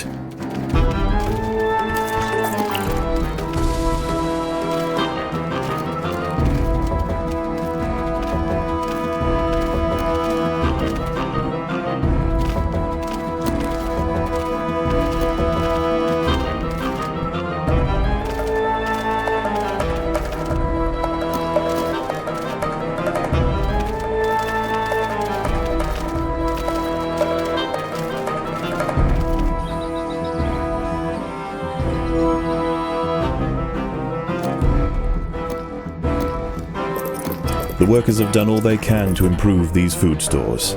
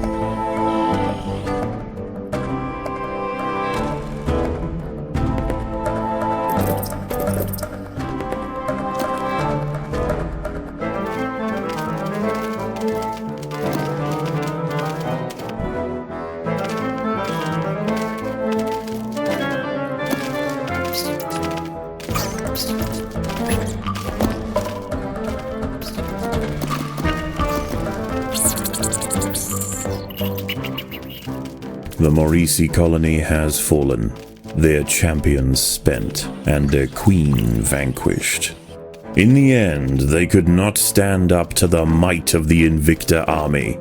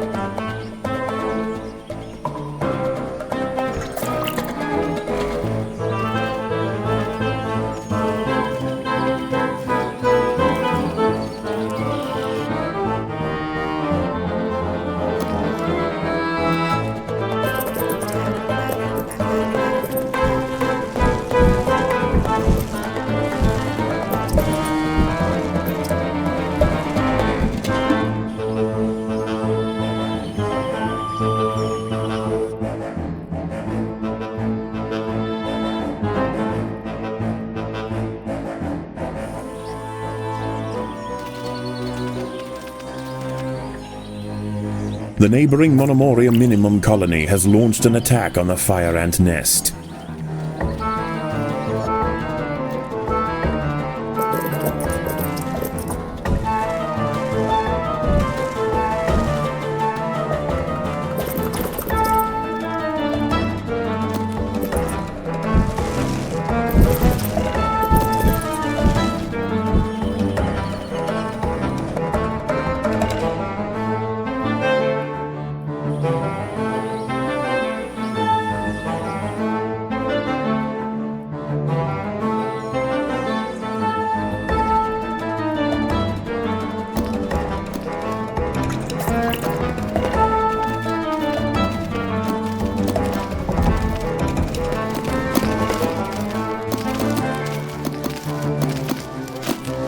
The Monomoria minimum colony is almost defeated. The Invictor army must press their advantage.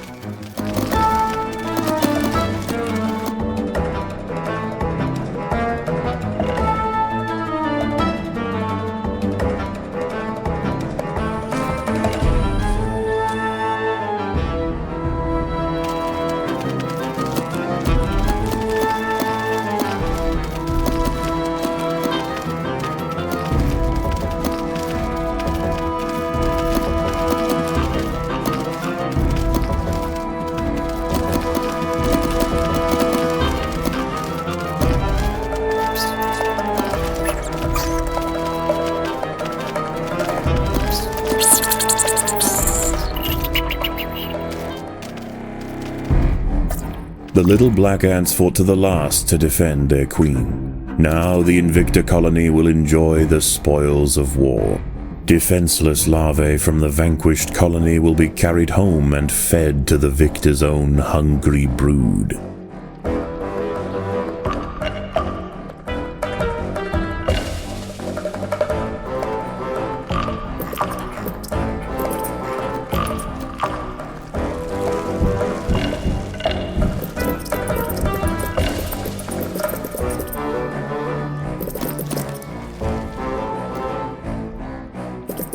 An ant has fallen victim to a carnivorous plant.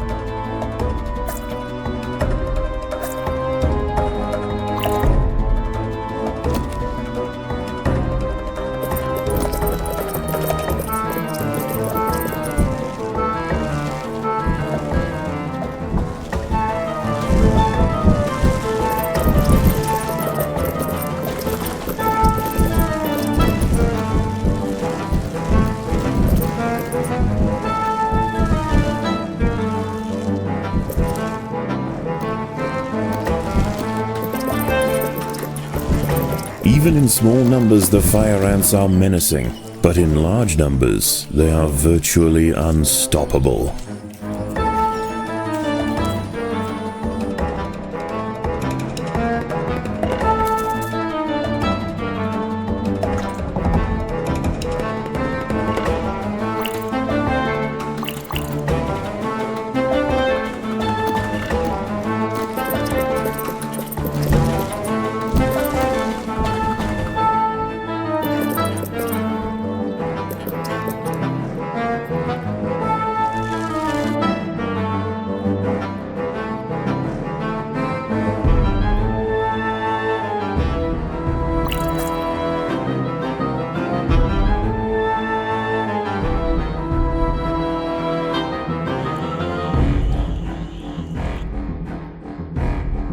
As the sun sets, the local amphibians begin to emerge from moist crevices near the water's edge.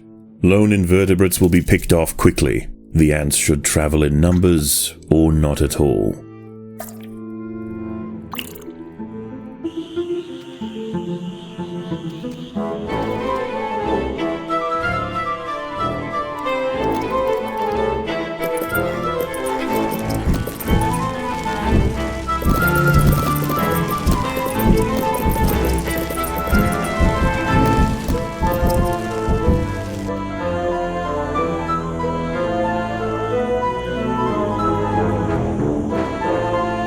An ant has fallen victim to a carnivorous plant.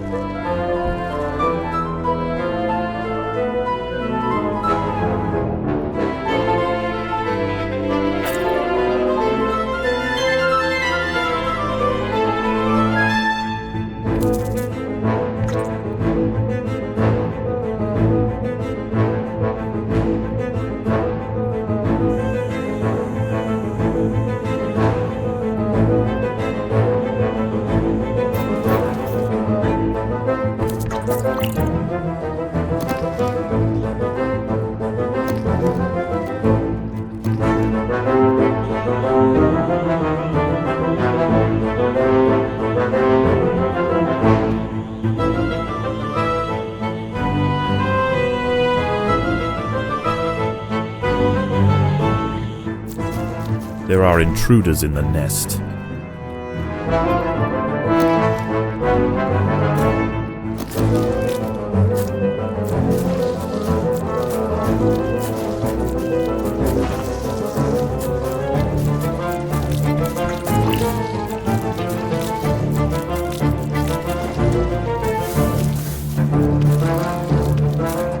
Predators are loose in the nest. The larvae must be protected.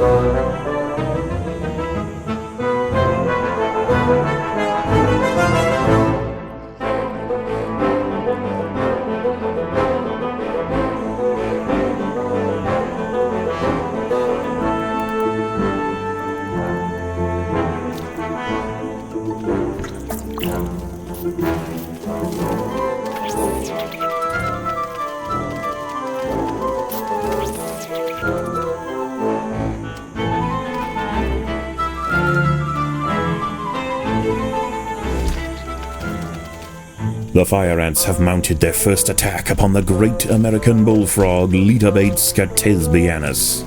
The brave frontline soldiers are quickly crushed and eaten. They must surround and swarm the enormous creature to stand any chance of defeating it.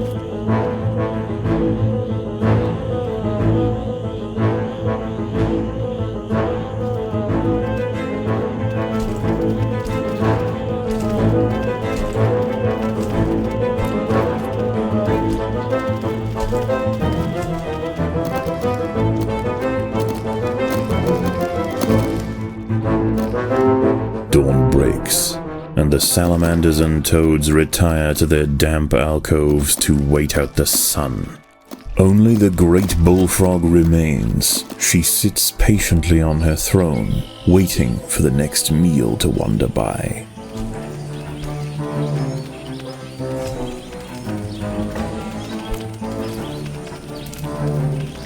Again and again, soldiers clamp onto the bullfrog's leathery skin and inject their Solenopsis venom, but the beast shows no signs of wavering.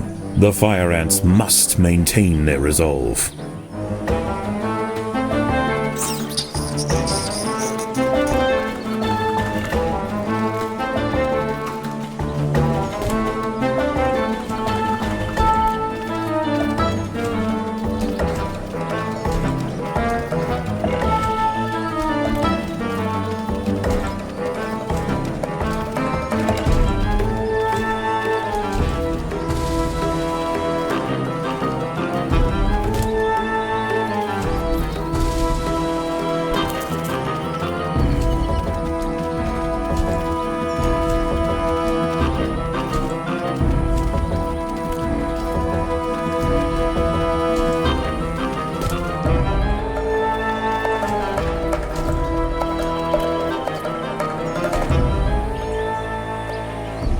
The unrelenting waves of fire ants have finally achieved their goal. The bullfrog, sore with blisters, has hopped away. It's likely to give the Invicta colony a wide berth from now on. Unbeknownst to the ants, the presence of the bullfrog was keeping many other local amphibians at bay. The power vacuum it left behind is attracting a host of salamanders and frogs eager to take its place. The ants should go to ground quickly and prepare for the imminent chaos.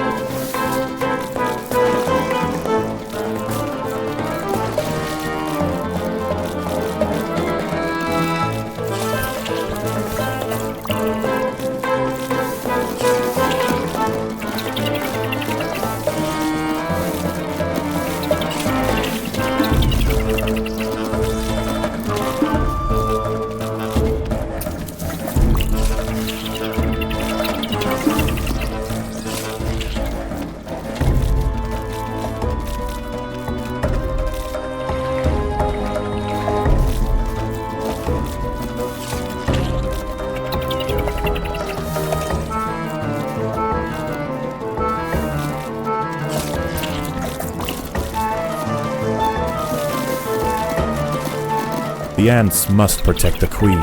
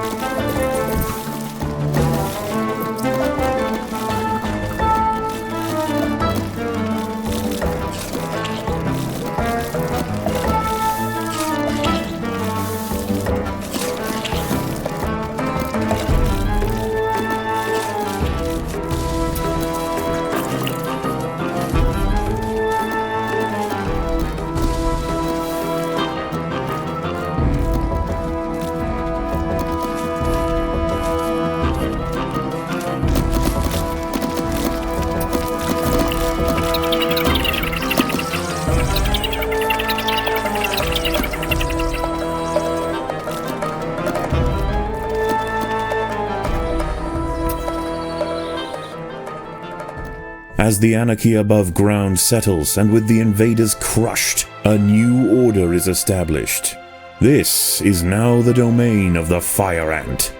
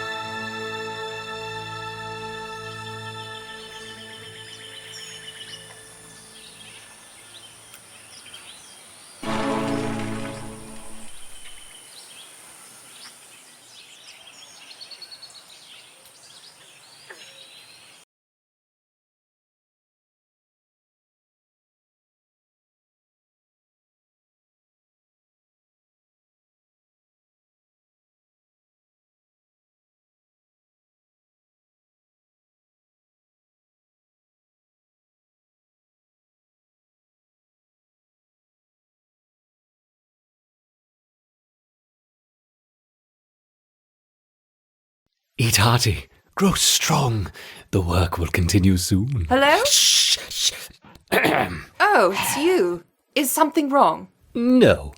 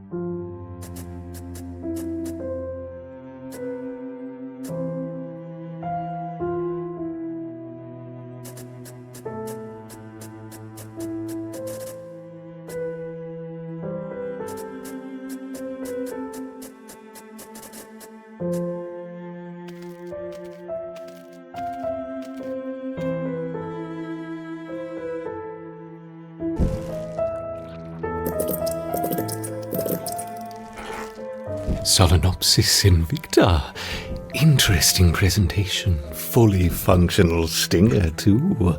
Marvelous. What's marvelous? Oh, my sandwich, yes. It came with an unusually generous dab of fiery pepper sauce. How many times have I told you? No food in the lab. Yes, okay, fine, I'm going.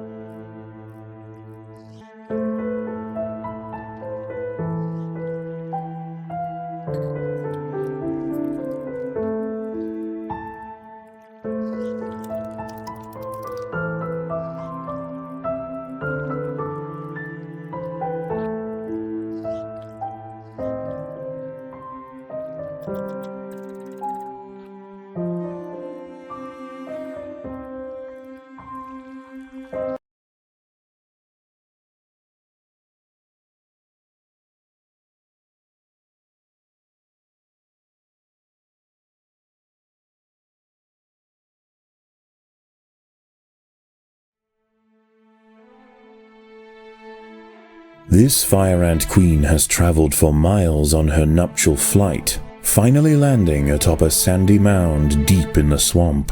The vantage point might seem like an ideal home, but it may be short-lived.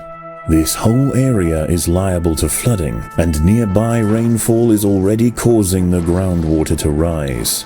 Exhausted and without her wings, the queen is unable to move on alone, but if she can amass enough daughters in time, the colony as a whole may stand a chance.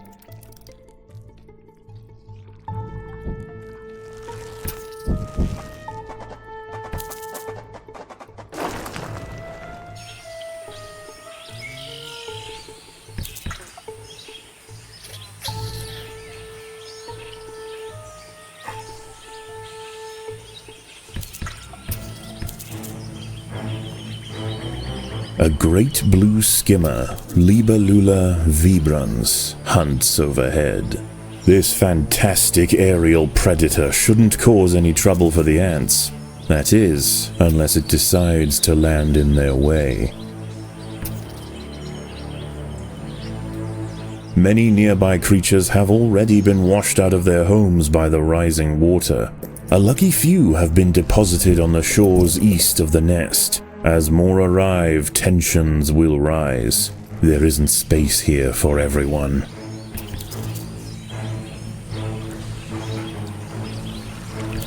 Food is abundant, but as the floodwater begins to rise, the ants will quickly lose access to the lower lands.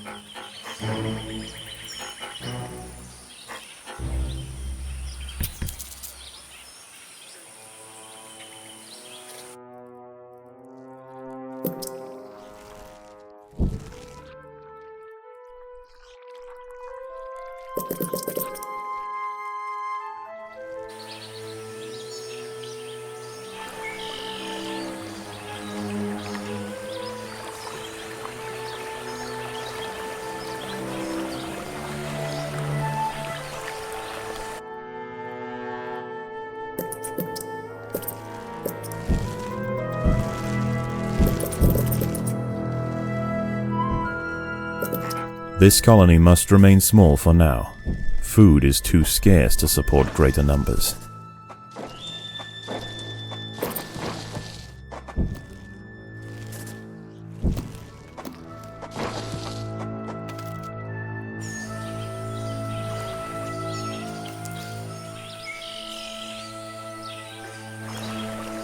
There are intruders in the nest.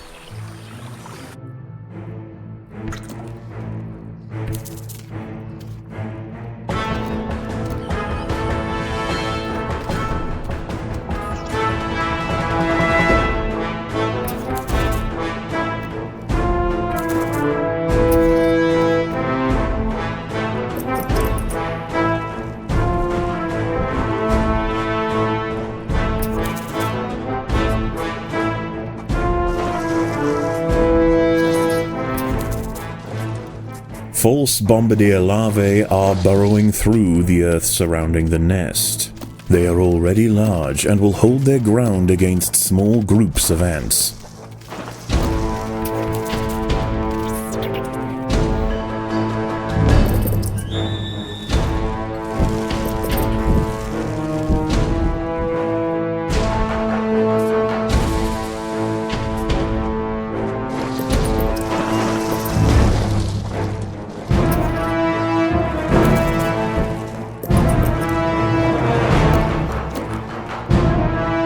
Predators are loose in the nest. The larvae must be protected.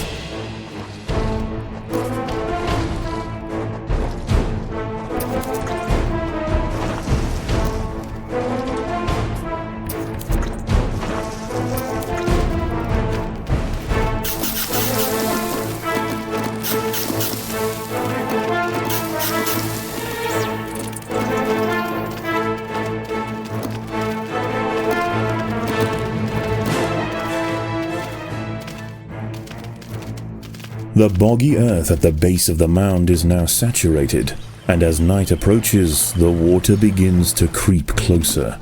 The new arrivals will rush to higher ground, heading straight for the nest. There is nowhere else to go.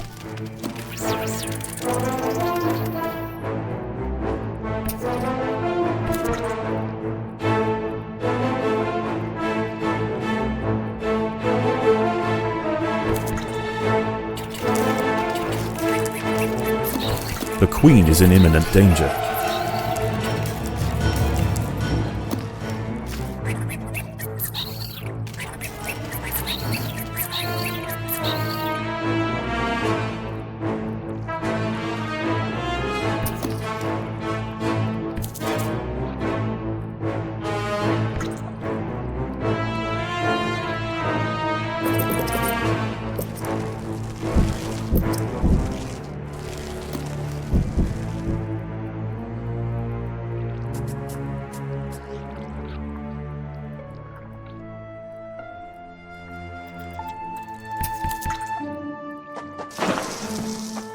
There are intruders in the nest.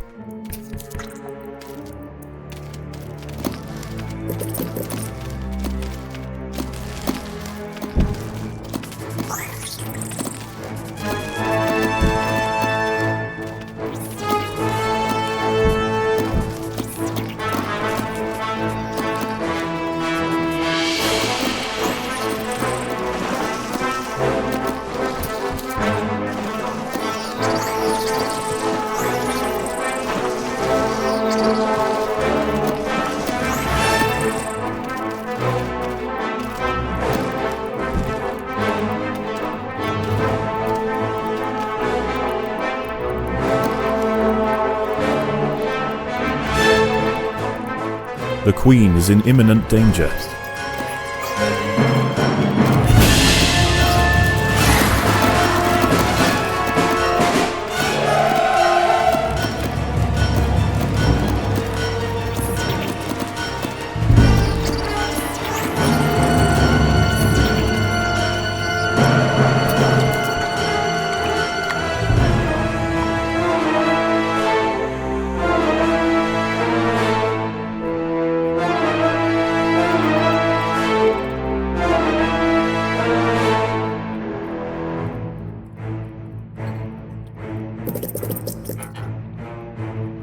The inundation has slowed, and fewer creatures are washing up to the east. The ants have an opportunity to explore for food, but there are other dangers at night. Moist-skinned amphibians have come out to take advantage of this new water world, harvesting lost insects displaced from their burrows. The colony is starving. There's not enough food to feed the new brood.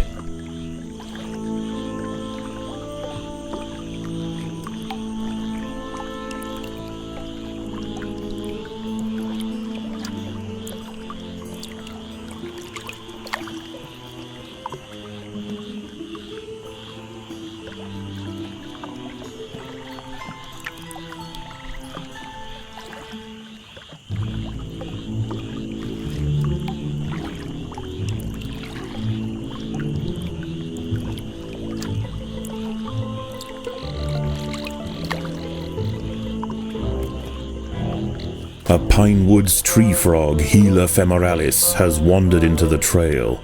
This one has taken a break from mate calling for a quick meal, and it seems that ants are on the menu.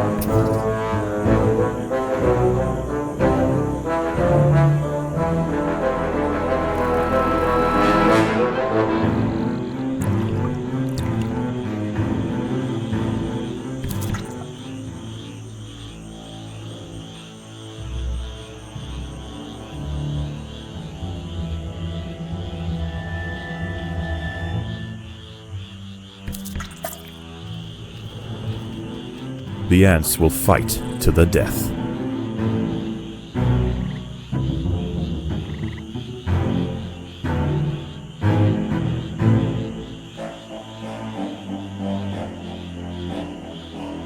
An ant has fallen victim to a carnivorous plant.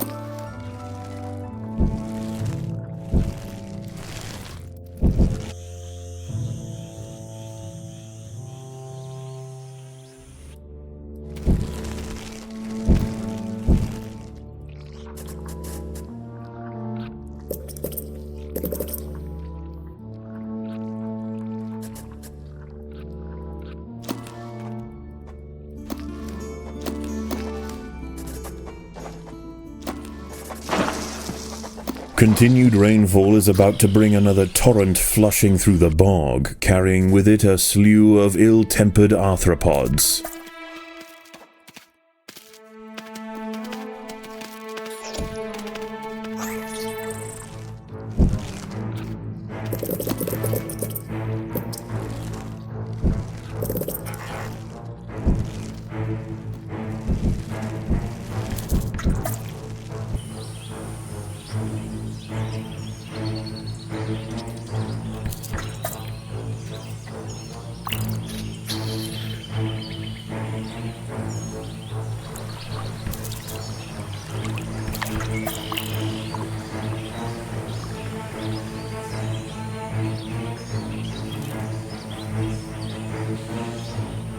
There are intruders in the nest.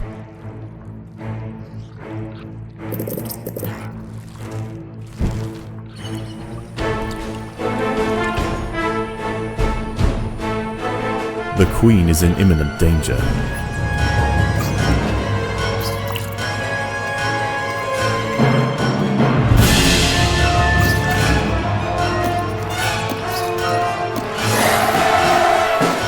An ant has found itself entangled on the sticky tentacle of a dwarf sundew. As it tries to struggle free, more tentacles are drawn in, drowning the victim in thick mucilage.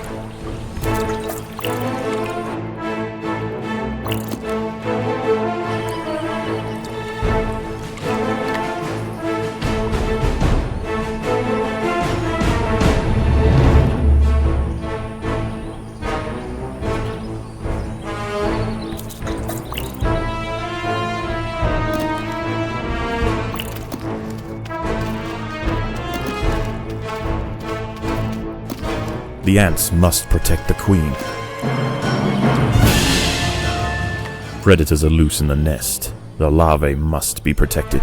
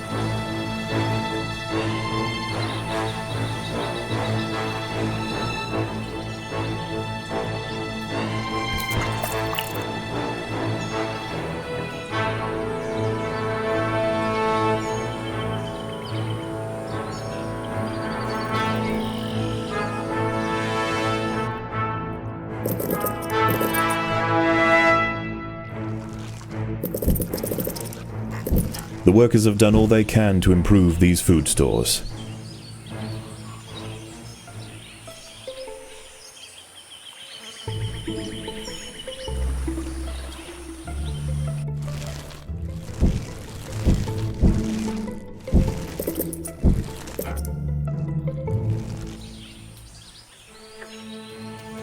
The battle has begun.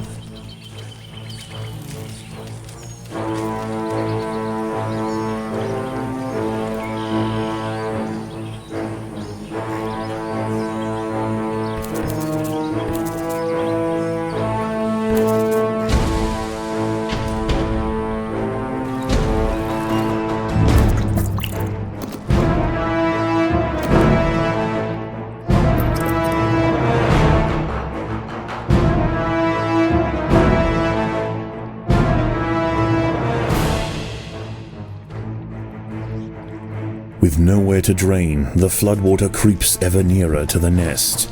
Already cramped and irritated, a panic ensues, and the refugees scramble for higher ground.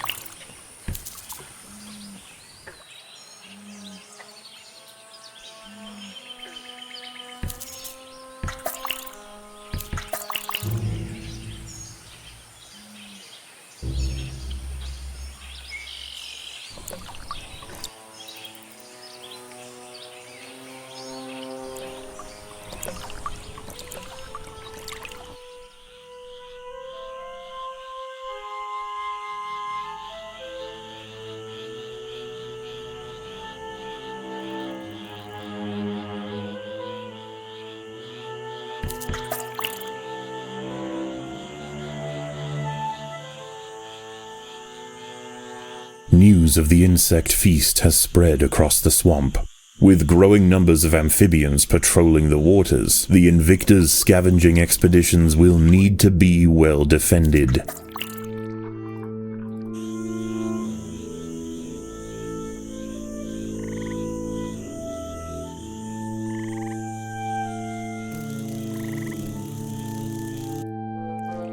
A colony of little black ants marooned on a smaller section of the mound may be reachable if the fire ants join together to bridge the gap.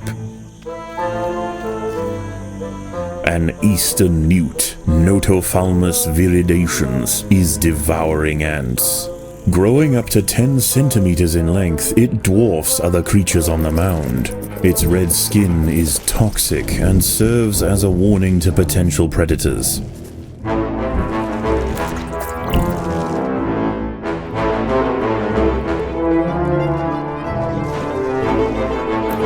The workers have done all they can to improve these food stores.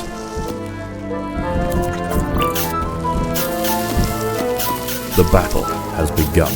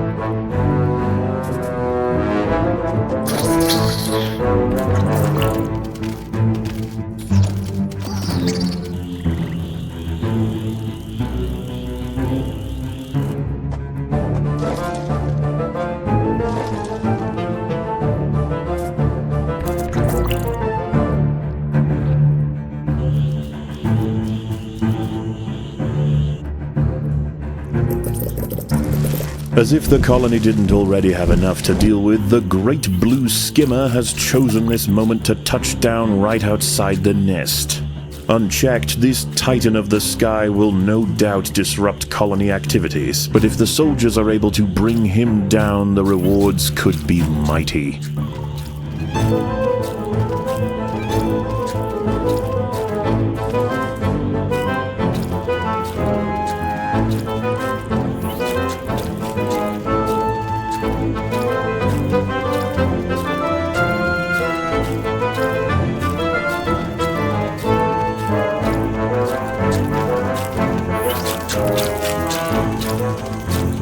After a sustained assault from the fire ants, the skimmer's stamina is beginning to wane.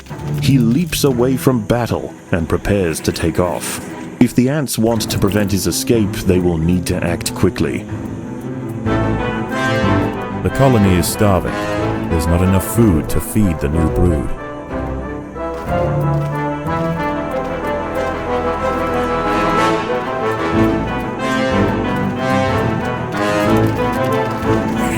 His wings weighted down with fire ants, the skimmer no longer has the strength to take off.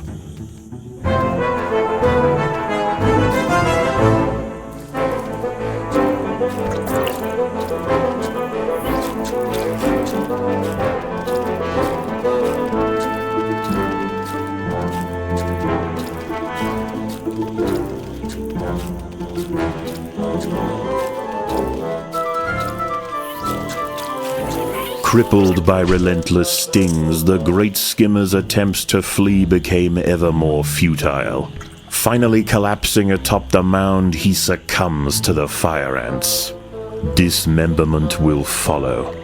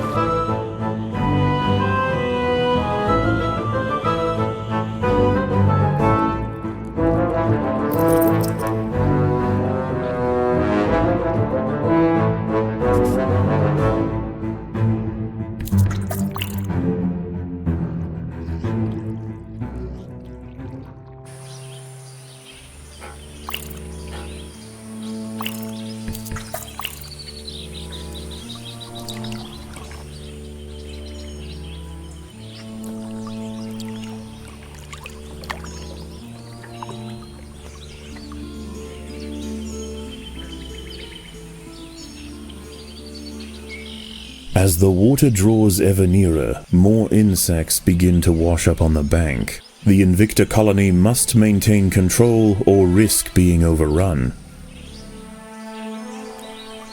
An ant has fallen victim to a carnivorous plant.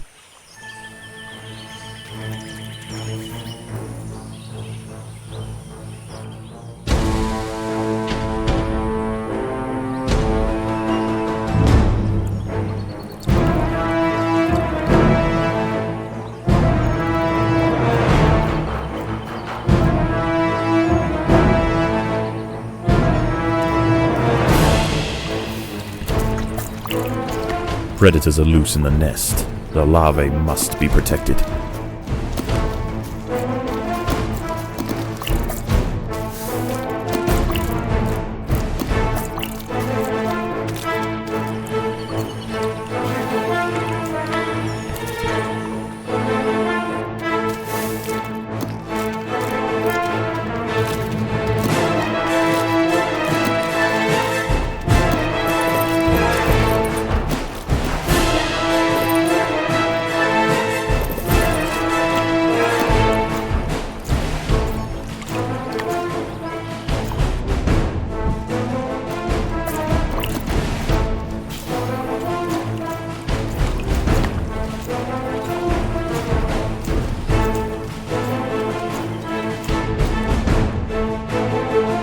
There are intruders in the nest.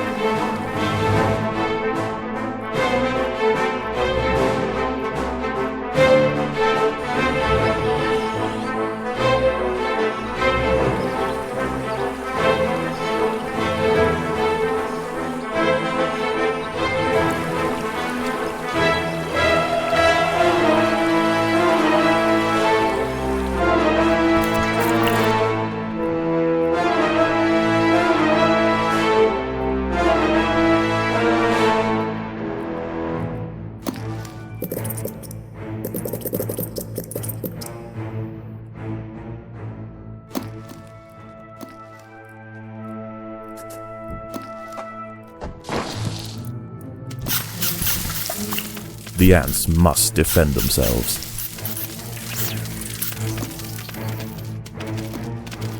An ant has fallen victim to a carnivorous plant.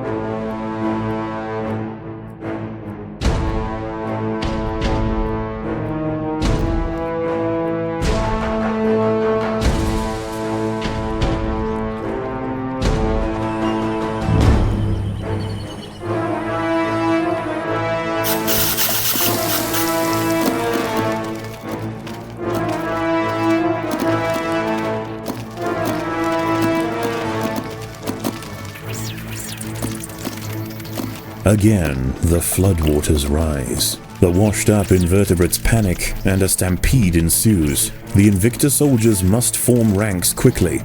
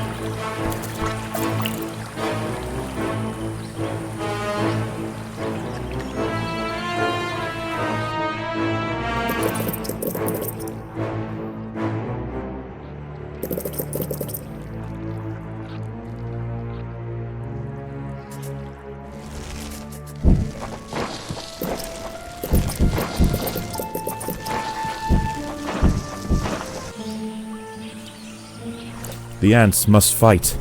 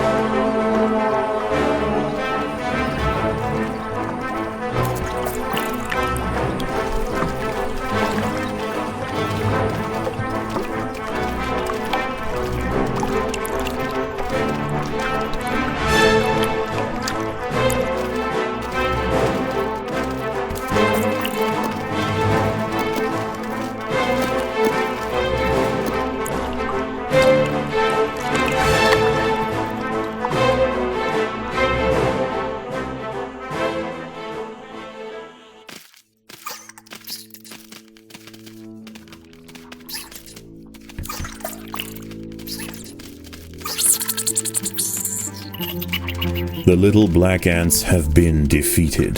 The fire ants must pillage the nest quickly and hurry home while they still can.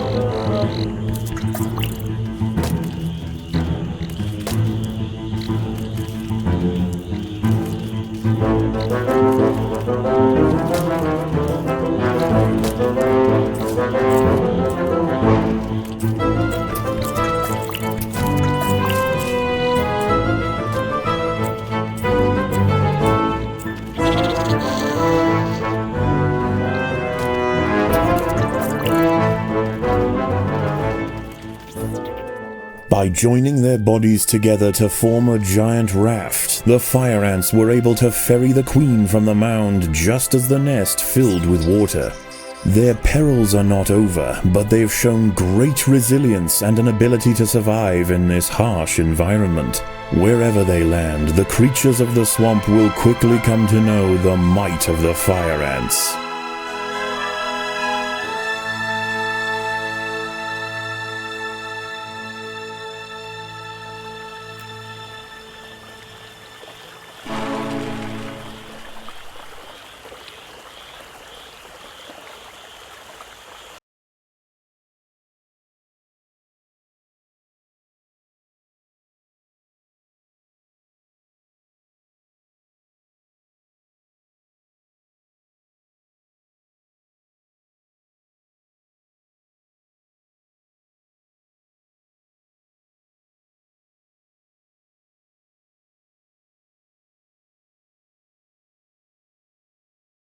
Eat hearty, grow strong.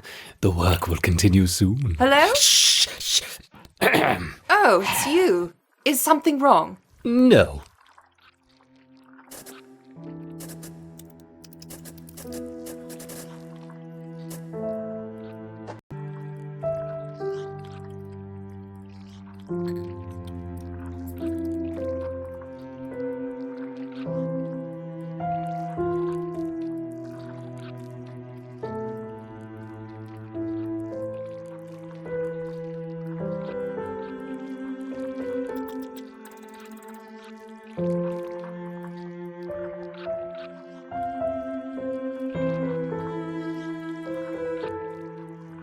They're about to start the Glaber trials at Site B. Are you coming? Oh, no. Mole rats, not really my area of interest. Besides, this report won't write itself. Nose to the grindstone, shoulder to the wheel. Busy, busy, busy. Right. Well, I'll be back in an hour then. No need to rush. I have everything quite in hand. Unfortunately, we're still waiting on apparatus critical to the final experiment. But fate has presented us an opportunity, and this we must take. There's plenty to get started with for now. We'll need specimens, transposition canisters, towels, scalpels, glycerol, my trusty curette, and, of course, jelly.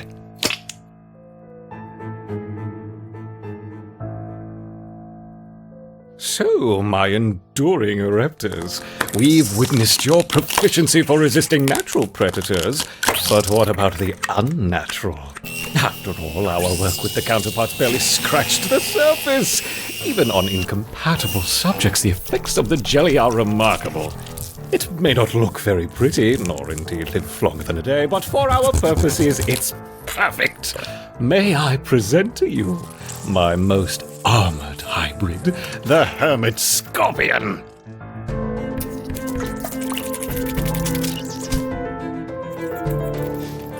Like water on rock, the Ereptors crash against the hybrid.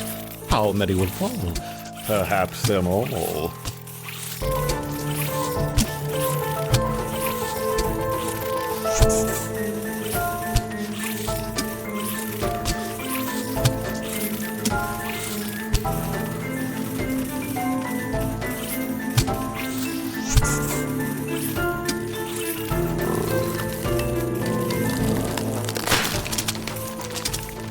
Yes! The stinger opens and it's functional! Go, my furious hybrids! Spike the ants! Spike them!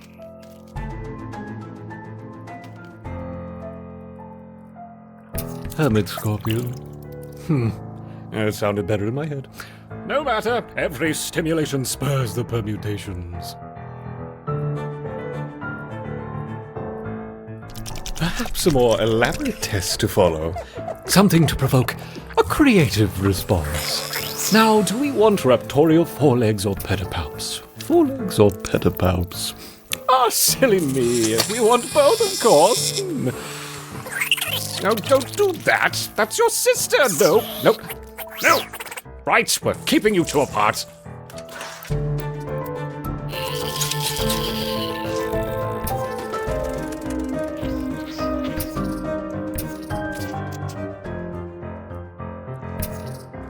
Oh, what's the matter, my Oreptors? Is the wig mantis being nasty?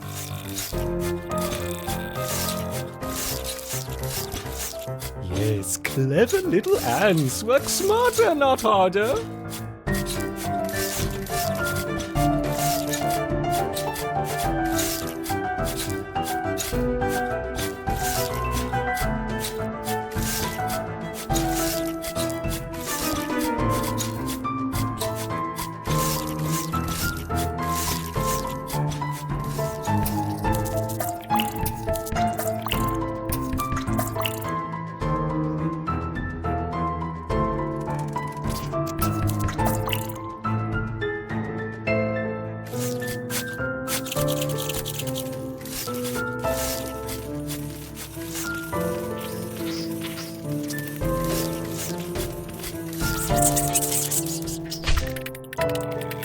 Only one remains. Kill it.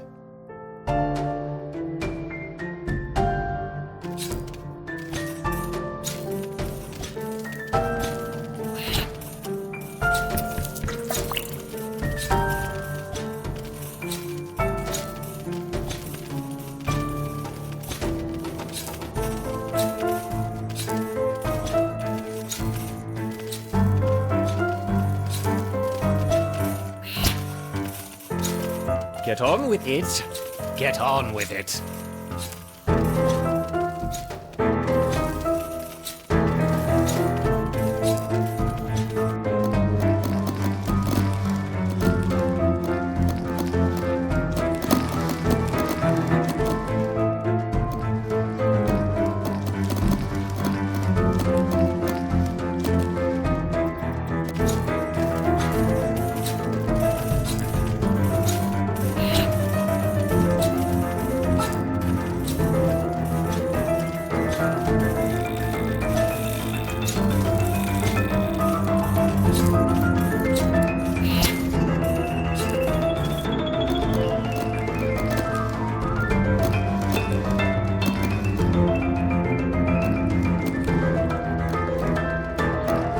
What are you doing? You've barely scratched the beast.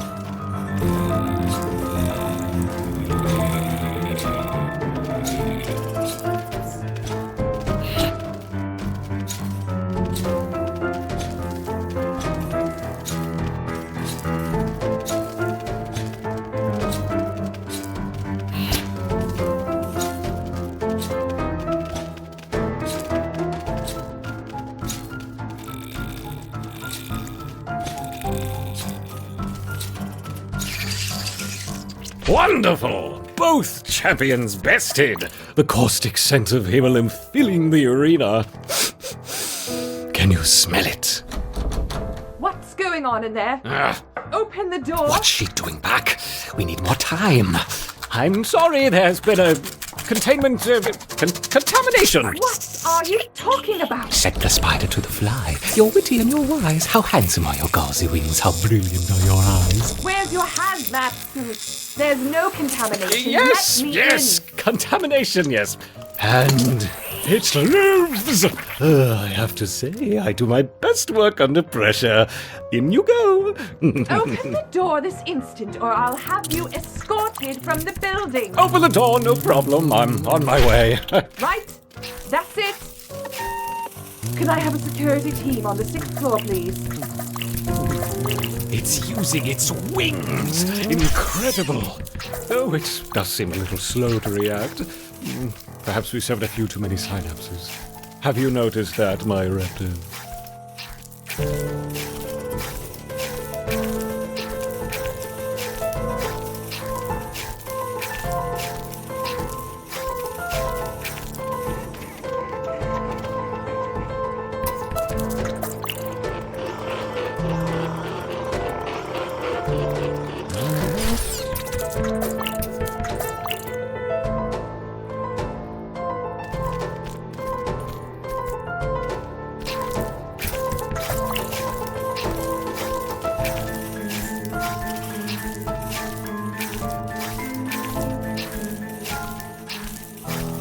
Here.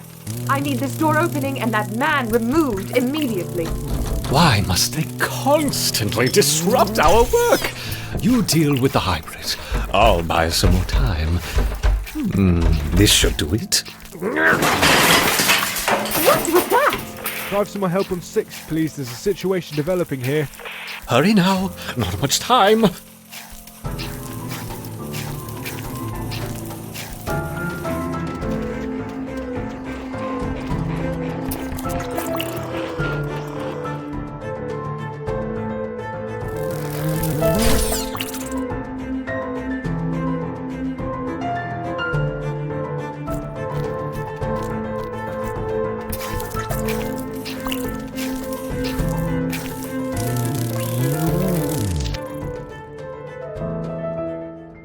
Yes! Defeated! Oh, if only we could finish now, but we must be patient. You'll have to stay in here for now where they won't find you. Don't give up. I'll be back soon. Interrupted. What is the meaning of this? Get him out of here! It's okay. I just need to escort you off site. Come on. Absolutely unacceptable. You'll be hearing from my union representative. Okay. Don't Okay. touch Sorry. me. That is assault, my friend. Oh, I hope those cameras are recording. Come on. You're all in trouble. Big trouble. Oh, Okay, yes. that's enough.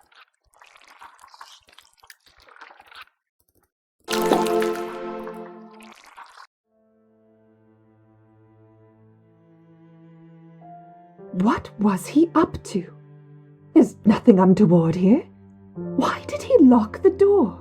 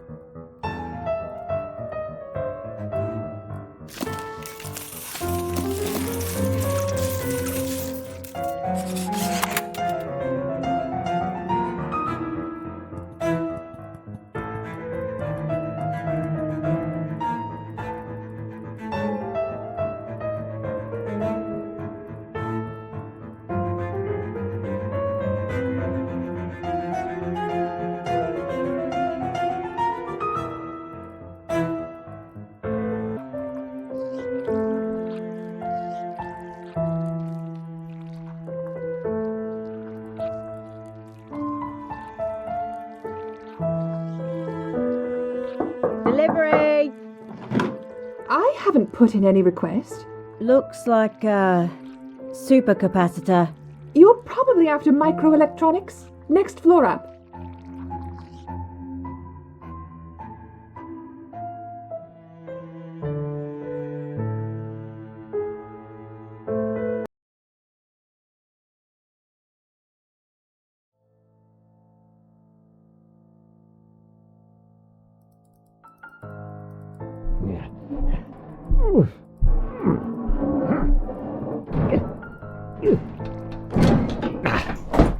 Aha! I told you I'd be back. My poor ants! What has happened to you? Don't worry, I'm here now. One final experiment and this will all be over. We'll need to get your strength up. Eat this for now. I'll be back soon with more supplies. Sit tight. Need something to stand on.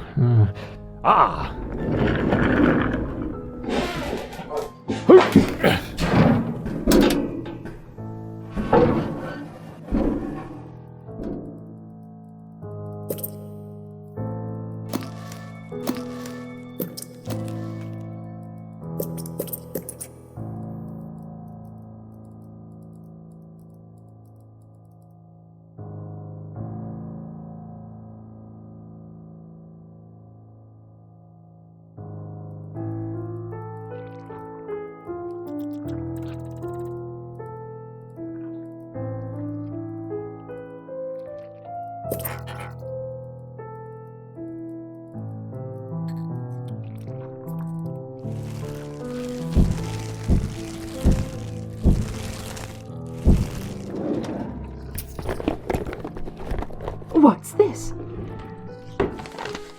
Notes on continued experiments. Solenopsis invicta, Megaponera analis. He wanted to integrate Matabele DNA into one of the Erector colonies. Completely reckless.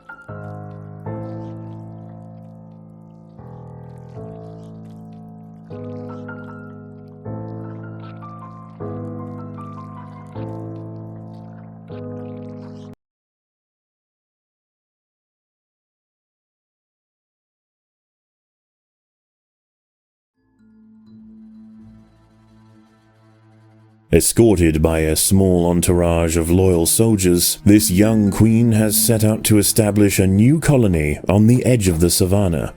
These are Megaponera analis, the Matabele ants.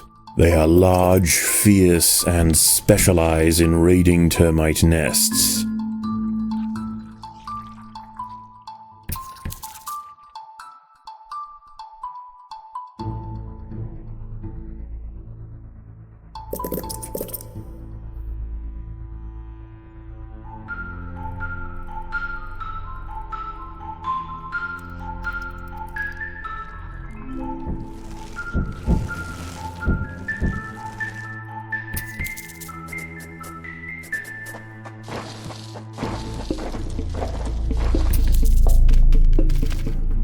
The ants must defend themselves.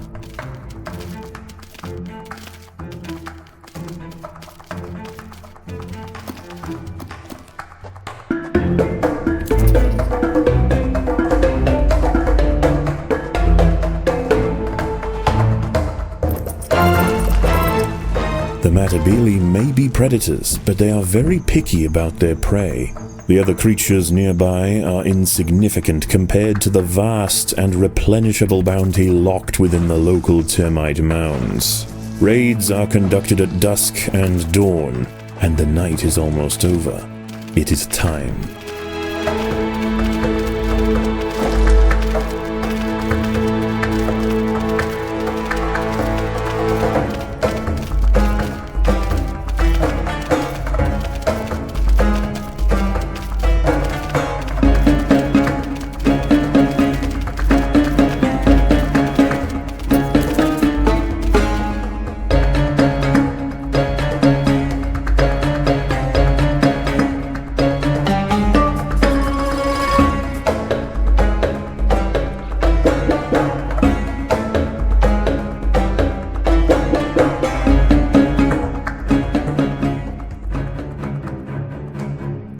There are 3 Macrotermes bellicosus termite nests in the vicinity. The Matabele must choose a target quickly and move with purpose.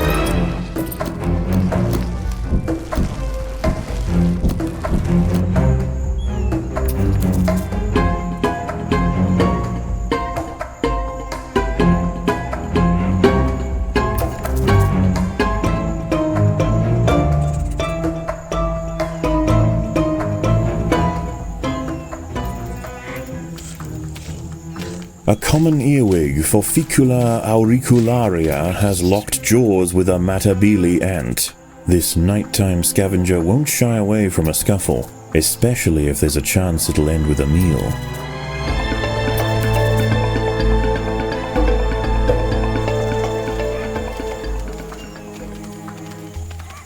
The termites, although much smaller than the ants, are far from easy game.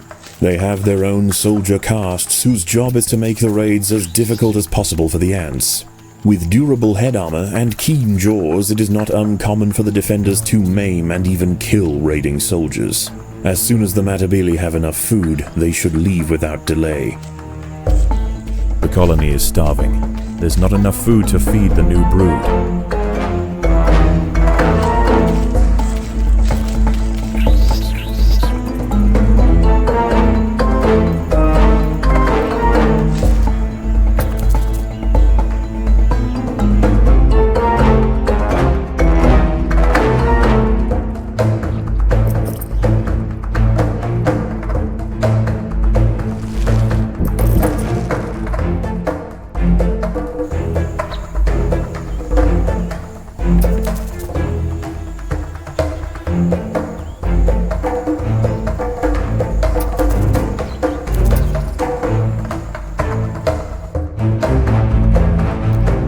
In most ant colonies, injured soldiers are left to die on the battlefield, but the Matabele do not forsake their sisters so easily.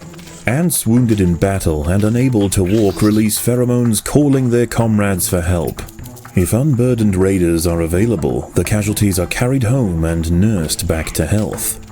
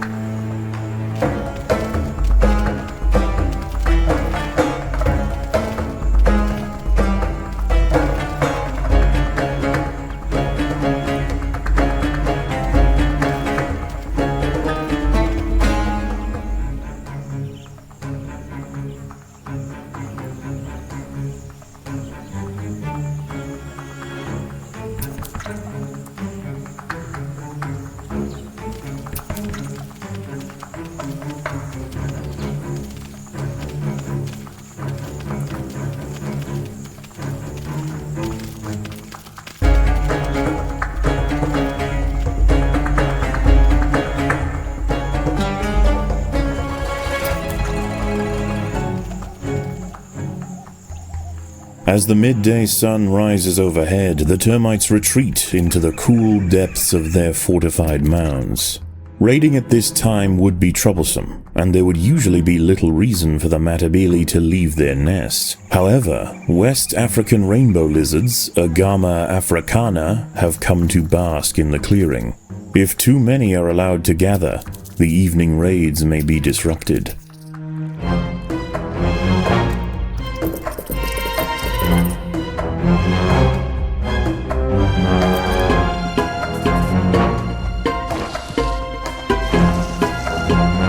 The Matabele workers have unearthed part of an African stink ant tunnel. This one appears to be deserted, a remnant of a past colony.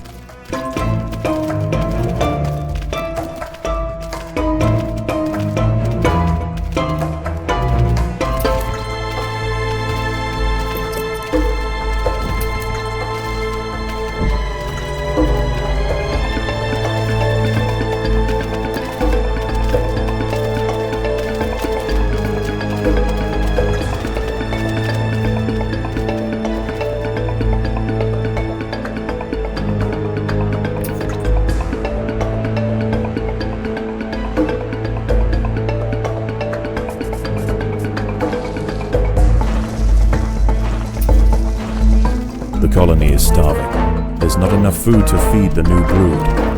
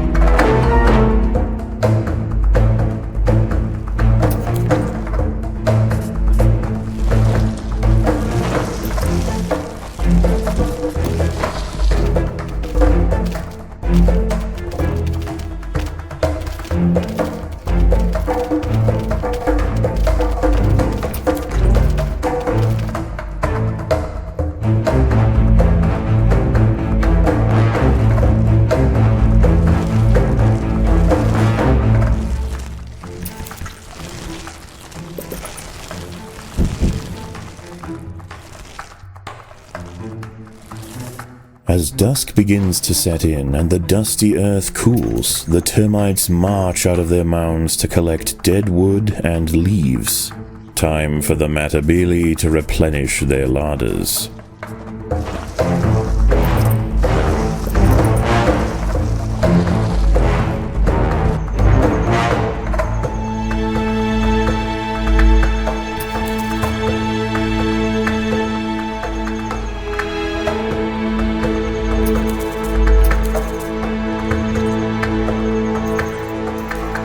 A tiger beetle, Dromequida elegantia, has spotted the ants. This exuberant red hunter possesses all the usual traits: keen eyesight, long, powerful legs, and efficient carving jaws.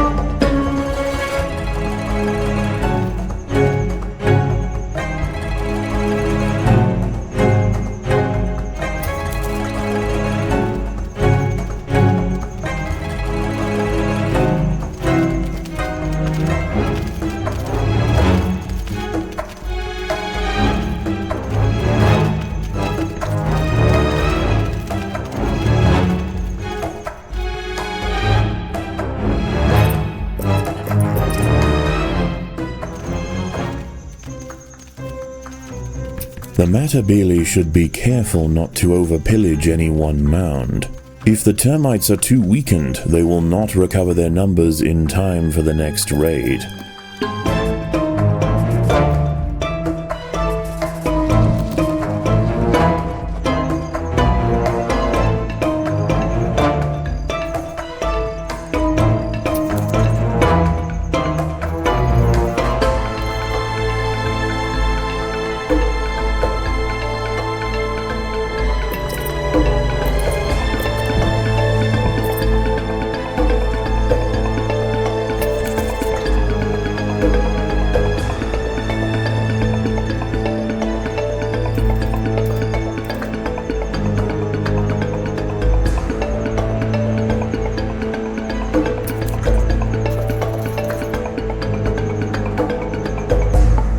The rainbow lizards are immense, and more than capable of dealing with a few ants. The Matabele colony will need to make a significant show of force and target the lizards one at a time to stand any chance of driving them away. The colony is starving. There's not enough food to feed the new brood.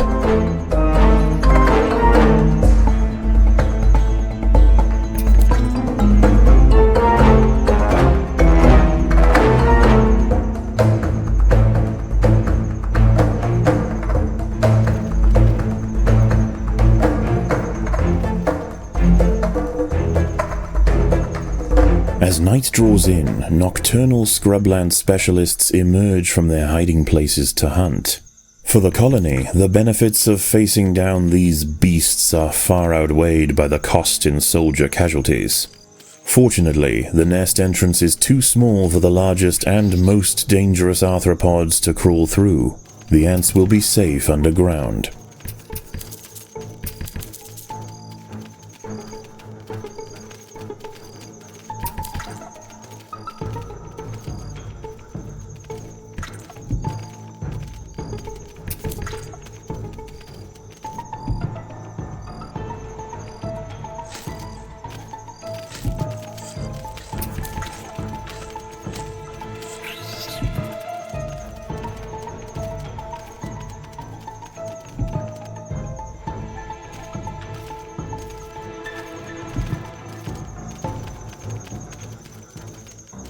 The Matabele have crossed paths with an alligator-back scorpion, Hottentotter. Wandering out into the open tonight on the hunt for insects, this sturdy arachnid uses two muscle-packed pedipalps for crushing its prey. And if they don't do the job, it can strike from above, spearing victims with its tail-mounted stinger, delivering a dose of paralyzing venom.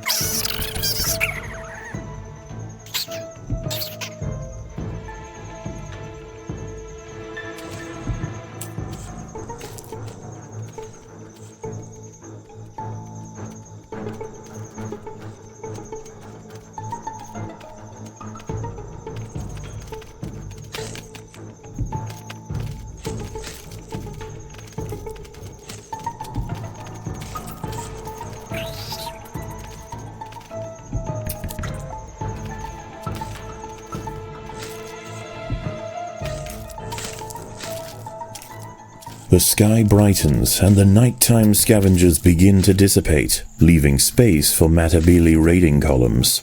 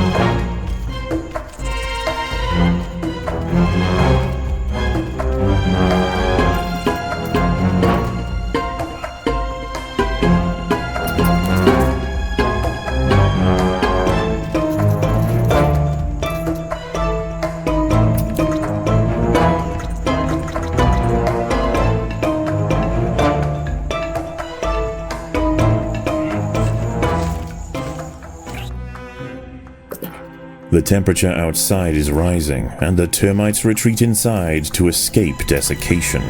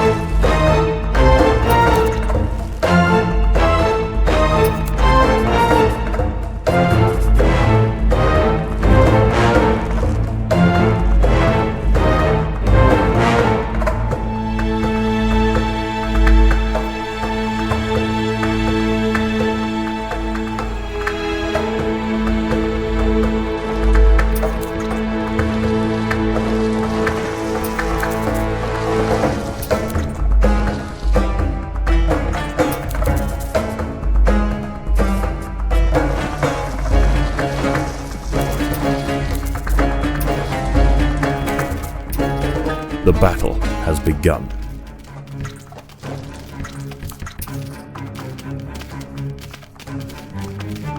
The termites will soon venture out once again to forage.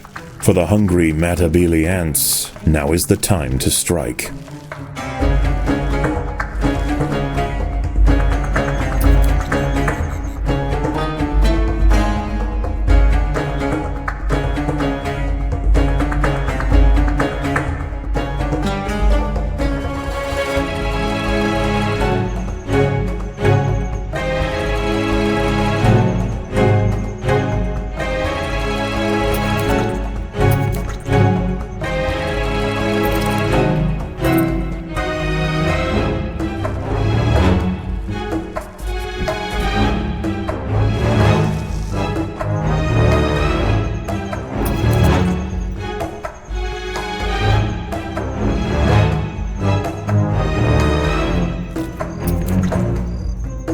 The ants must fight.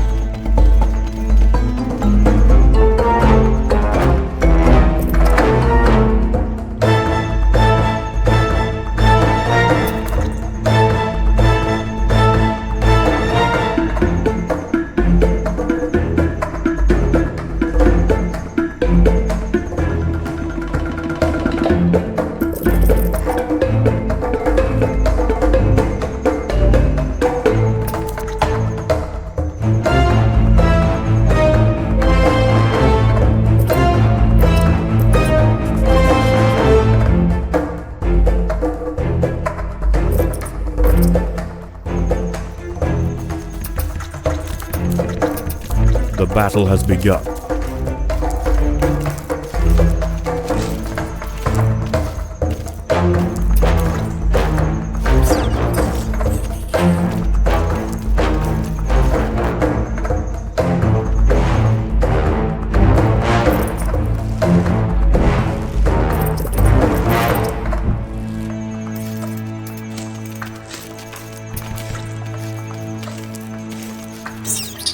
It is quiet tonight. Usually the undergrowth would be bustling with nighttime predators, but few have surfaced. Something has them spooked.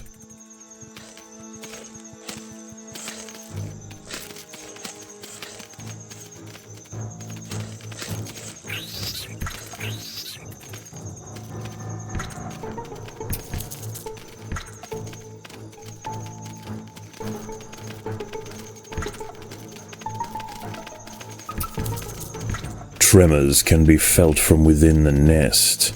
There's a creature on the move, and it's getting closer.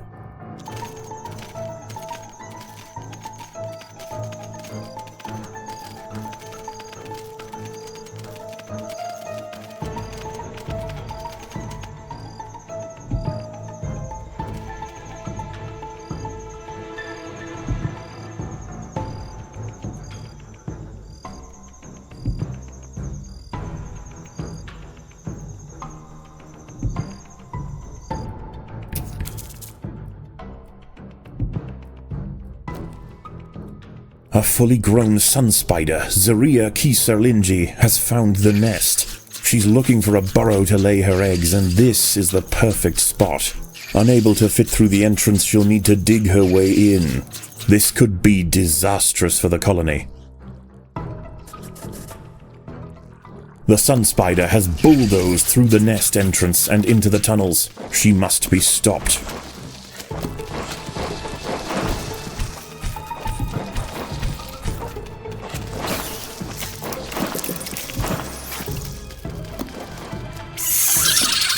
It is finished. The sun spider was finally bested by the ants, but not before decimating the nest. The cavern she left in her wake is now likely to attract even larger creatures. The colony had better be prepared.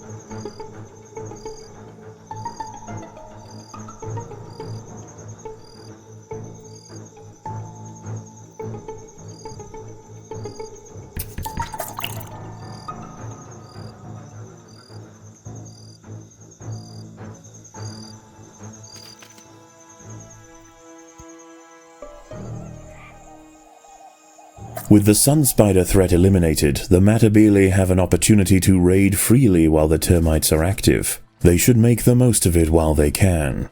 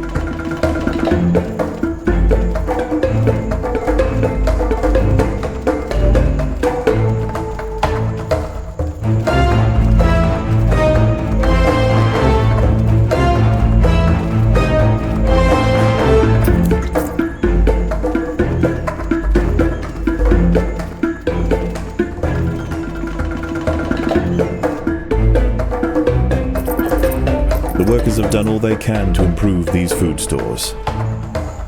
A giant African mantis, Sphydromantis viridis, has come upon the ants. Growing up to 10 centimeters long and wielding a huge pair of savage barbed forelegs, this beast of prey is well equipped for a fight.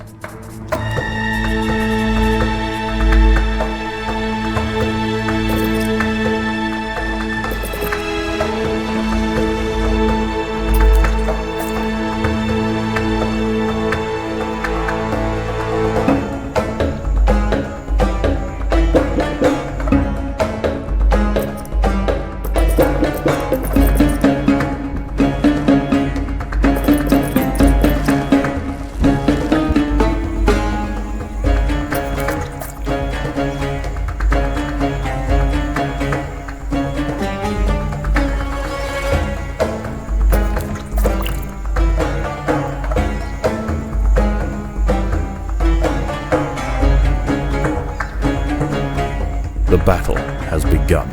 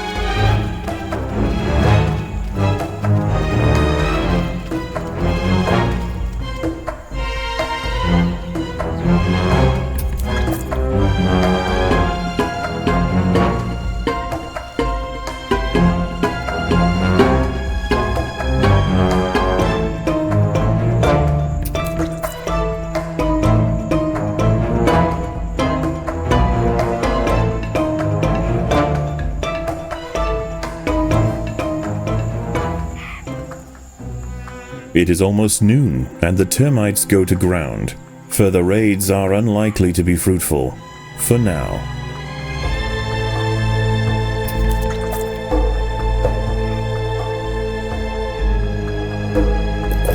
The workers have done all they can to improve these food stores.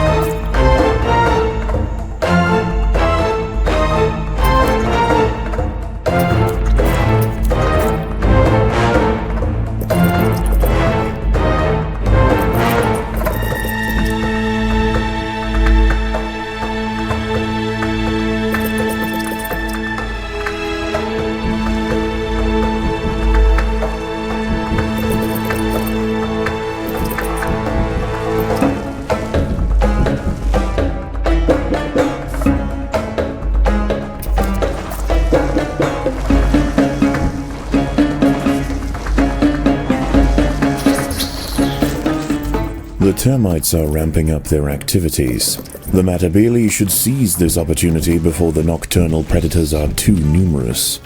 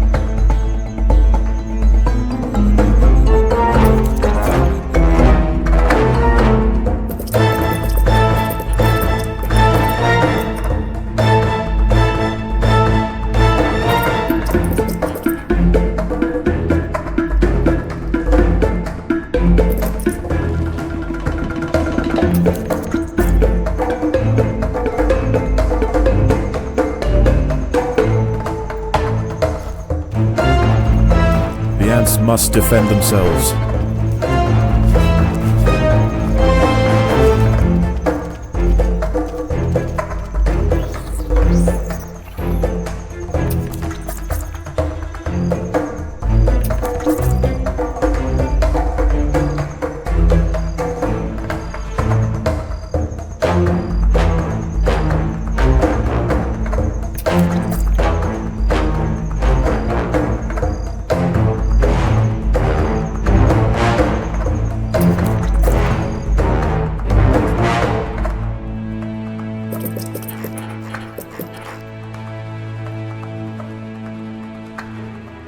The gaping nest entrance is unlikely to go unnoticed for long. The Matabele should stand guard. There will be invaders tonight.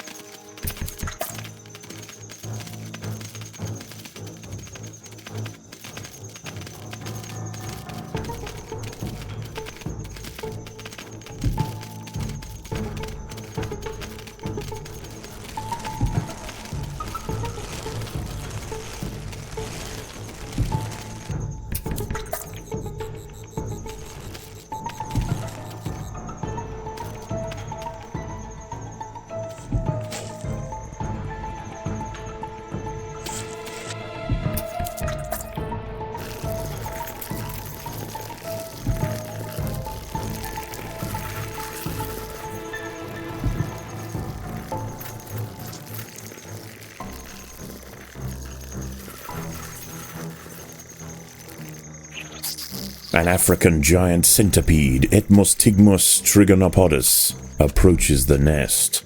Searching for a good ambush spot, it wasn't expecting to find an ant colony, but now irritated and hungry, it confronts the soldiers. Despite its great size, rows of segmented armor plates allow it to remain agile, and its forward legs have been modified into fangs, with which it can puncture and inject venom into its victims.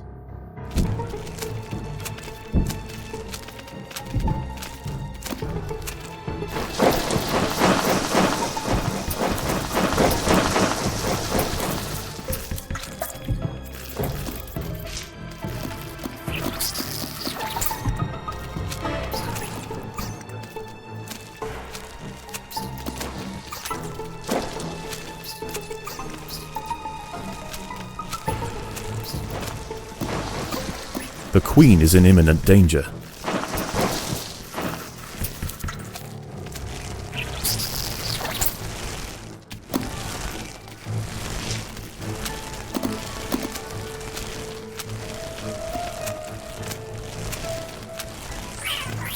The giant centipede is dead. A lesser colony would have surely fallen to the monster.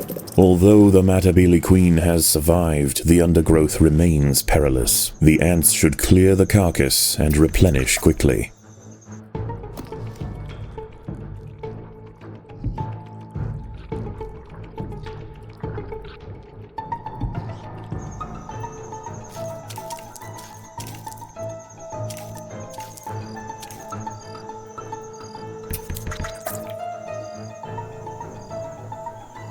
Night is over, and the raiding window opens once again.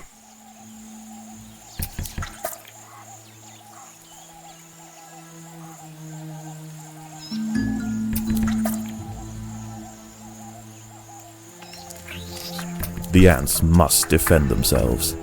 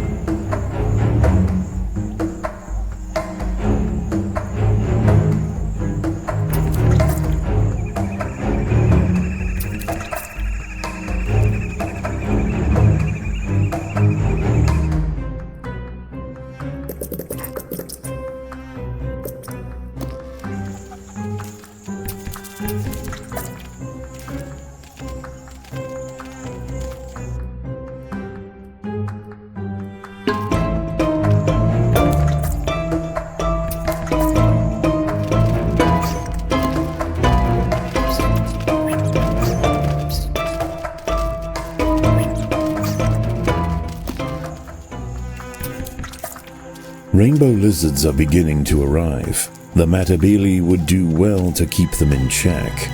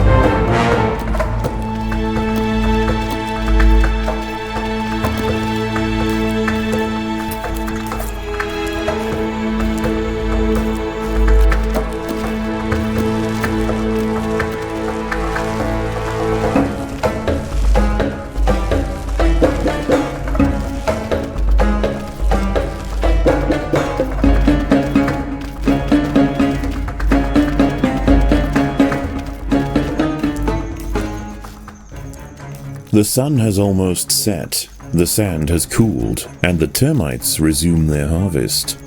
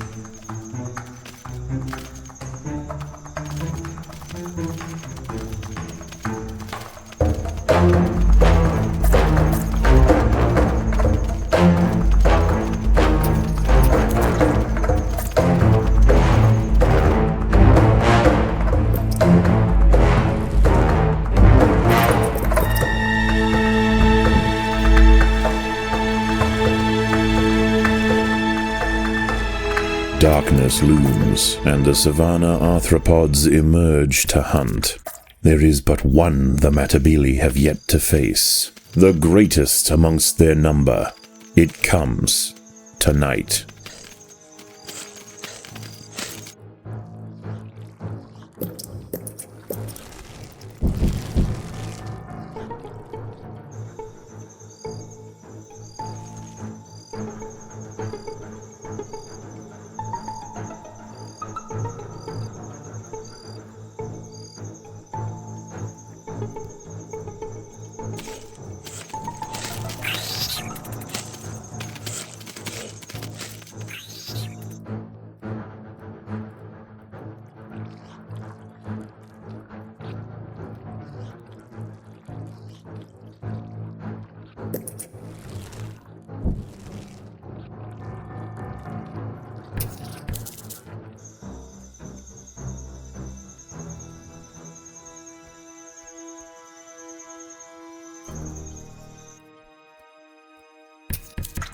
It is here. Pandinus Imperator, the Emperor Scorpion.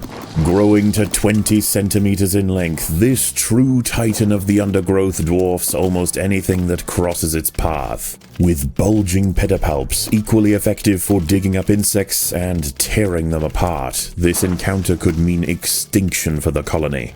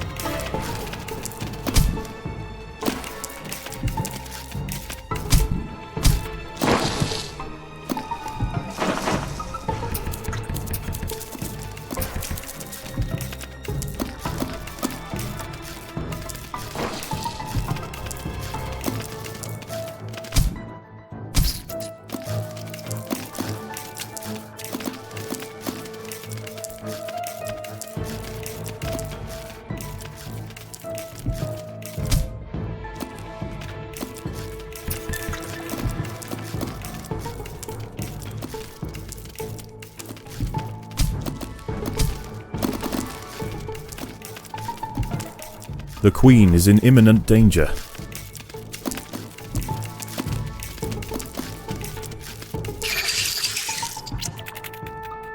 Even as wave after wave of soldiers were crushed, the Matabele would not relent. The fiercest raiders mounted the beast whilst maimed defenders sliced at its joints. Finally, the Emperor Scorpion fell. Having bested the three titans, the message to the savanna arthropods is clear. Confronting the Matabele in their home will only end one way.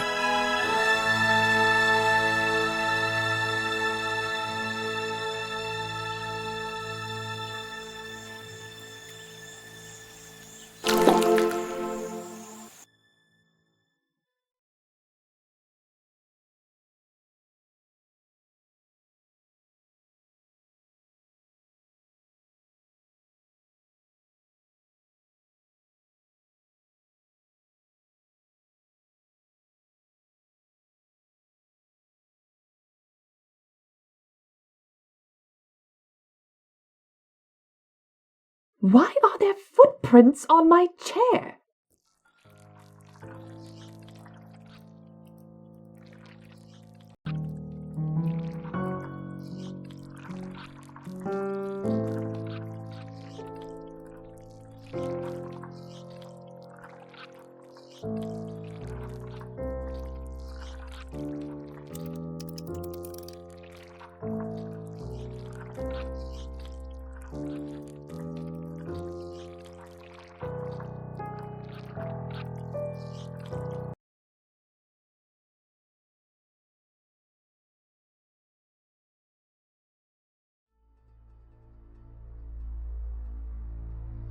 This Matabele queen has located the perfect spot to found a new colony.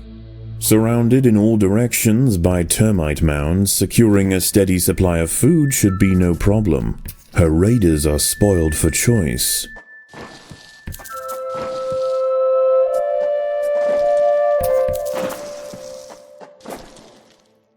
The workers have excavated an African stink ant tunnel, and it appears to have been used recently.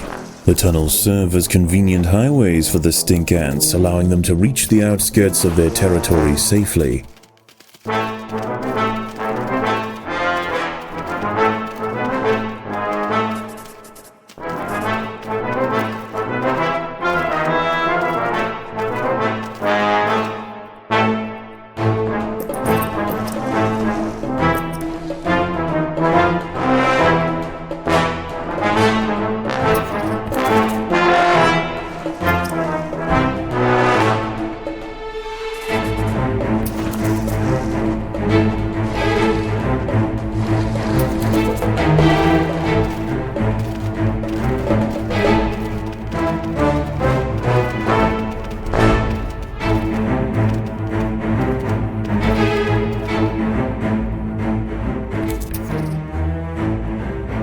Unfortunately for this colony, prosperity is about to turn into peril. Not far from here, a vast army of Dorilus nigricans driver ants have established a temporary outpost. Like their New World counterparts, the Essaton army ants, they are nomadic and will send out daily marauding columns in search of food. The local termite mounds will not go unnoticed for long. The ants must defend themselves.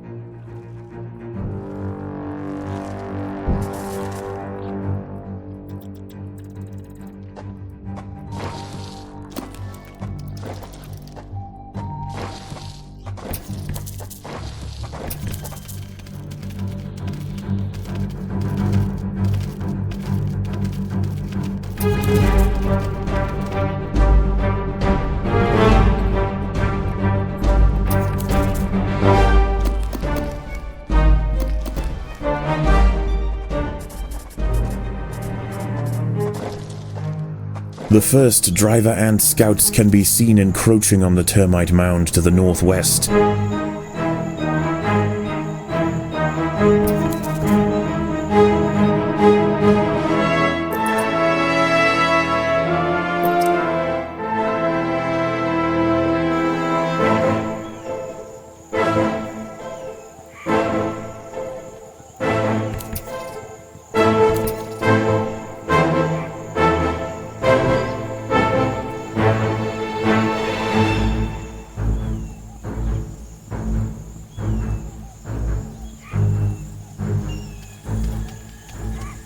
The ants must fight.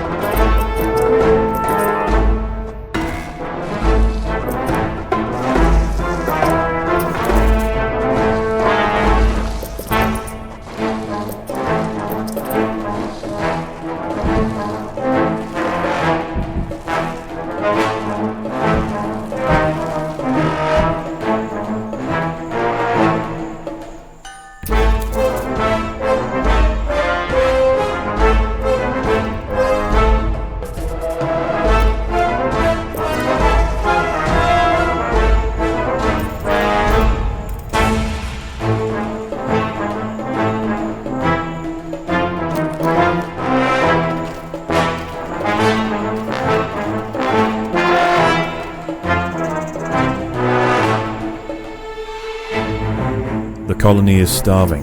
There is not enough food to feed the new brood.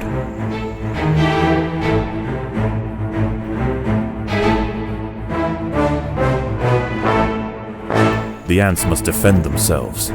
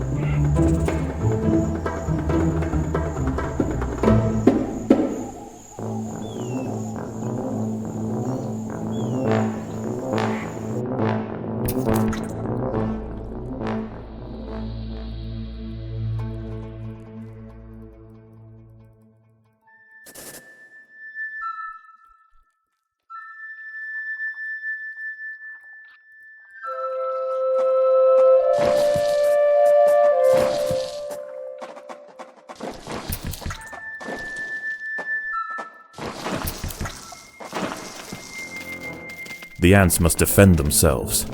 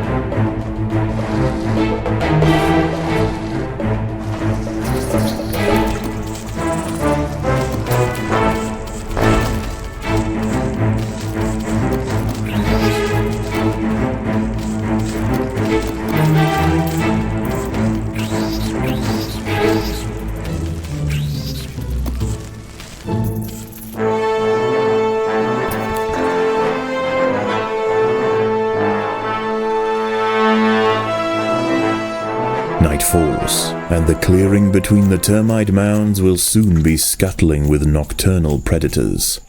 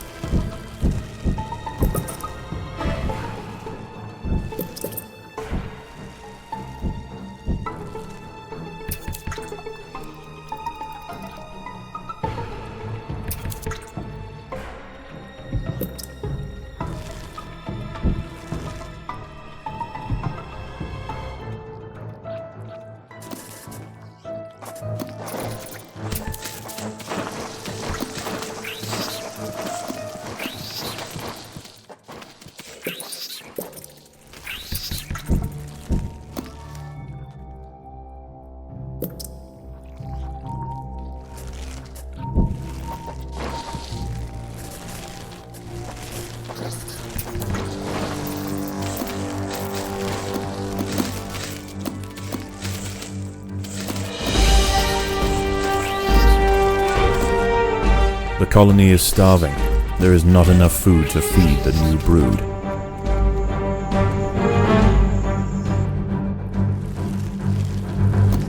The driver ants are back. Unchecked, they will eventually exhaust the Matabele's food supply. If their incursion into this area becomes too costly, however, they may not return.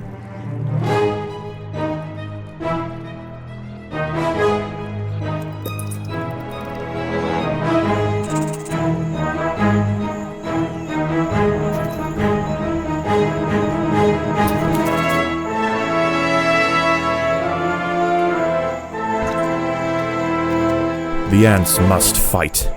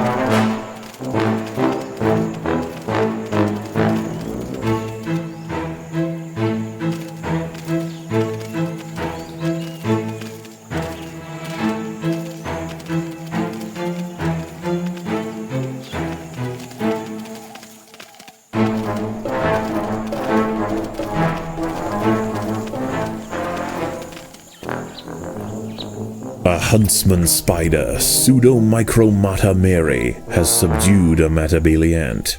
She hunts without a web, relying on speed to chase down her victims. Once she is satisfied, she will retreat to a crevice in the rock, hidden away until hunger drives her out once more. The driver ant invaders pressed into the heart of the northwestern mound, finishing off the last of the defenders and slaughtering the termite queen and king. Single-minded in their pursuit of meat, the drivers set their sights to the south. Without intervention, the termites will fall quickly.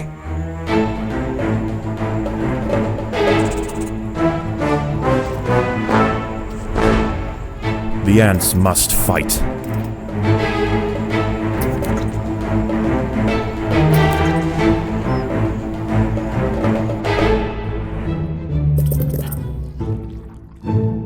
An unfortunate Matabele scout has been snatched by a Contius lamate, a wafer trapdoor spider. It tops its burrow with a hinged opening that blends perfectly with the surrounding substrate. When feeling the vibration of a passing insect, it runs out, strikes, and drags the victim underground, all in the blink of an eye.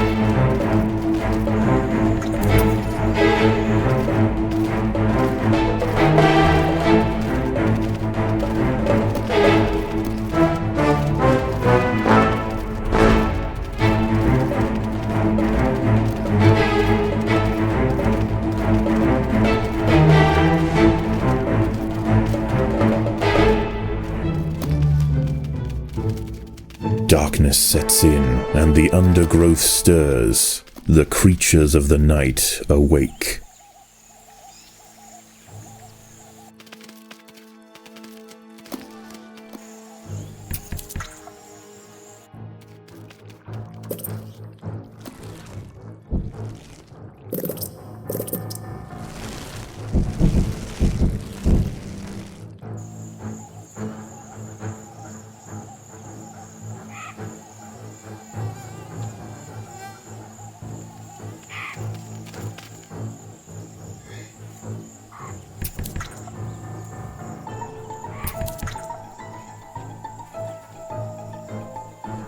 The colony is starving. There's not enough food to feed the new brood.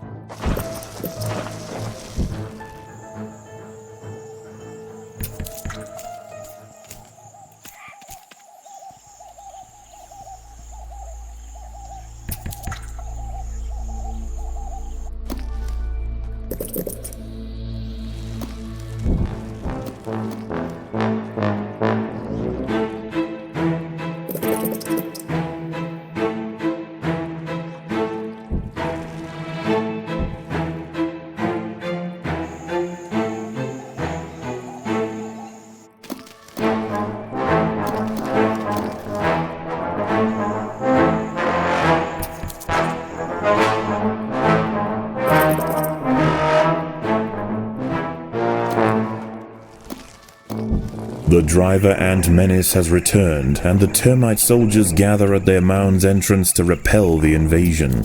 A brave effort, but futile. Their defenses will not hold.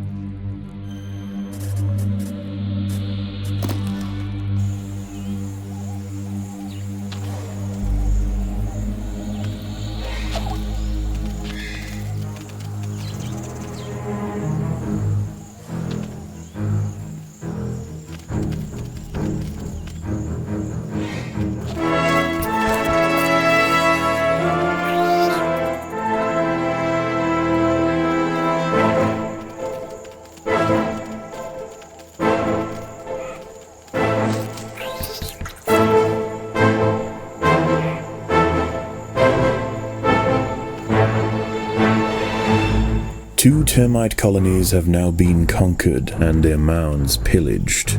The driver frontier will head northeast, brazenly cutting across Matabele territory to reach their next foray.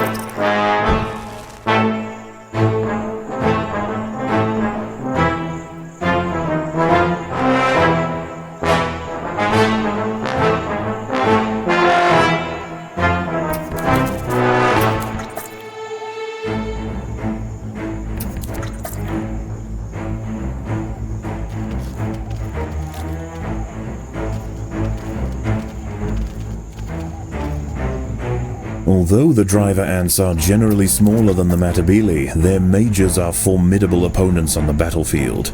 Their huge armored heads power broad jaws more than powerful enough to crush even the largest Matabele soldiers.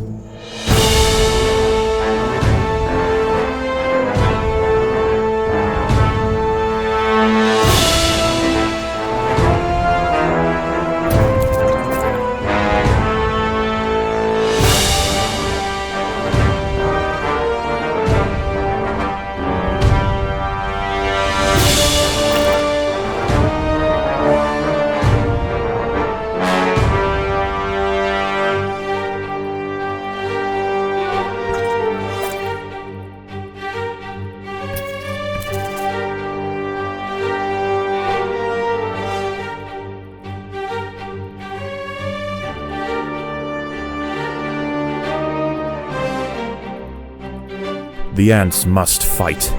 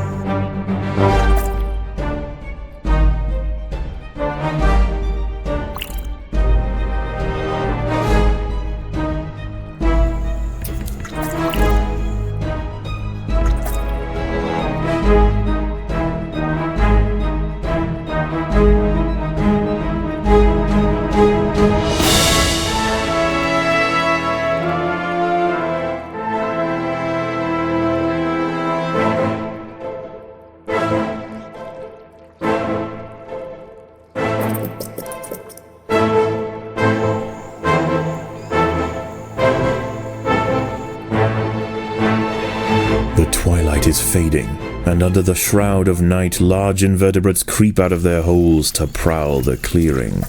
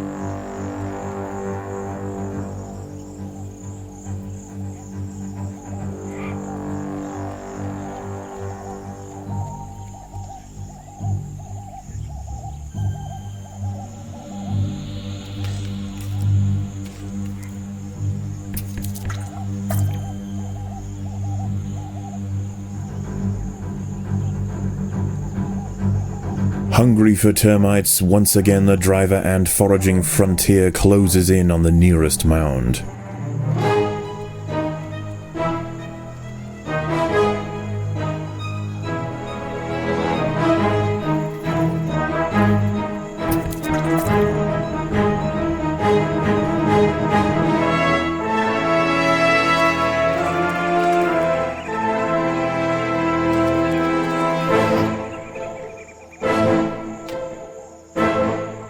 The ants will fight to the death.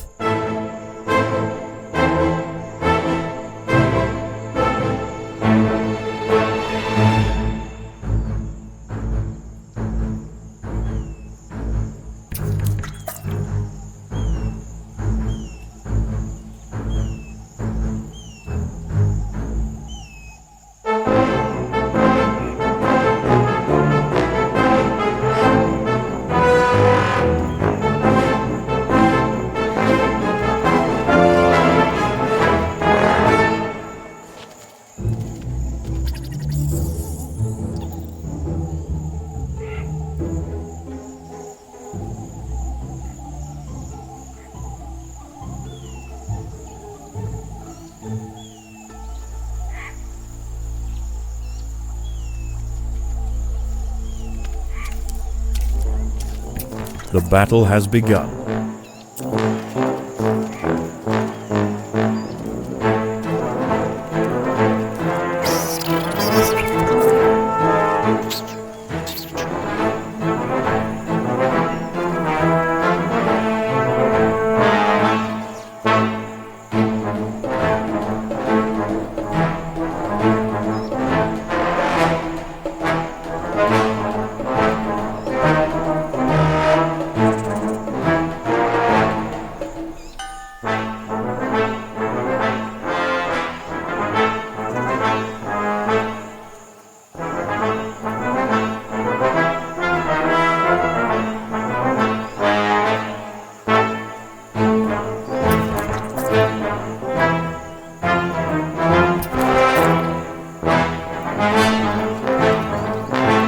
The battle has begun.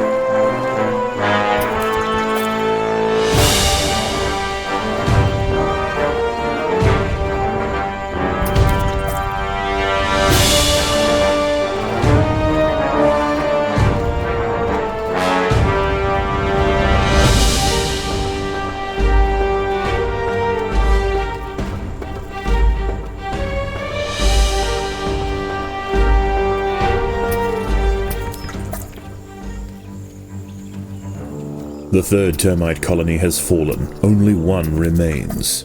If the drivers cannot be repelled now, there is no hope left for the Matabele colony. Their path will take them directly over the nest.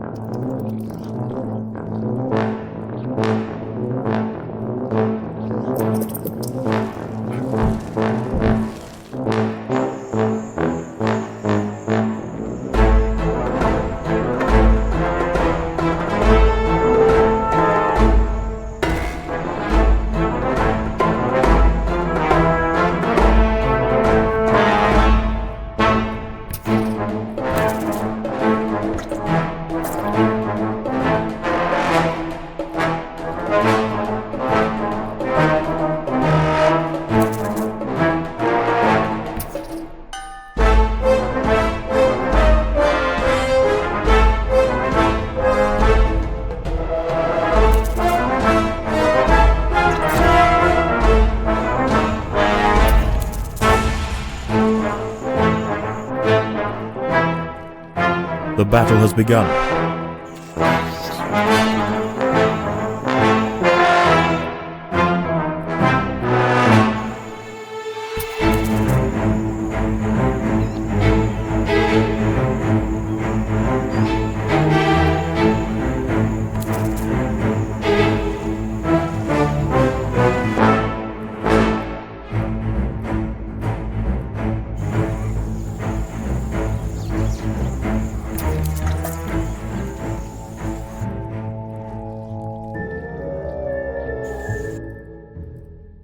Night falls, and the clearing between the termite mounds will soon be scuttling with nocturnal predators.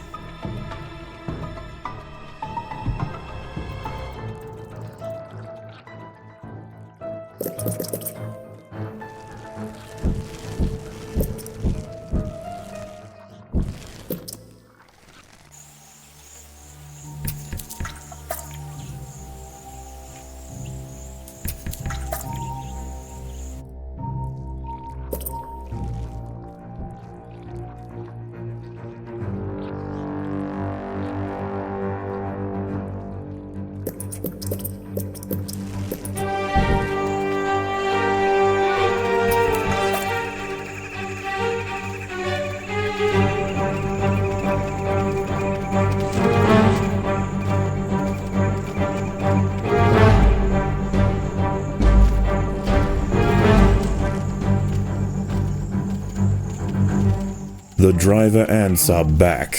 Unchecked, they will eventually exhaust the Matabele's food supply. If their incursion into this area becomes too costly, however, they may not return.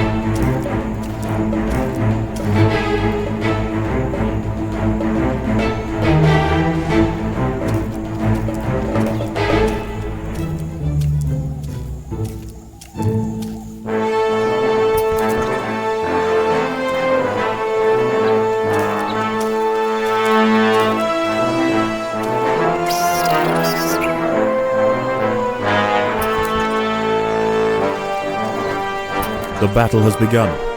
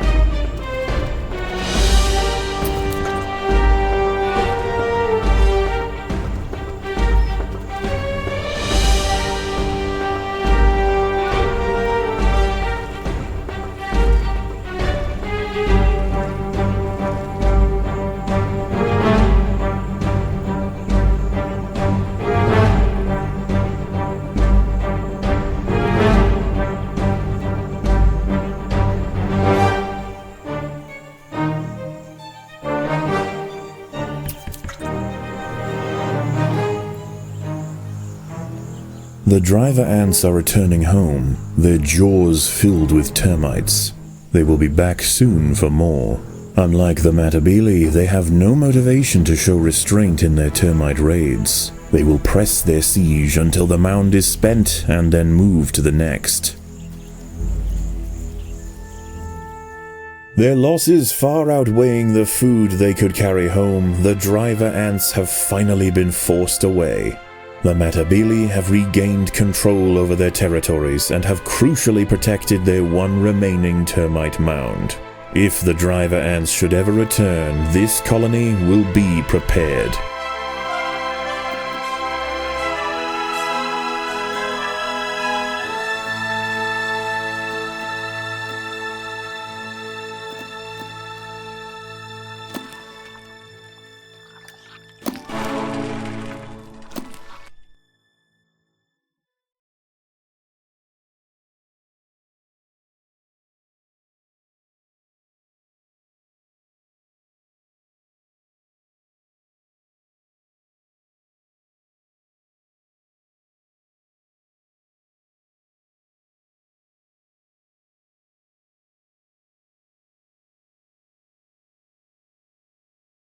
Ugh, crumbs everywhere. Who's been bringing food into the lab?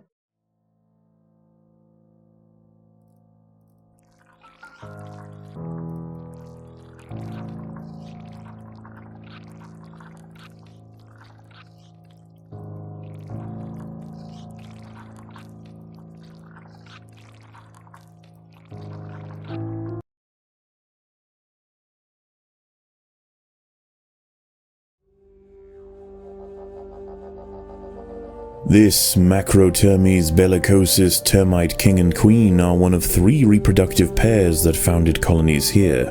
Vegetation is less abundant on the savanna than in the jungle, and with these 3 mounds being so close to one another, there isn't enough food to sustain them all. Eventually, 2 of them will be outcompeted.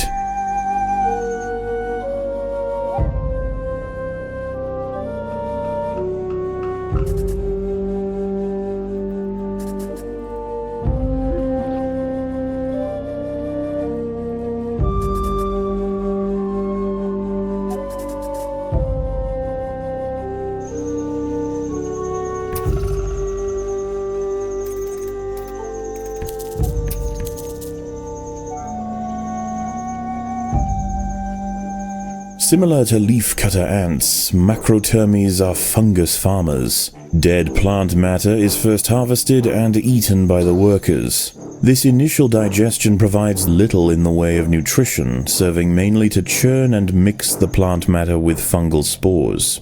The fecal substrate is then excreted and sculpted into an energy-rich fungus comb to be fed to the rest of the colony.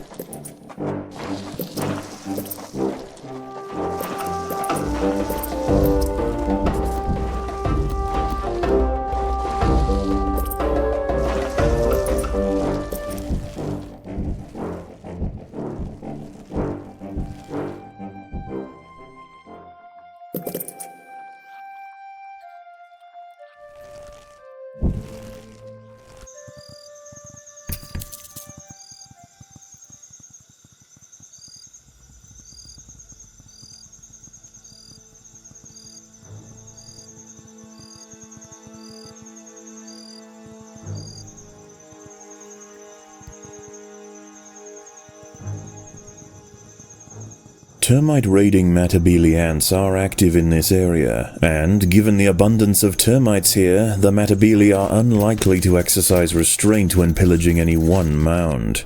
The threat of annihilation from both starvation and predation will set these otherwise amicable termite colonies against each other.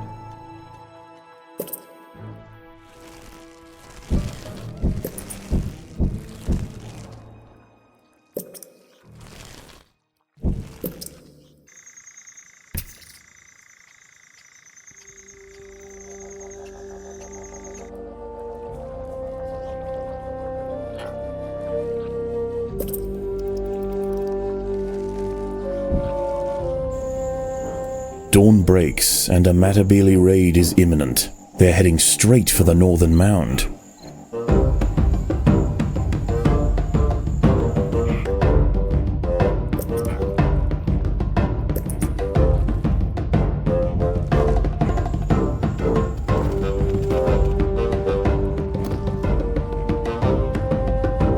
The termites will fight to the death.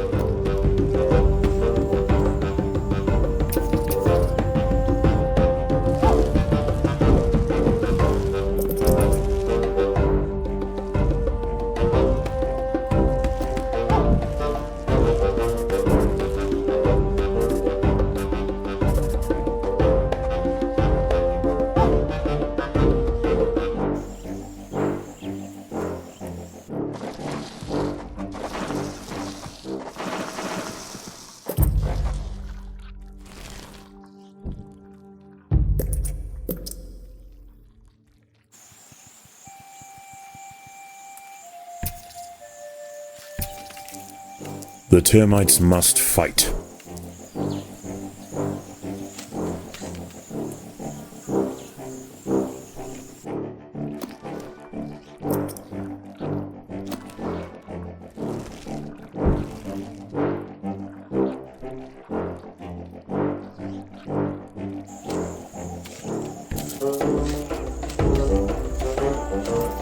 As the midday sun scorches the savannah, the termites should go to ground. Out in the open, they won't survive for long.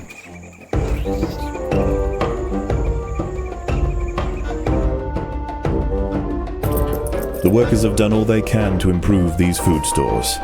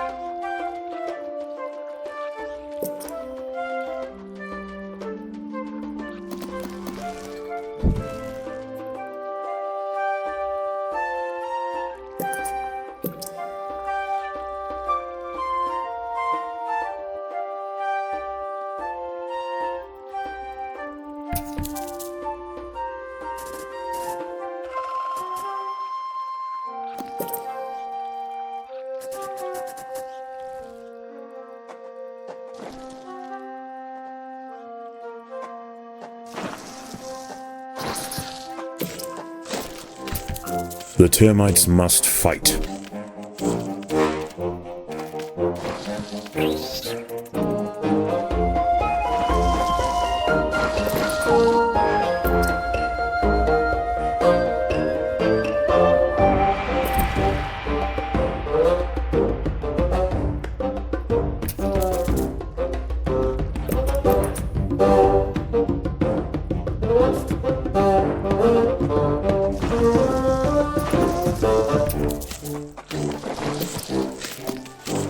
Just as harvesting operations resume, the Matabili begin their approach.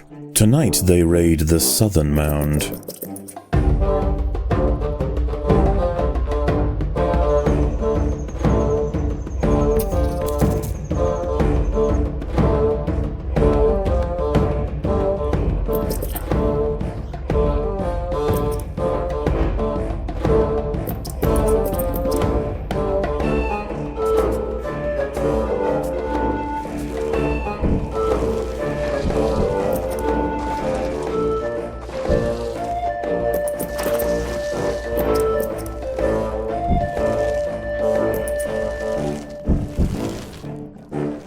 The termites must fight.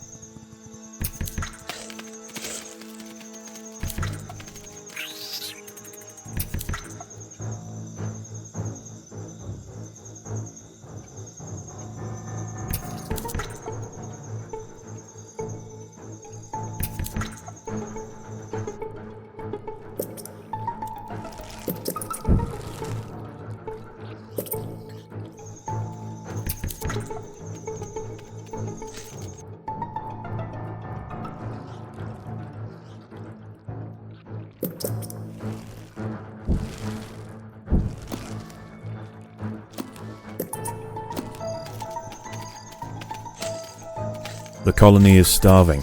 There is not enough food to feed the new brood.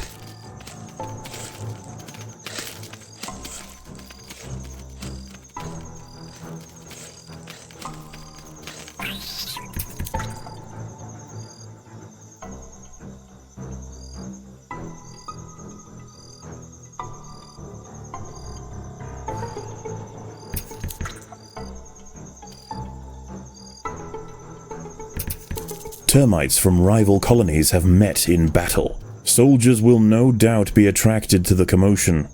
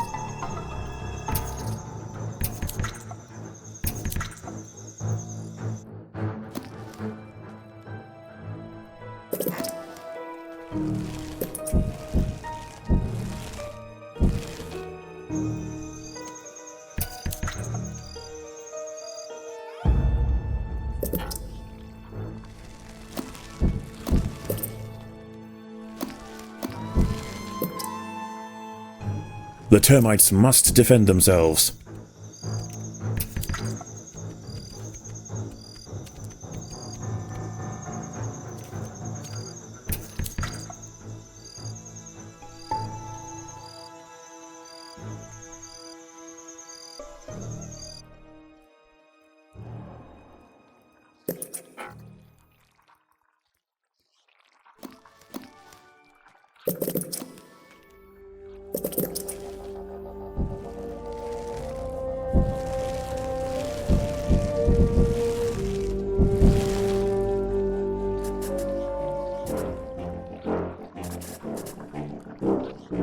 Like clockwork, the Matabili have returned for their tribute. The raiding column is bound for the central termite colony.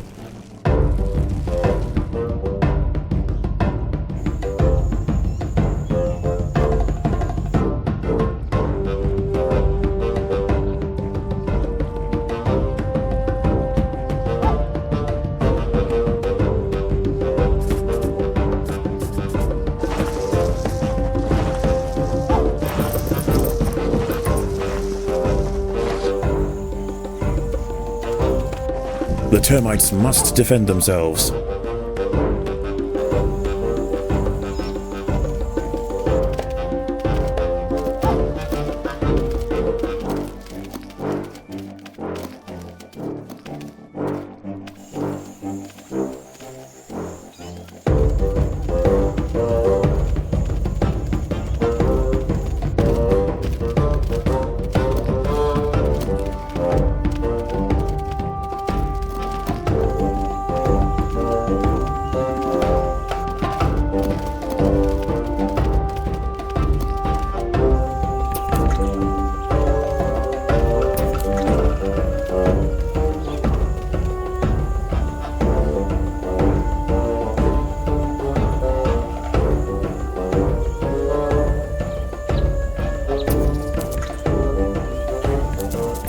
The sand around the mound is heating under the midday sun.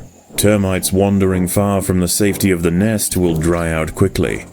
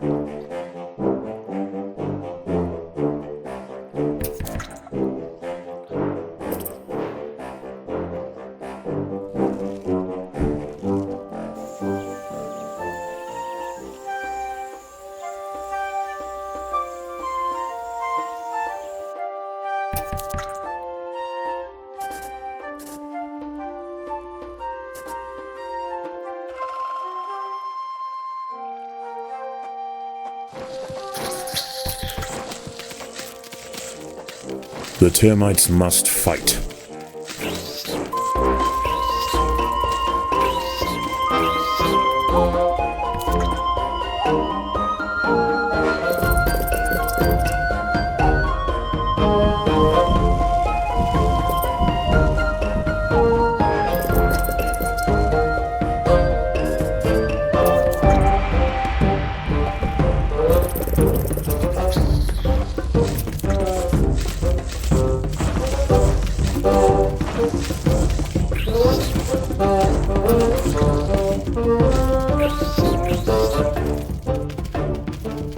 The day is drawing to an end, and under the crimson mantle of twilight, the Matabili march forward.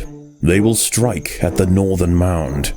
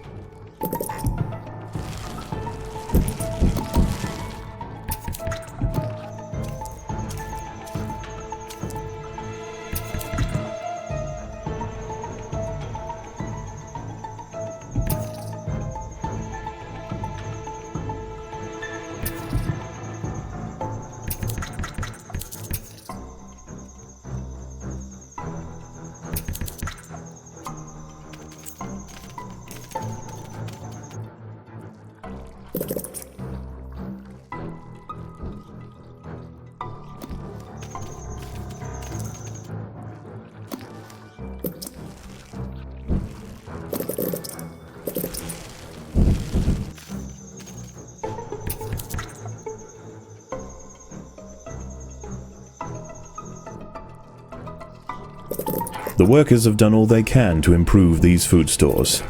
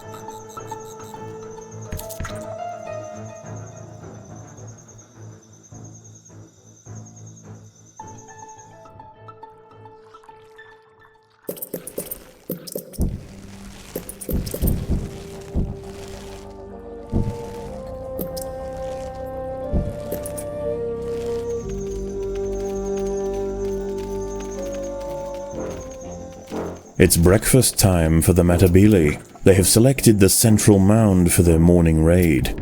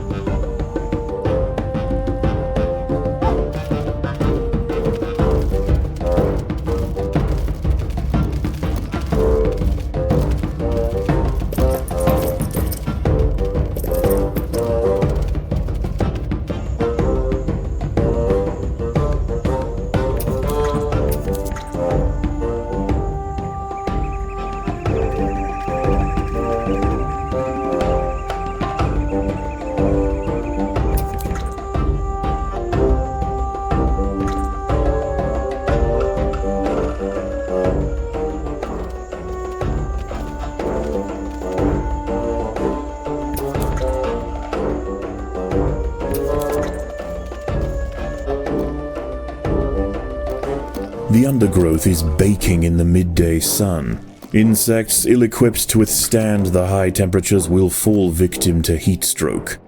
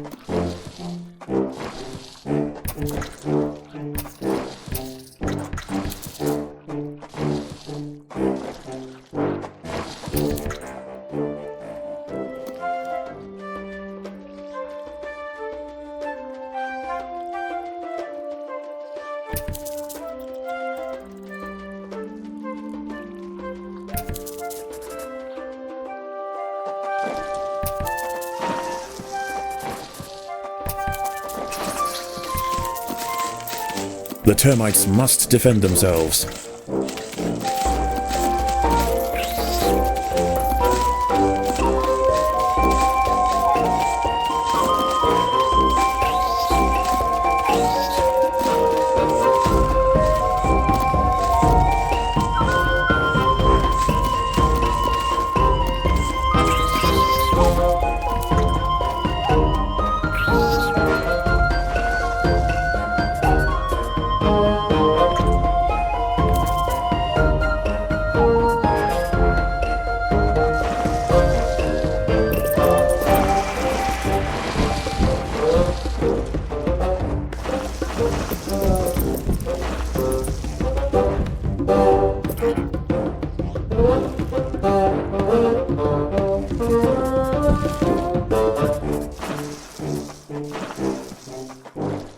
The sun has set, and without fail the Matabele launch their raid. They will arrive imminently at the southern mound.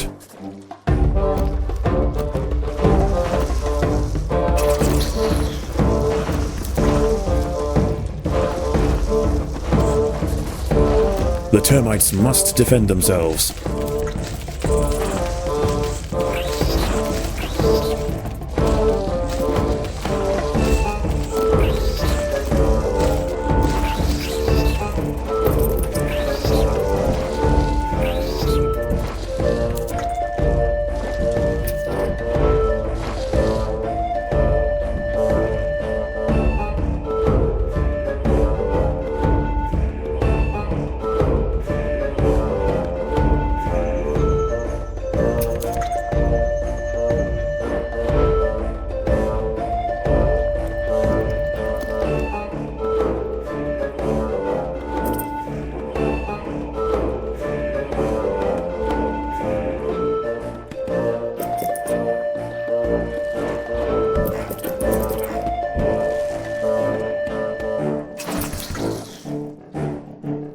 Matabele ants aren't the only swarm raiders to be worried about. African stink ants have established extensive tunnel networks in this area, and recent excavations have revealed the termites.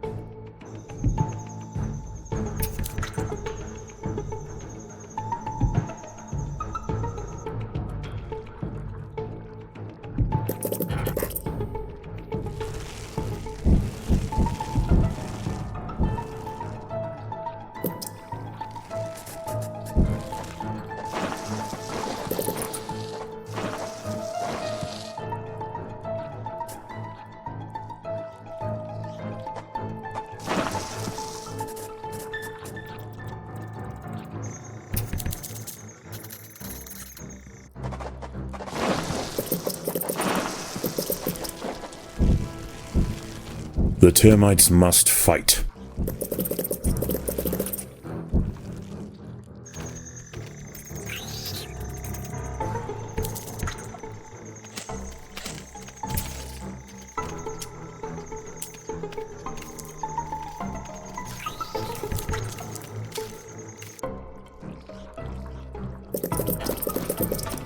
The colony is starving.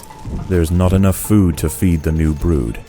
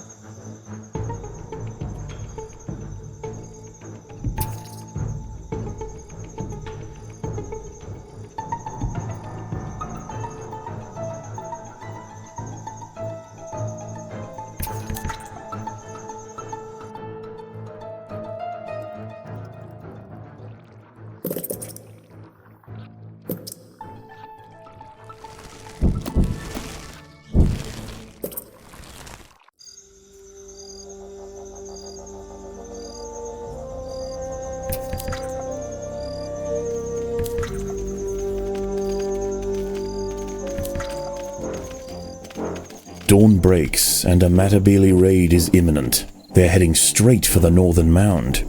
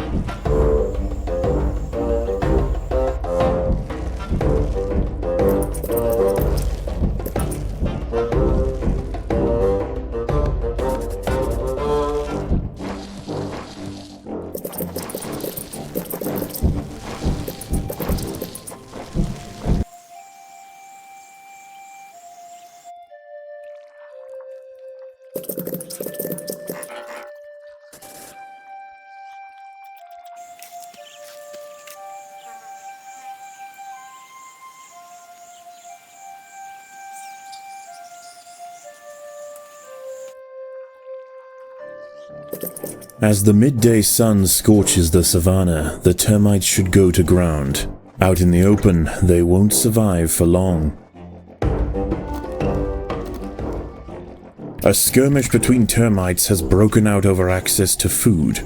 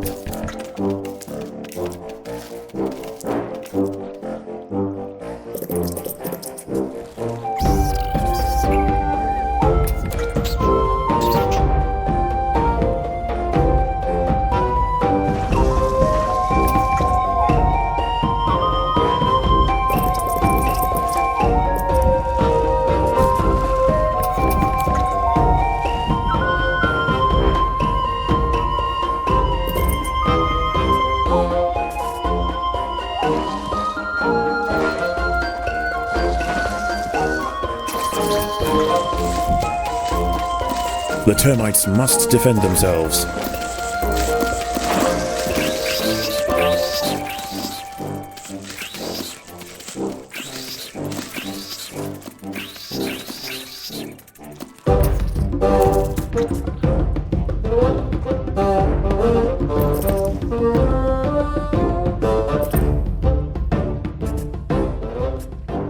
Just as harvesting operations resume, the Matabele begin their approach. Tonight they raid the central mound.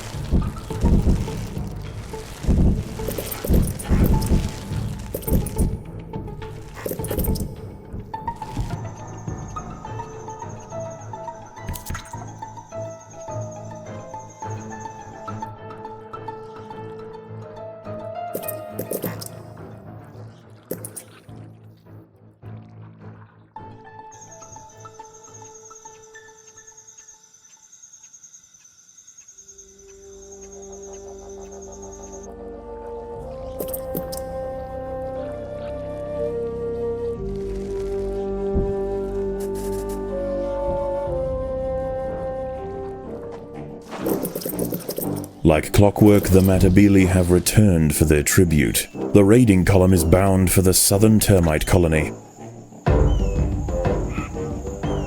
The scarcity of dead vegetation has led to fighting between termites.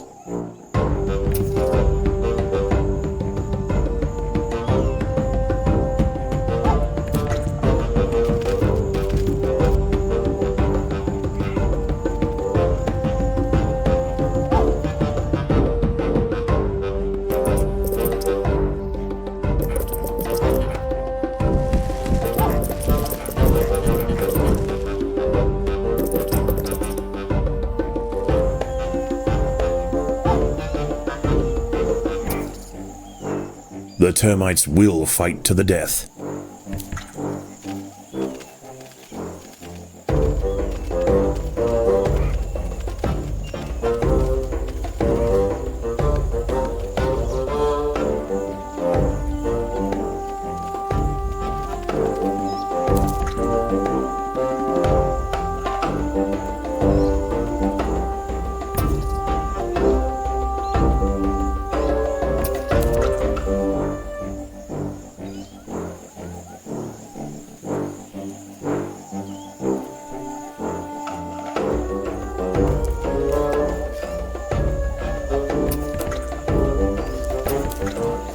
The sand around the mound is heating under the midday sun. Termites wandering far from the safety of the nest will dry out quickly.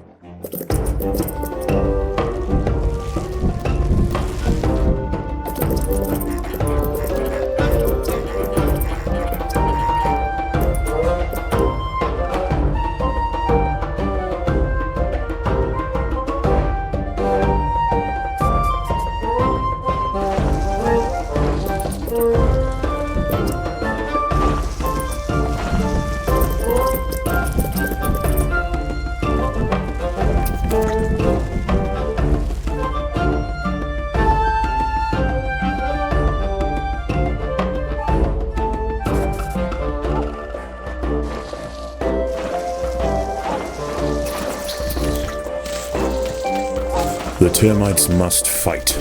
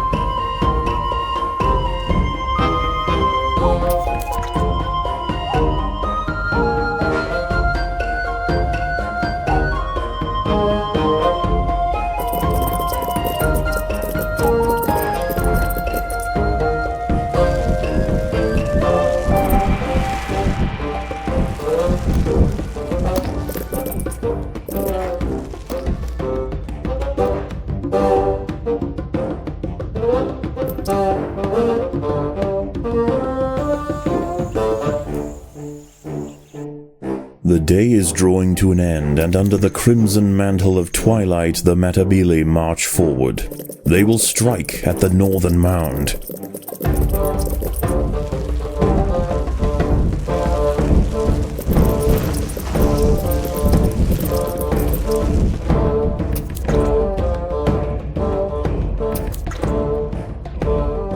The termites must fight.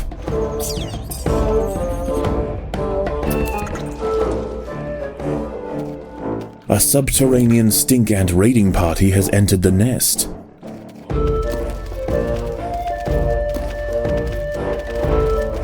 The termites must protect the reproductives.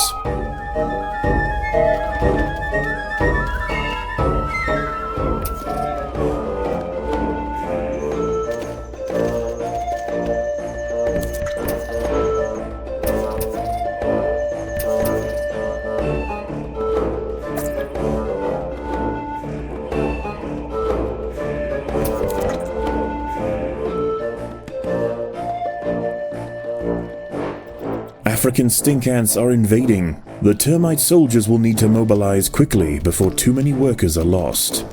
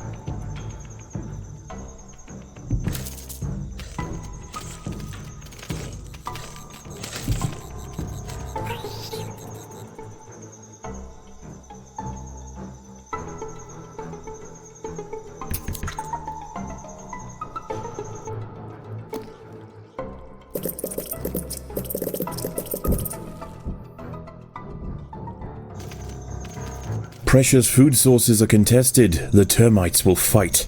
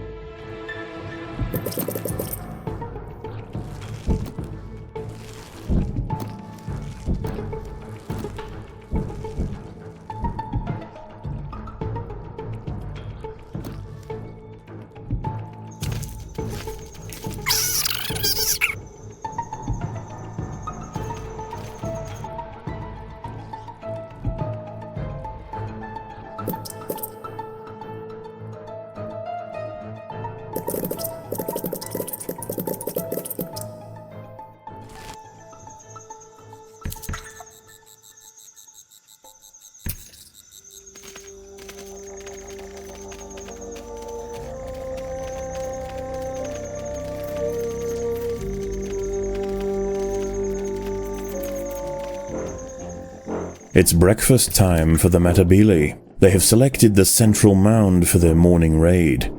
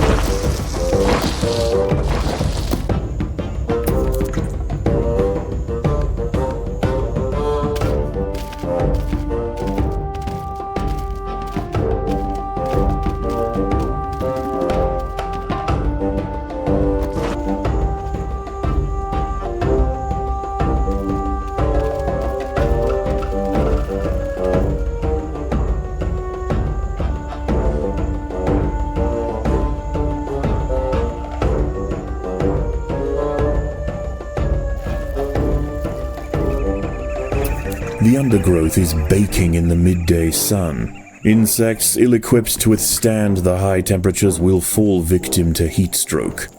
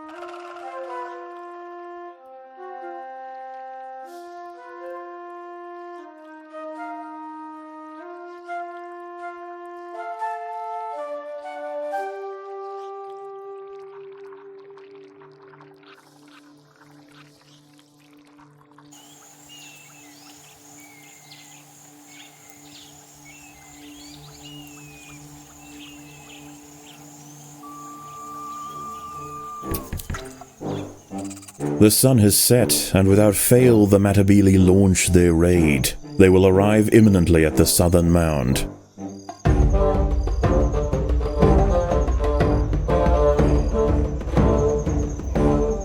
African stink ants have dug into the nest from below to pillage workers.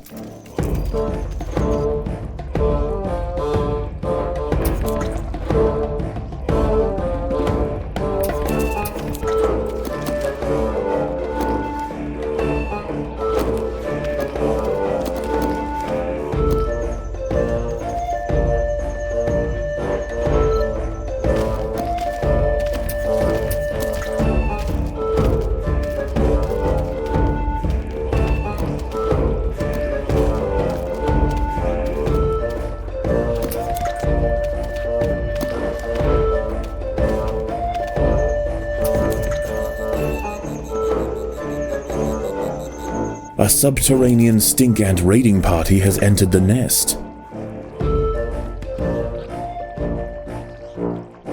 The insatiable Matabele raiders pressed with fervor to the center of the southern mound, executing the queen and king in their chamber.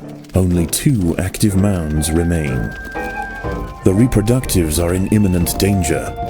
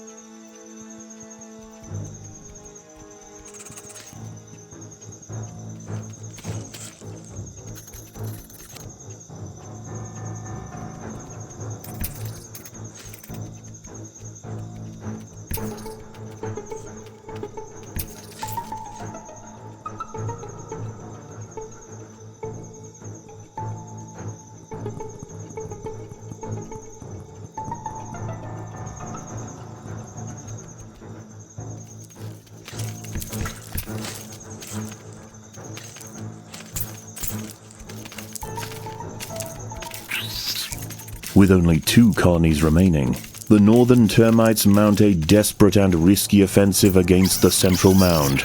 One last-ditch effort to weaken their neighbor and secure their place as the sole food supply to the Matabele.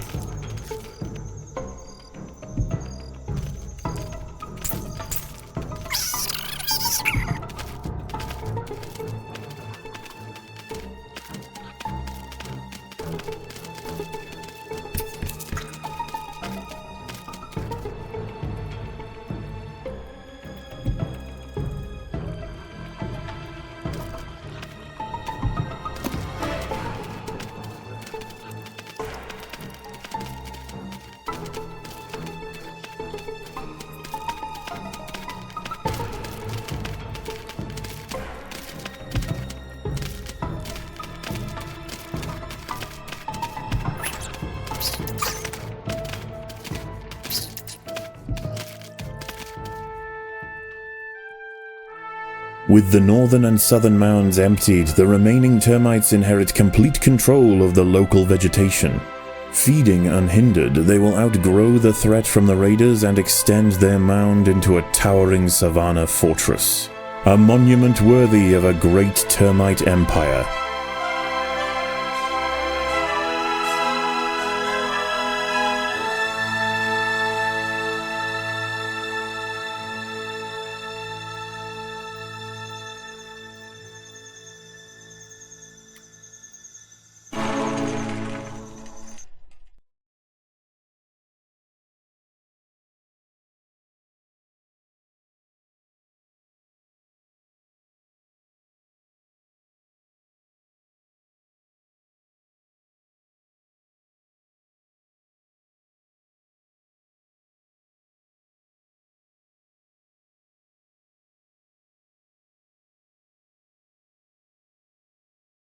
Ugh, crumbs everywhere.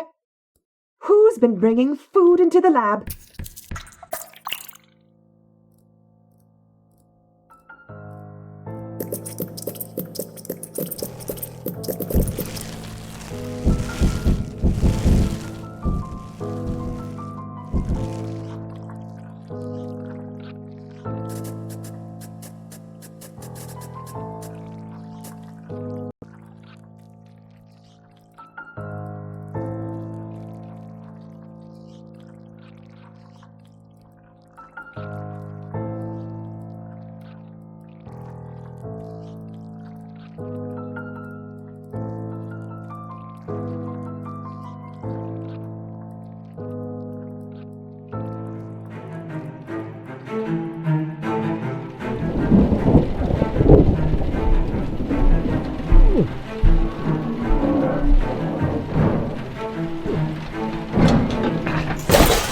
Guess what I've got?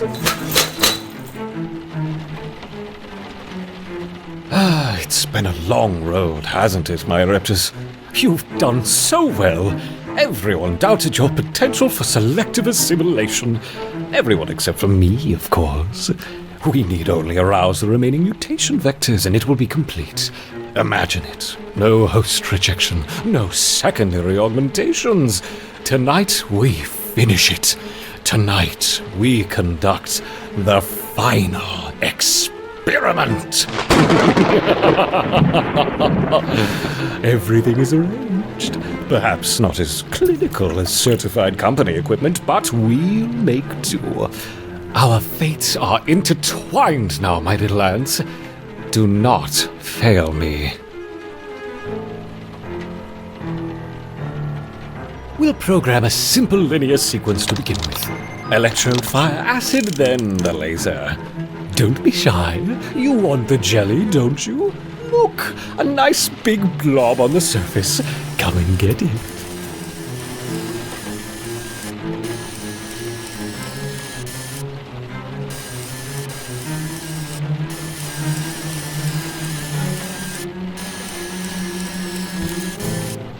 You haven't tasted this before, have you, my Reptors? Pure, concentrated jelly. None of the other specimens survived exposure, so you'll be the first. Unless my hypothesis is wrong, in which case your lethal neoplasms will spread through the colony. No one wants to see that.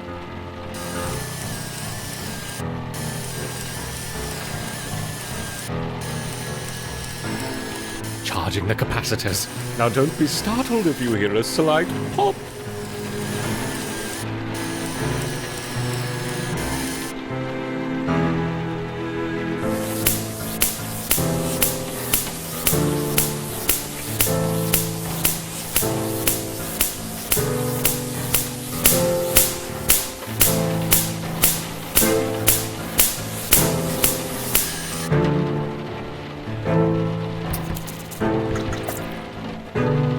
All this noisy equipment must be quite intimidating. How about a familiar distraction? A handful of tiger beetles will do nicely.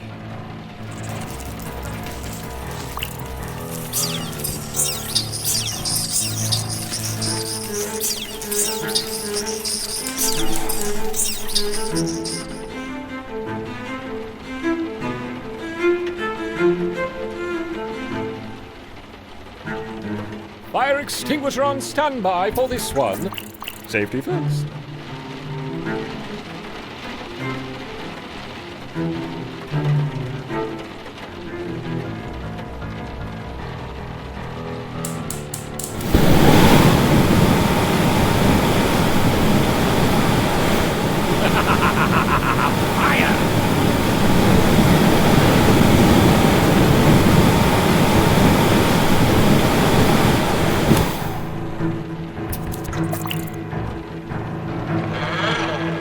Imagine while all this is going on if you had to share your terrarium with a collection of highly agitated spiders. Why, it would be absolute pandemonium.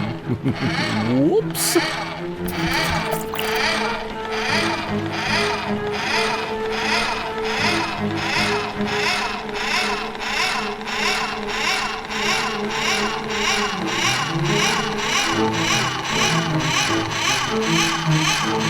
The acid is pressurized, the nozzle takes aim, the danger is clear, but the jelly's right here. Your move.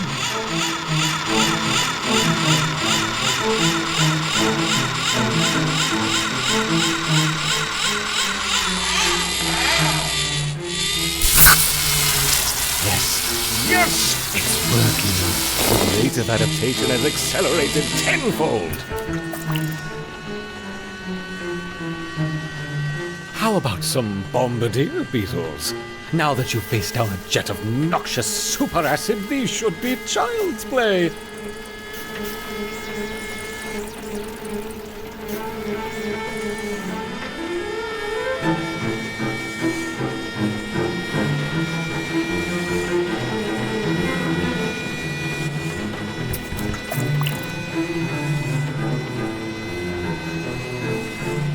The laser is charged to 20 watts. Don't look into the beam.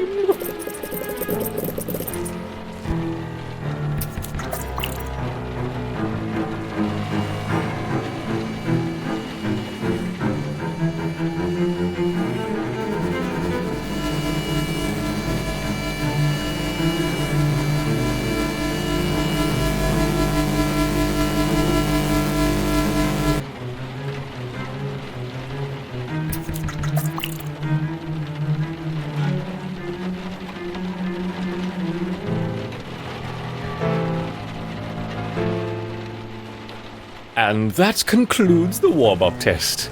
How was that? Feeling limber? Stretched? Hungry for more? Good.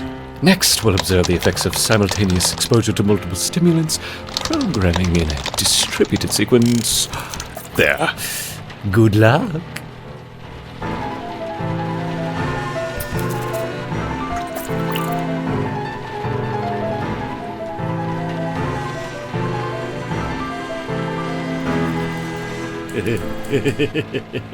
Let's make the arena more interesting, shall we? What about a selection of angry mantises? That's interesting, isn't it?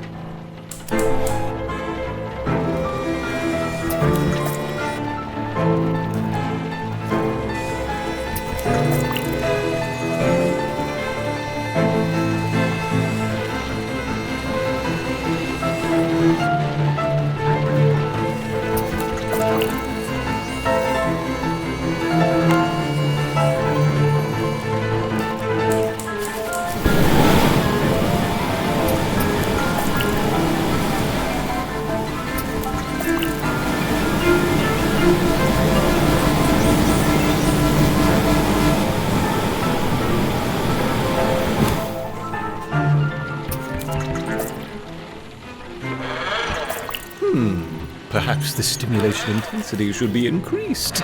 After all, our brave Erectors have not come this far to be coddled. They expect stringent test conditions. We'll start by expanding the acid discharge stream.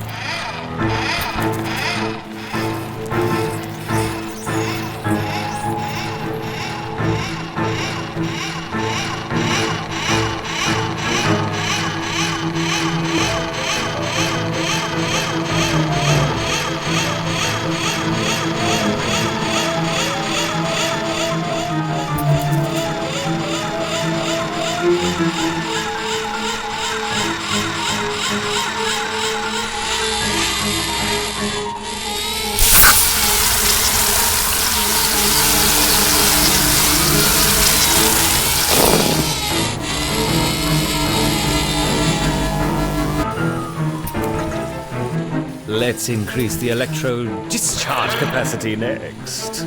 Oh, and it looks like you're running out of mantises. Let me help you with that.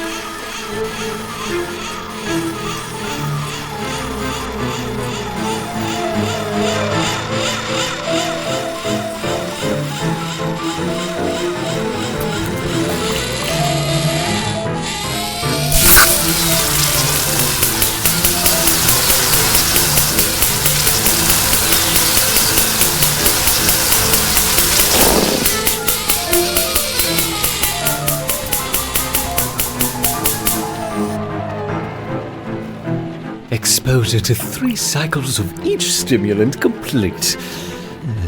It would seem that full spectrum immunity has yet to develop. Do you know what that means, my little Raptors? That's right, you're so clever. Inserting triplet stimulant combinations into the sequence. We just need to increase the power draw. No! Useless! Isolated! Go! Go!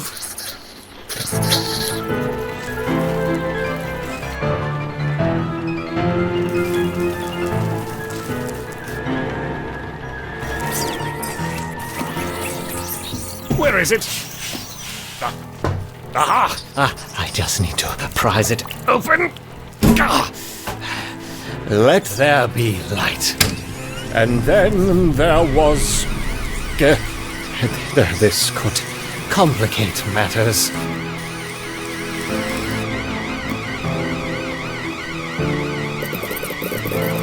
One, 3, 6, 2. Well, that's rude, isn't it? 1, 3, 6, 2. Changed the alarm codes, have we? Well, how about these alarm codes? Wonderful! Perfect!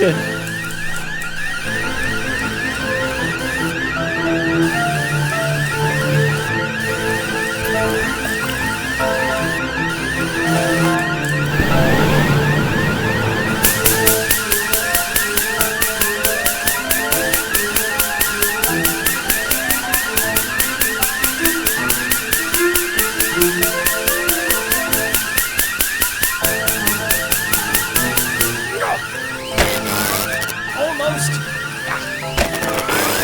Again.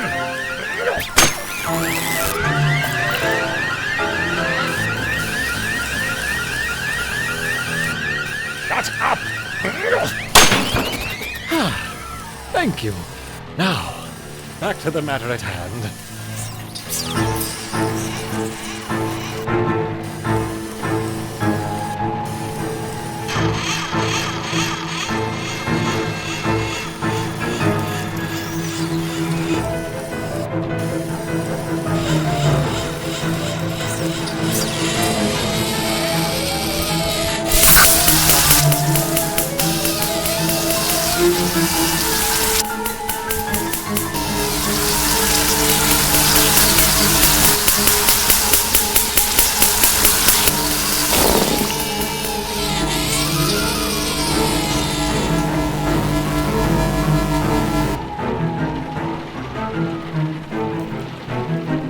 think it's about time we increased oxygen flow into the burner.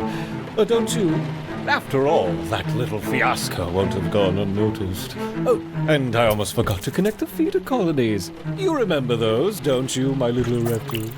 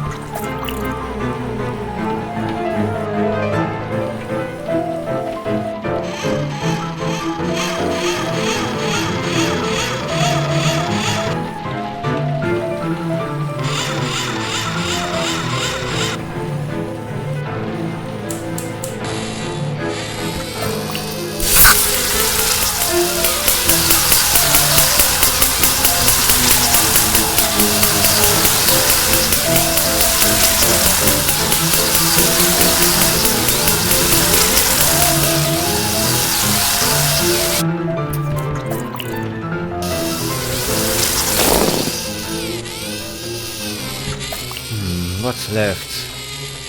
Increasing the laser wattage. Quickly now. We don't have much time. Perhaps more ants will help to heighten the urgency.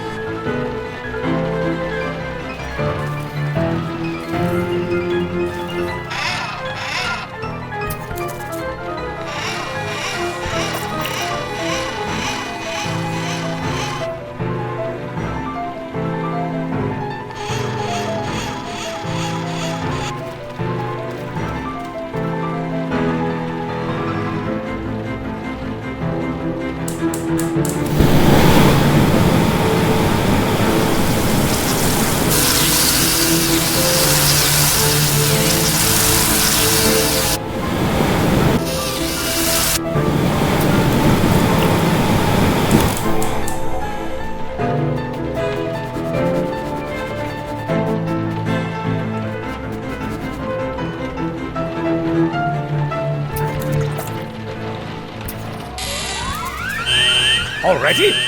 Can you not give me a moment's peace? Well, there's no going back now. Programming in the final sequence. Oh, it comes with scorpions.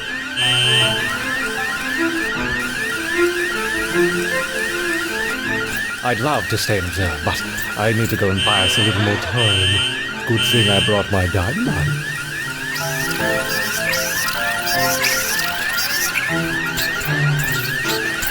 I'll put a little bit here, a little bit there, here, there, spread it all about.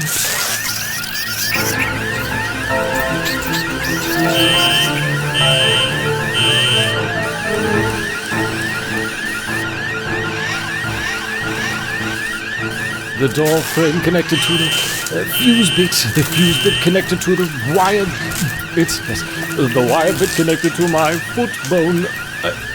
Oh, that can't be right.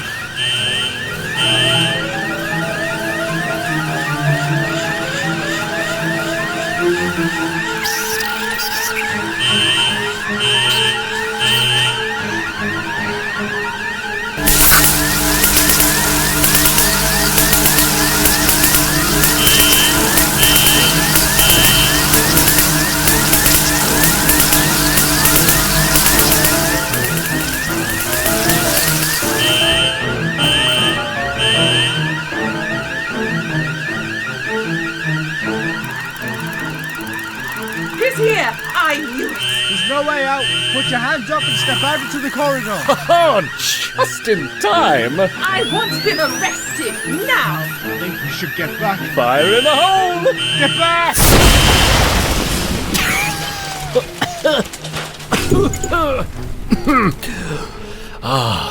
My little ants, look at you. Perfected.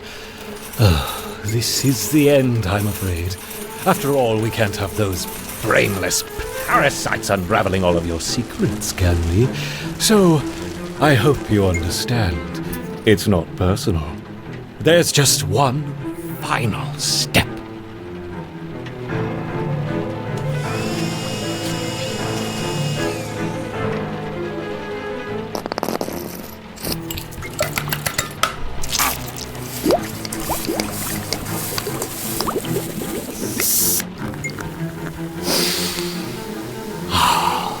a once lethal catalyst for unbounded mutation, now tamed and molded through you, my Raptor host, and finally rectified for human consumption. Tonight, I imbibe the power of the colony. Yes, I can feel it. It's working. What?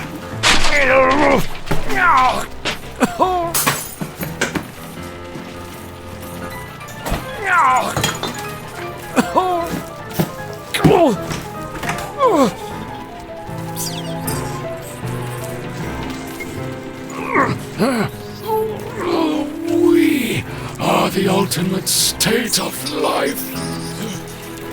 We? What did I say?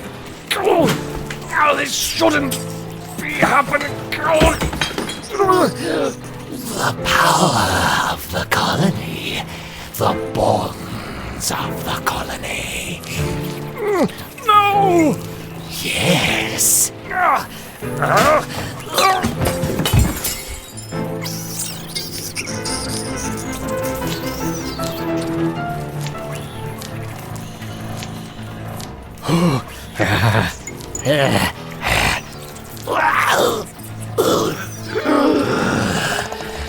My queen. At the behest of the colony.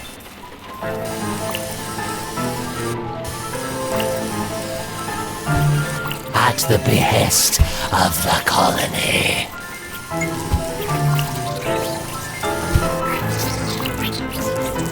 It is done.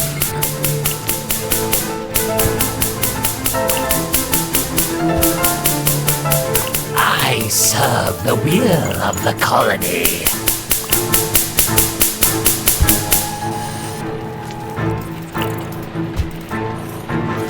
My queen must not be harmed.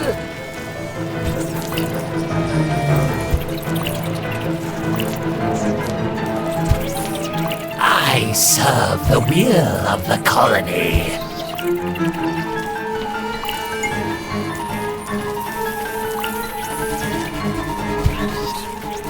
It is done.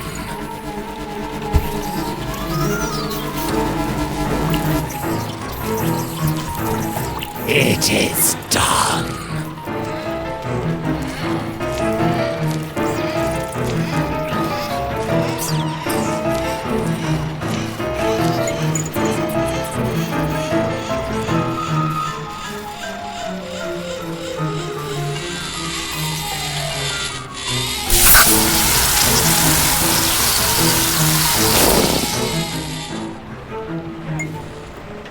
Okay, brace there.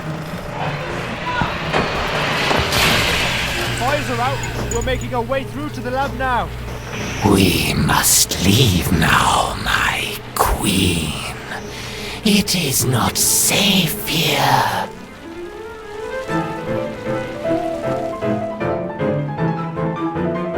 We will go into the wild and feed so that you may birth the first elates. Securing the line of the Raptor will need much sustenance.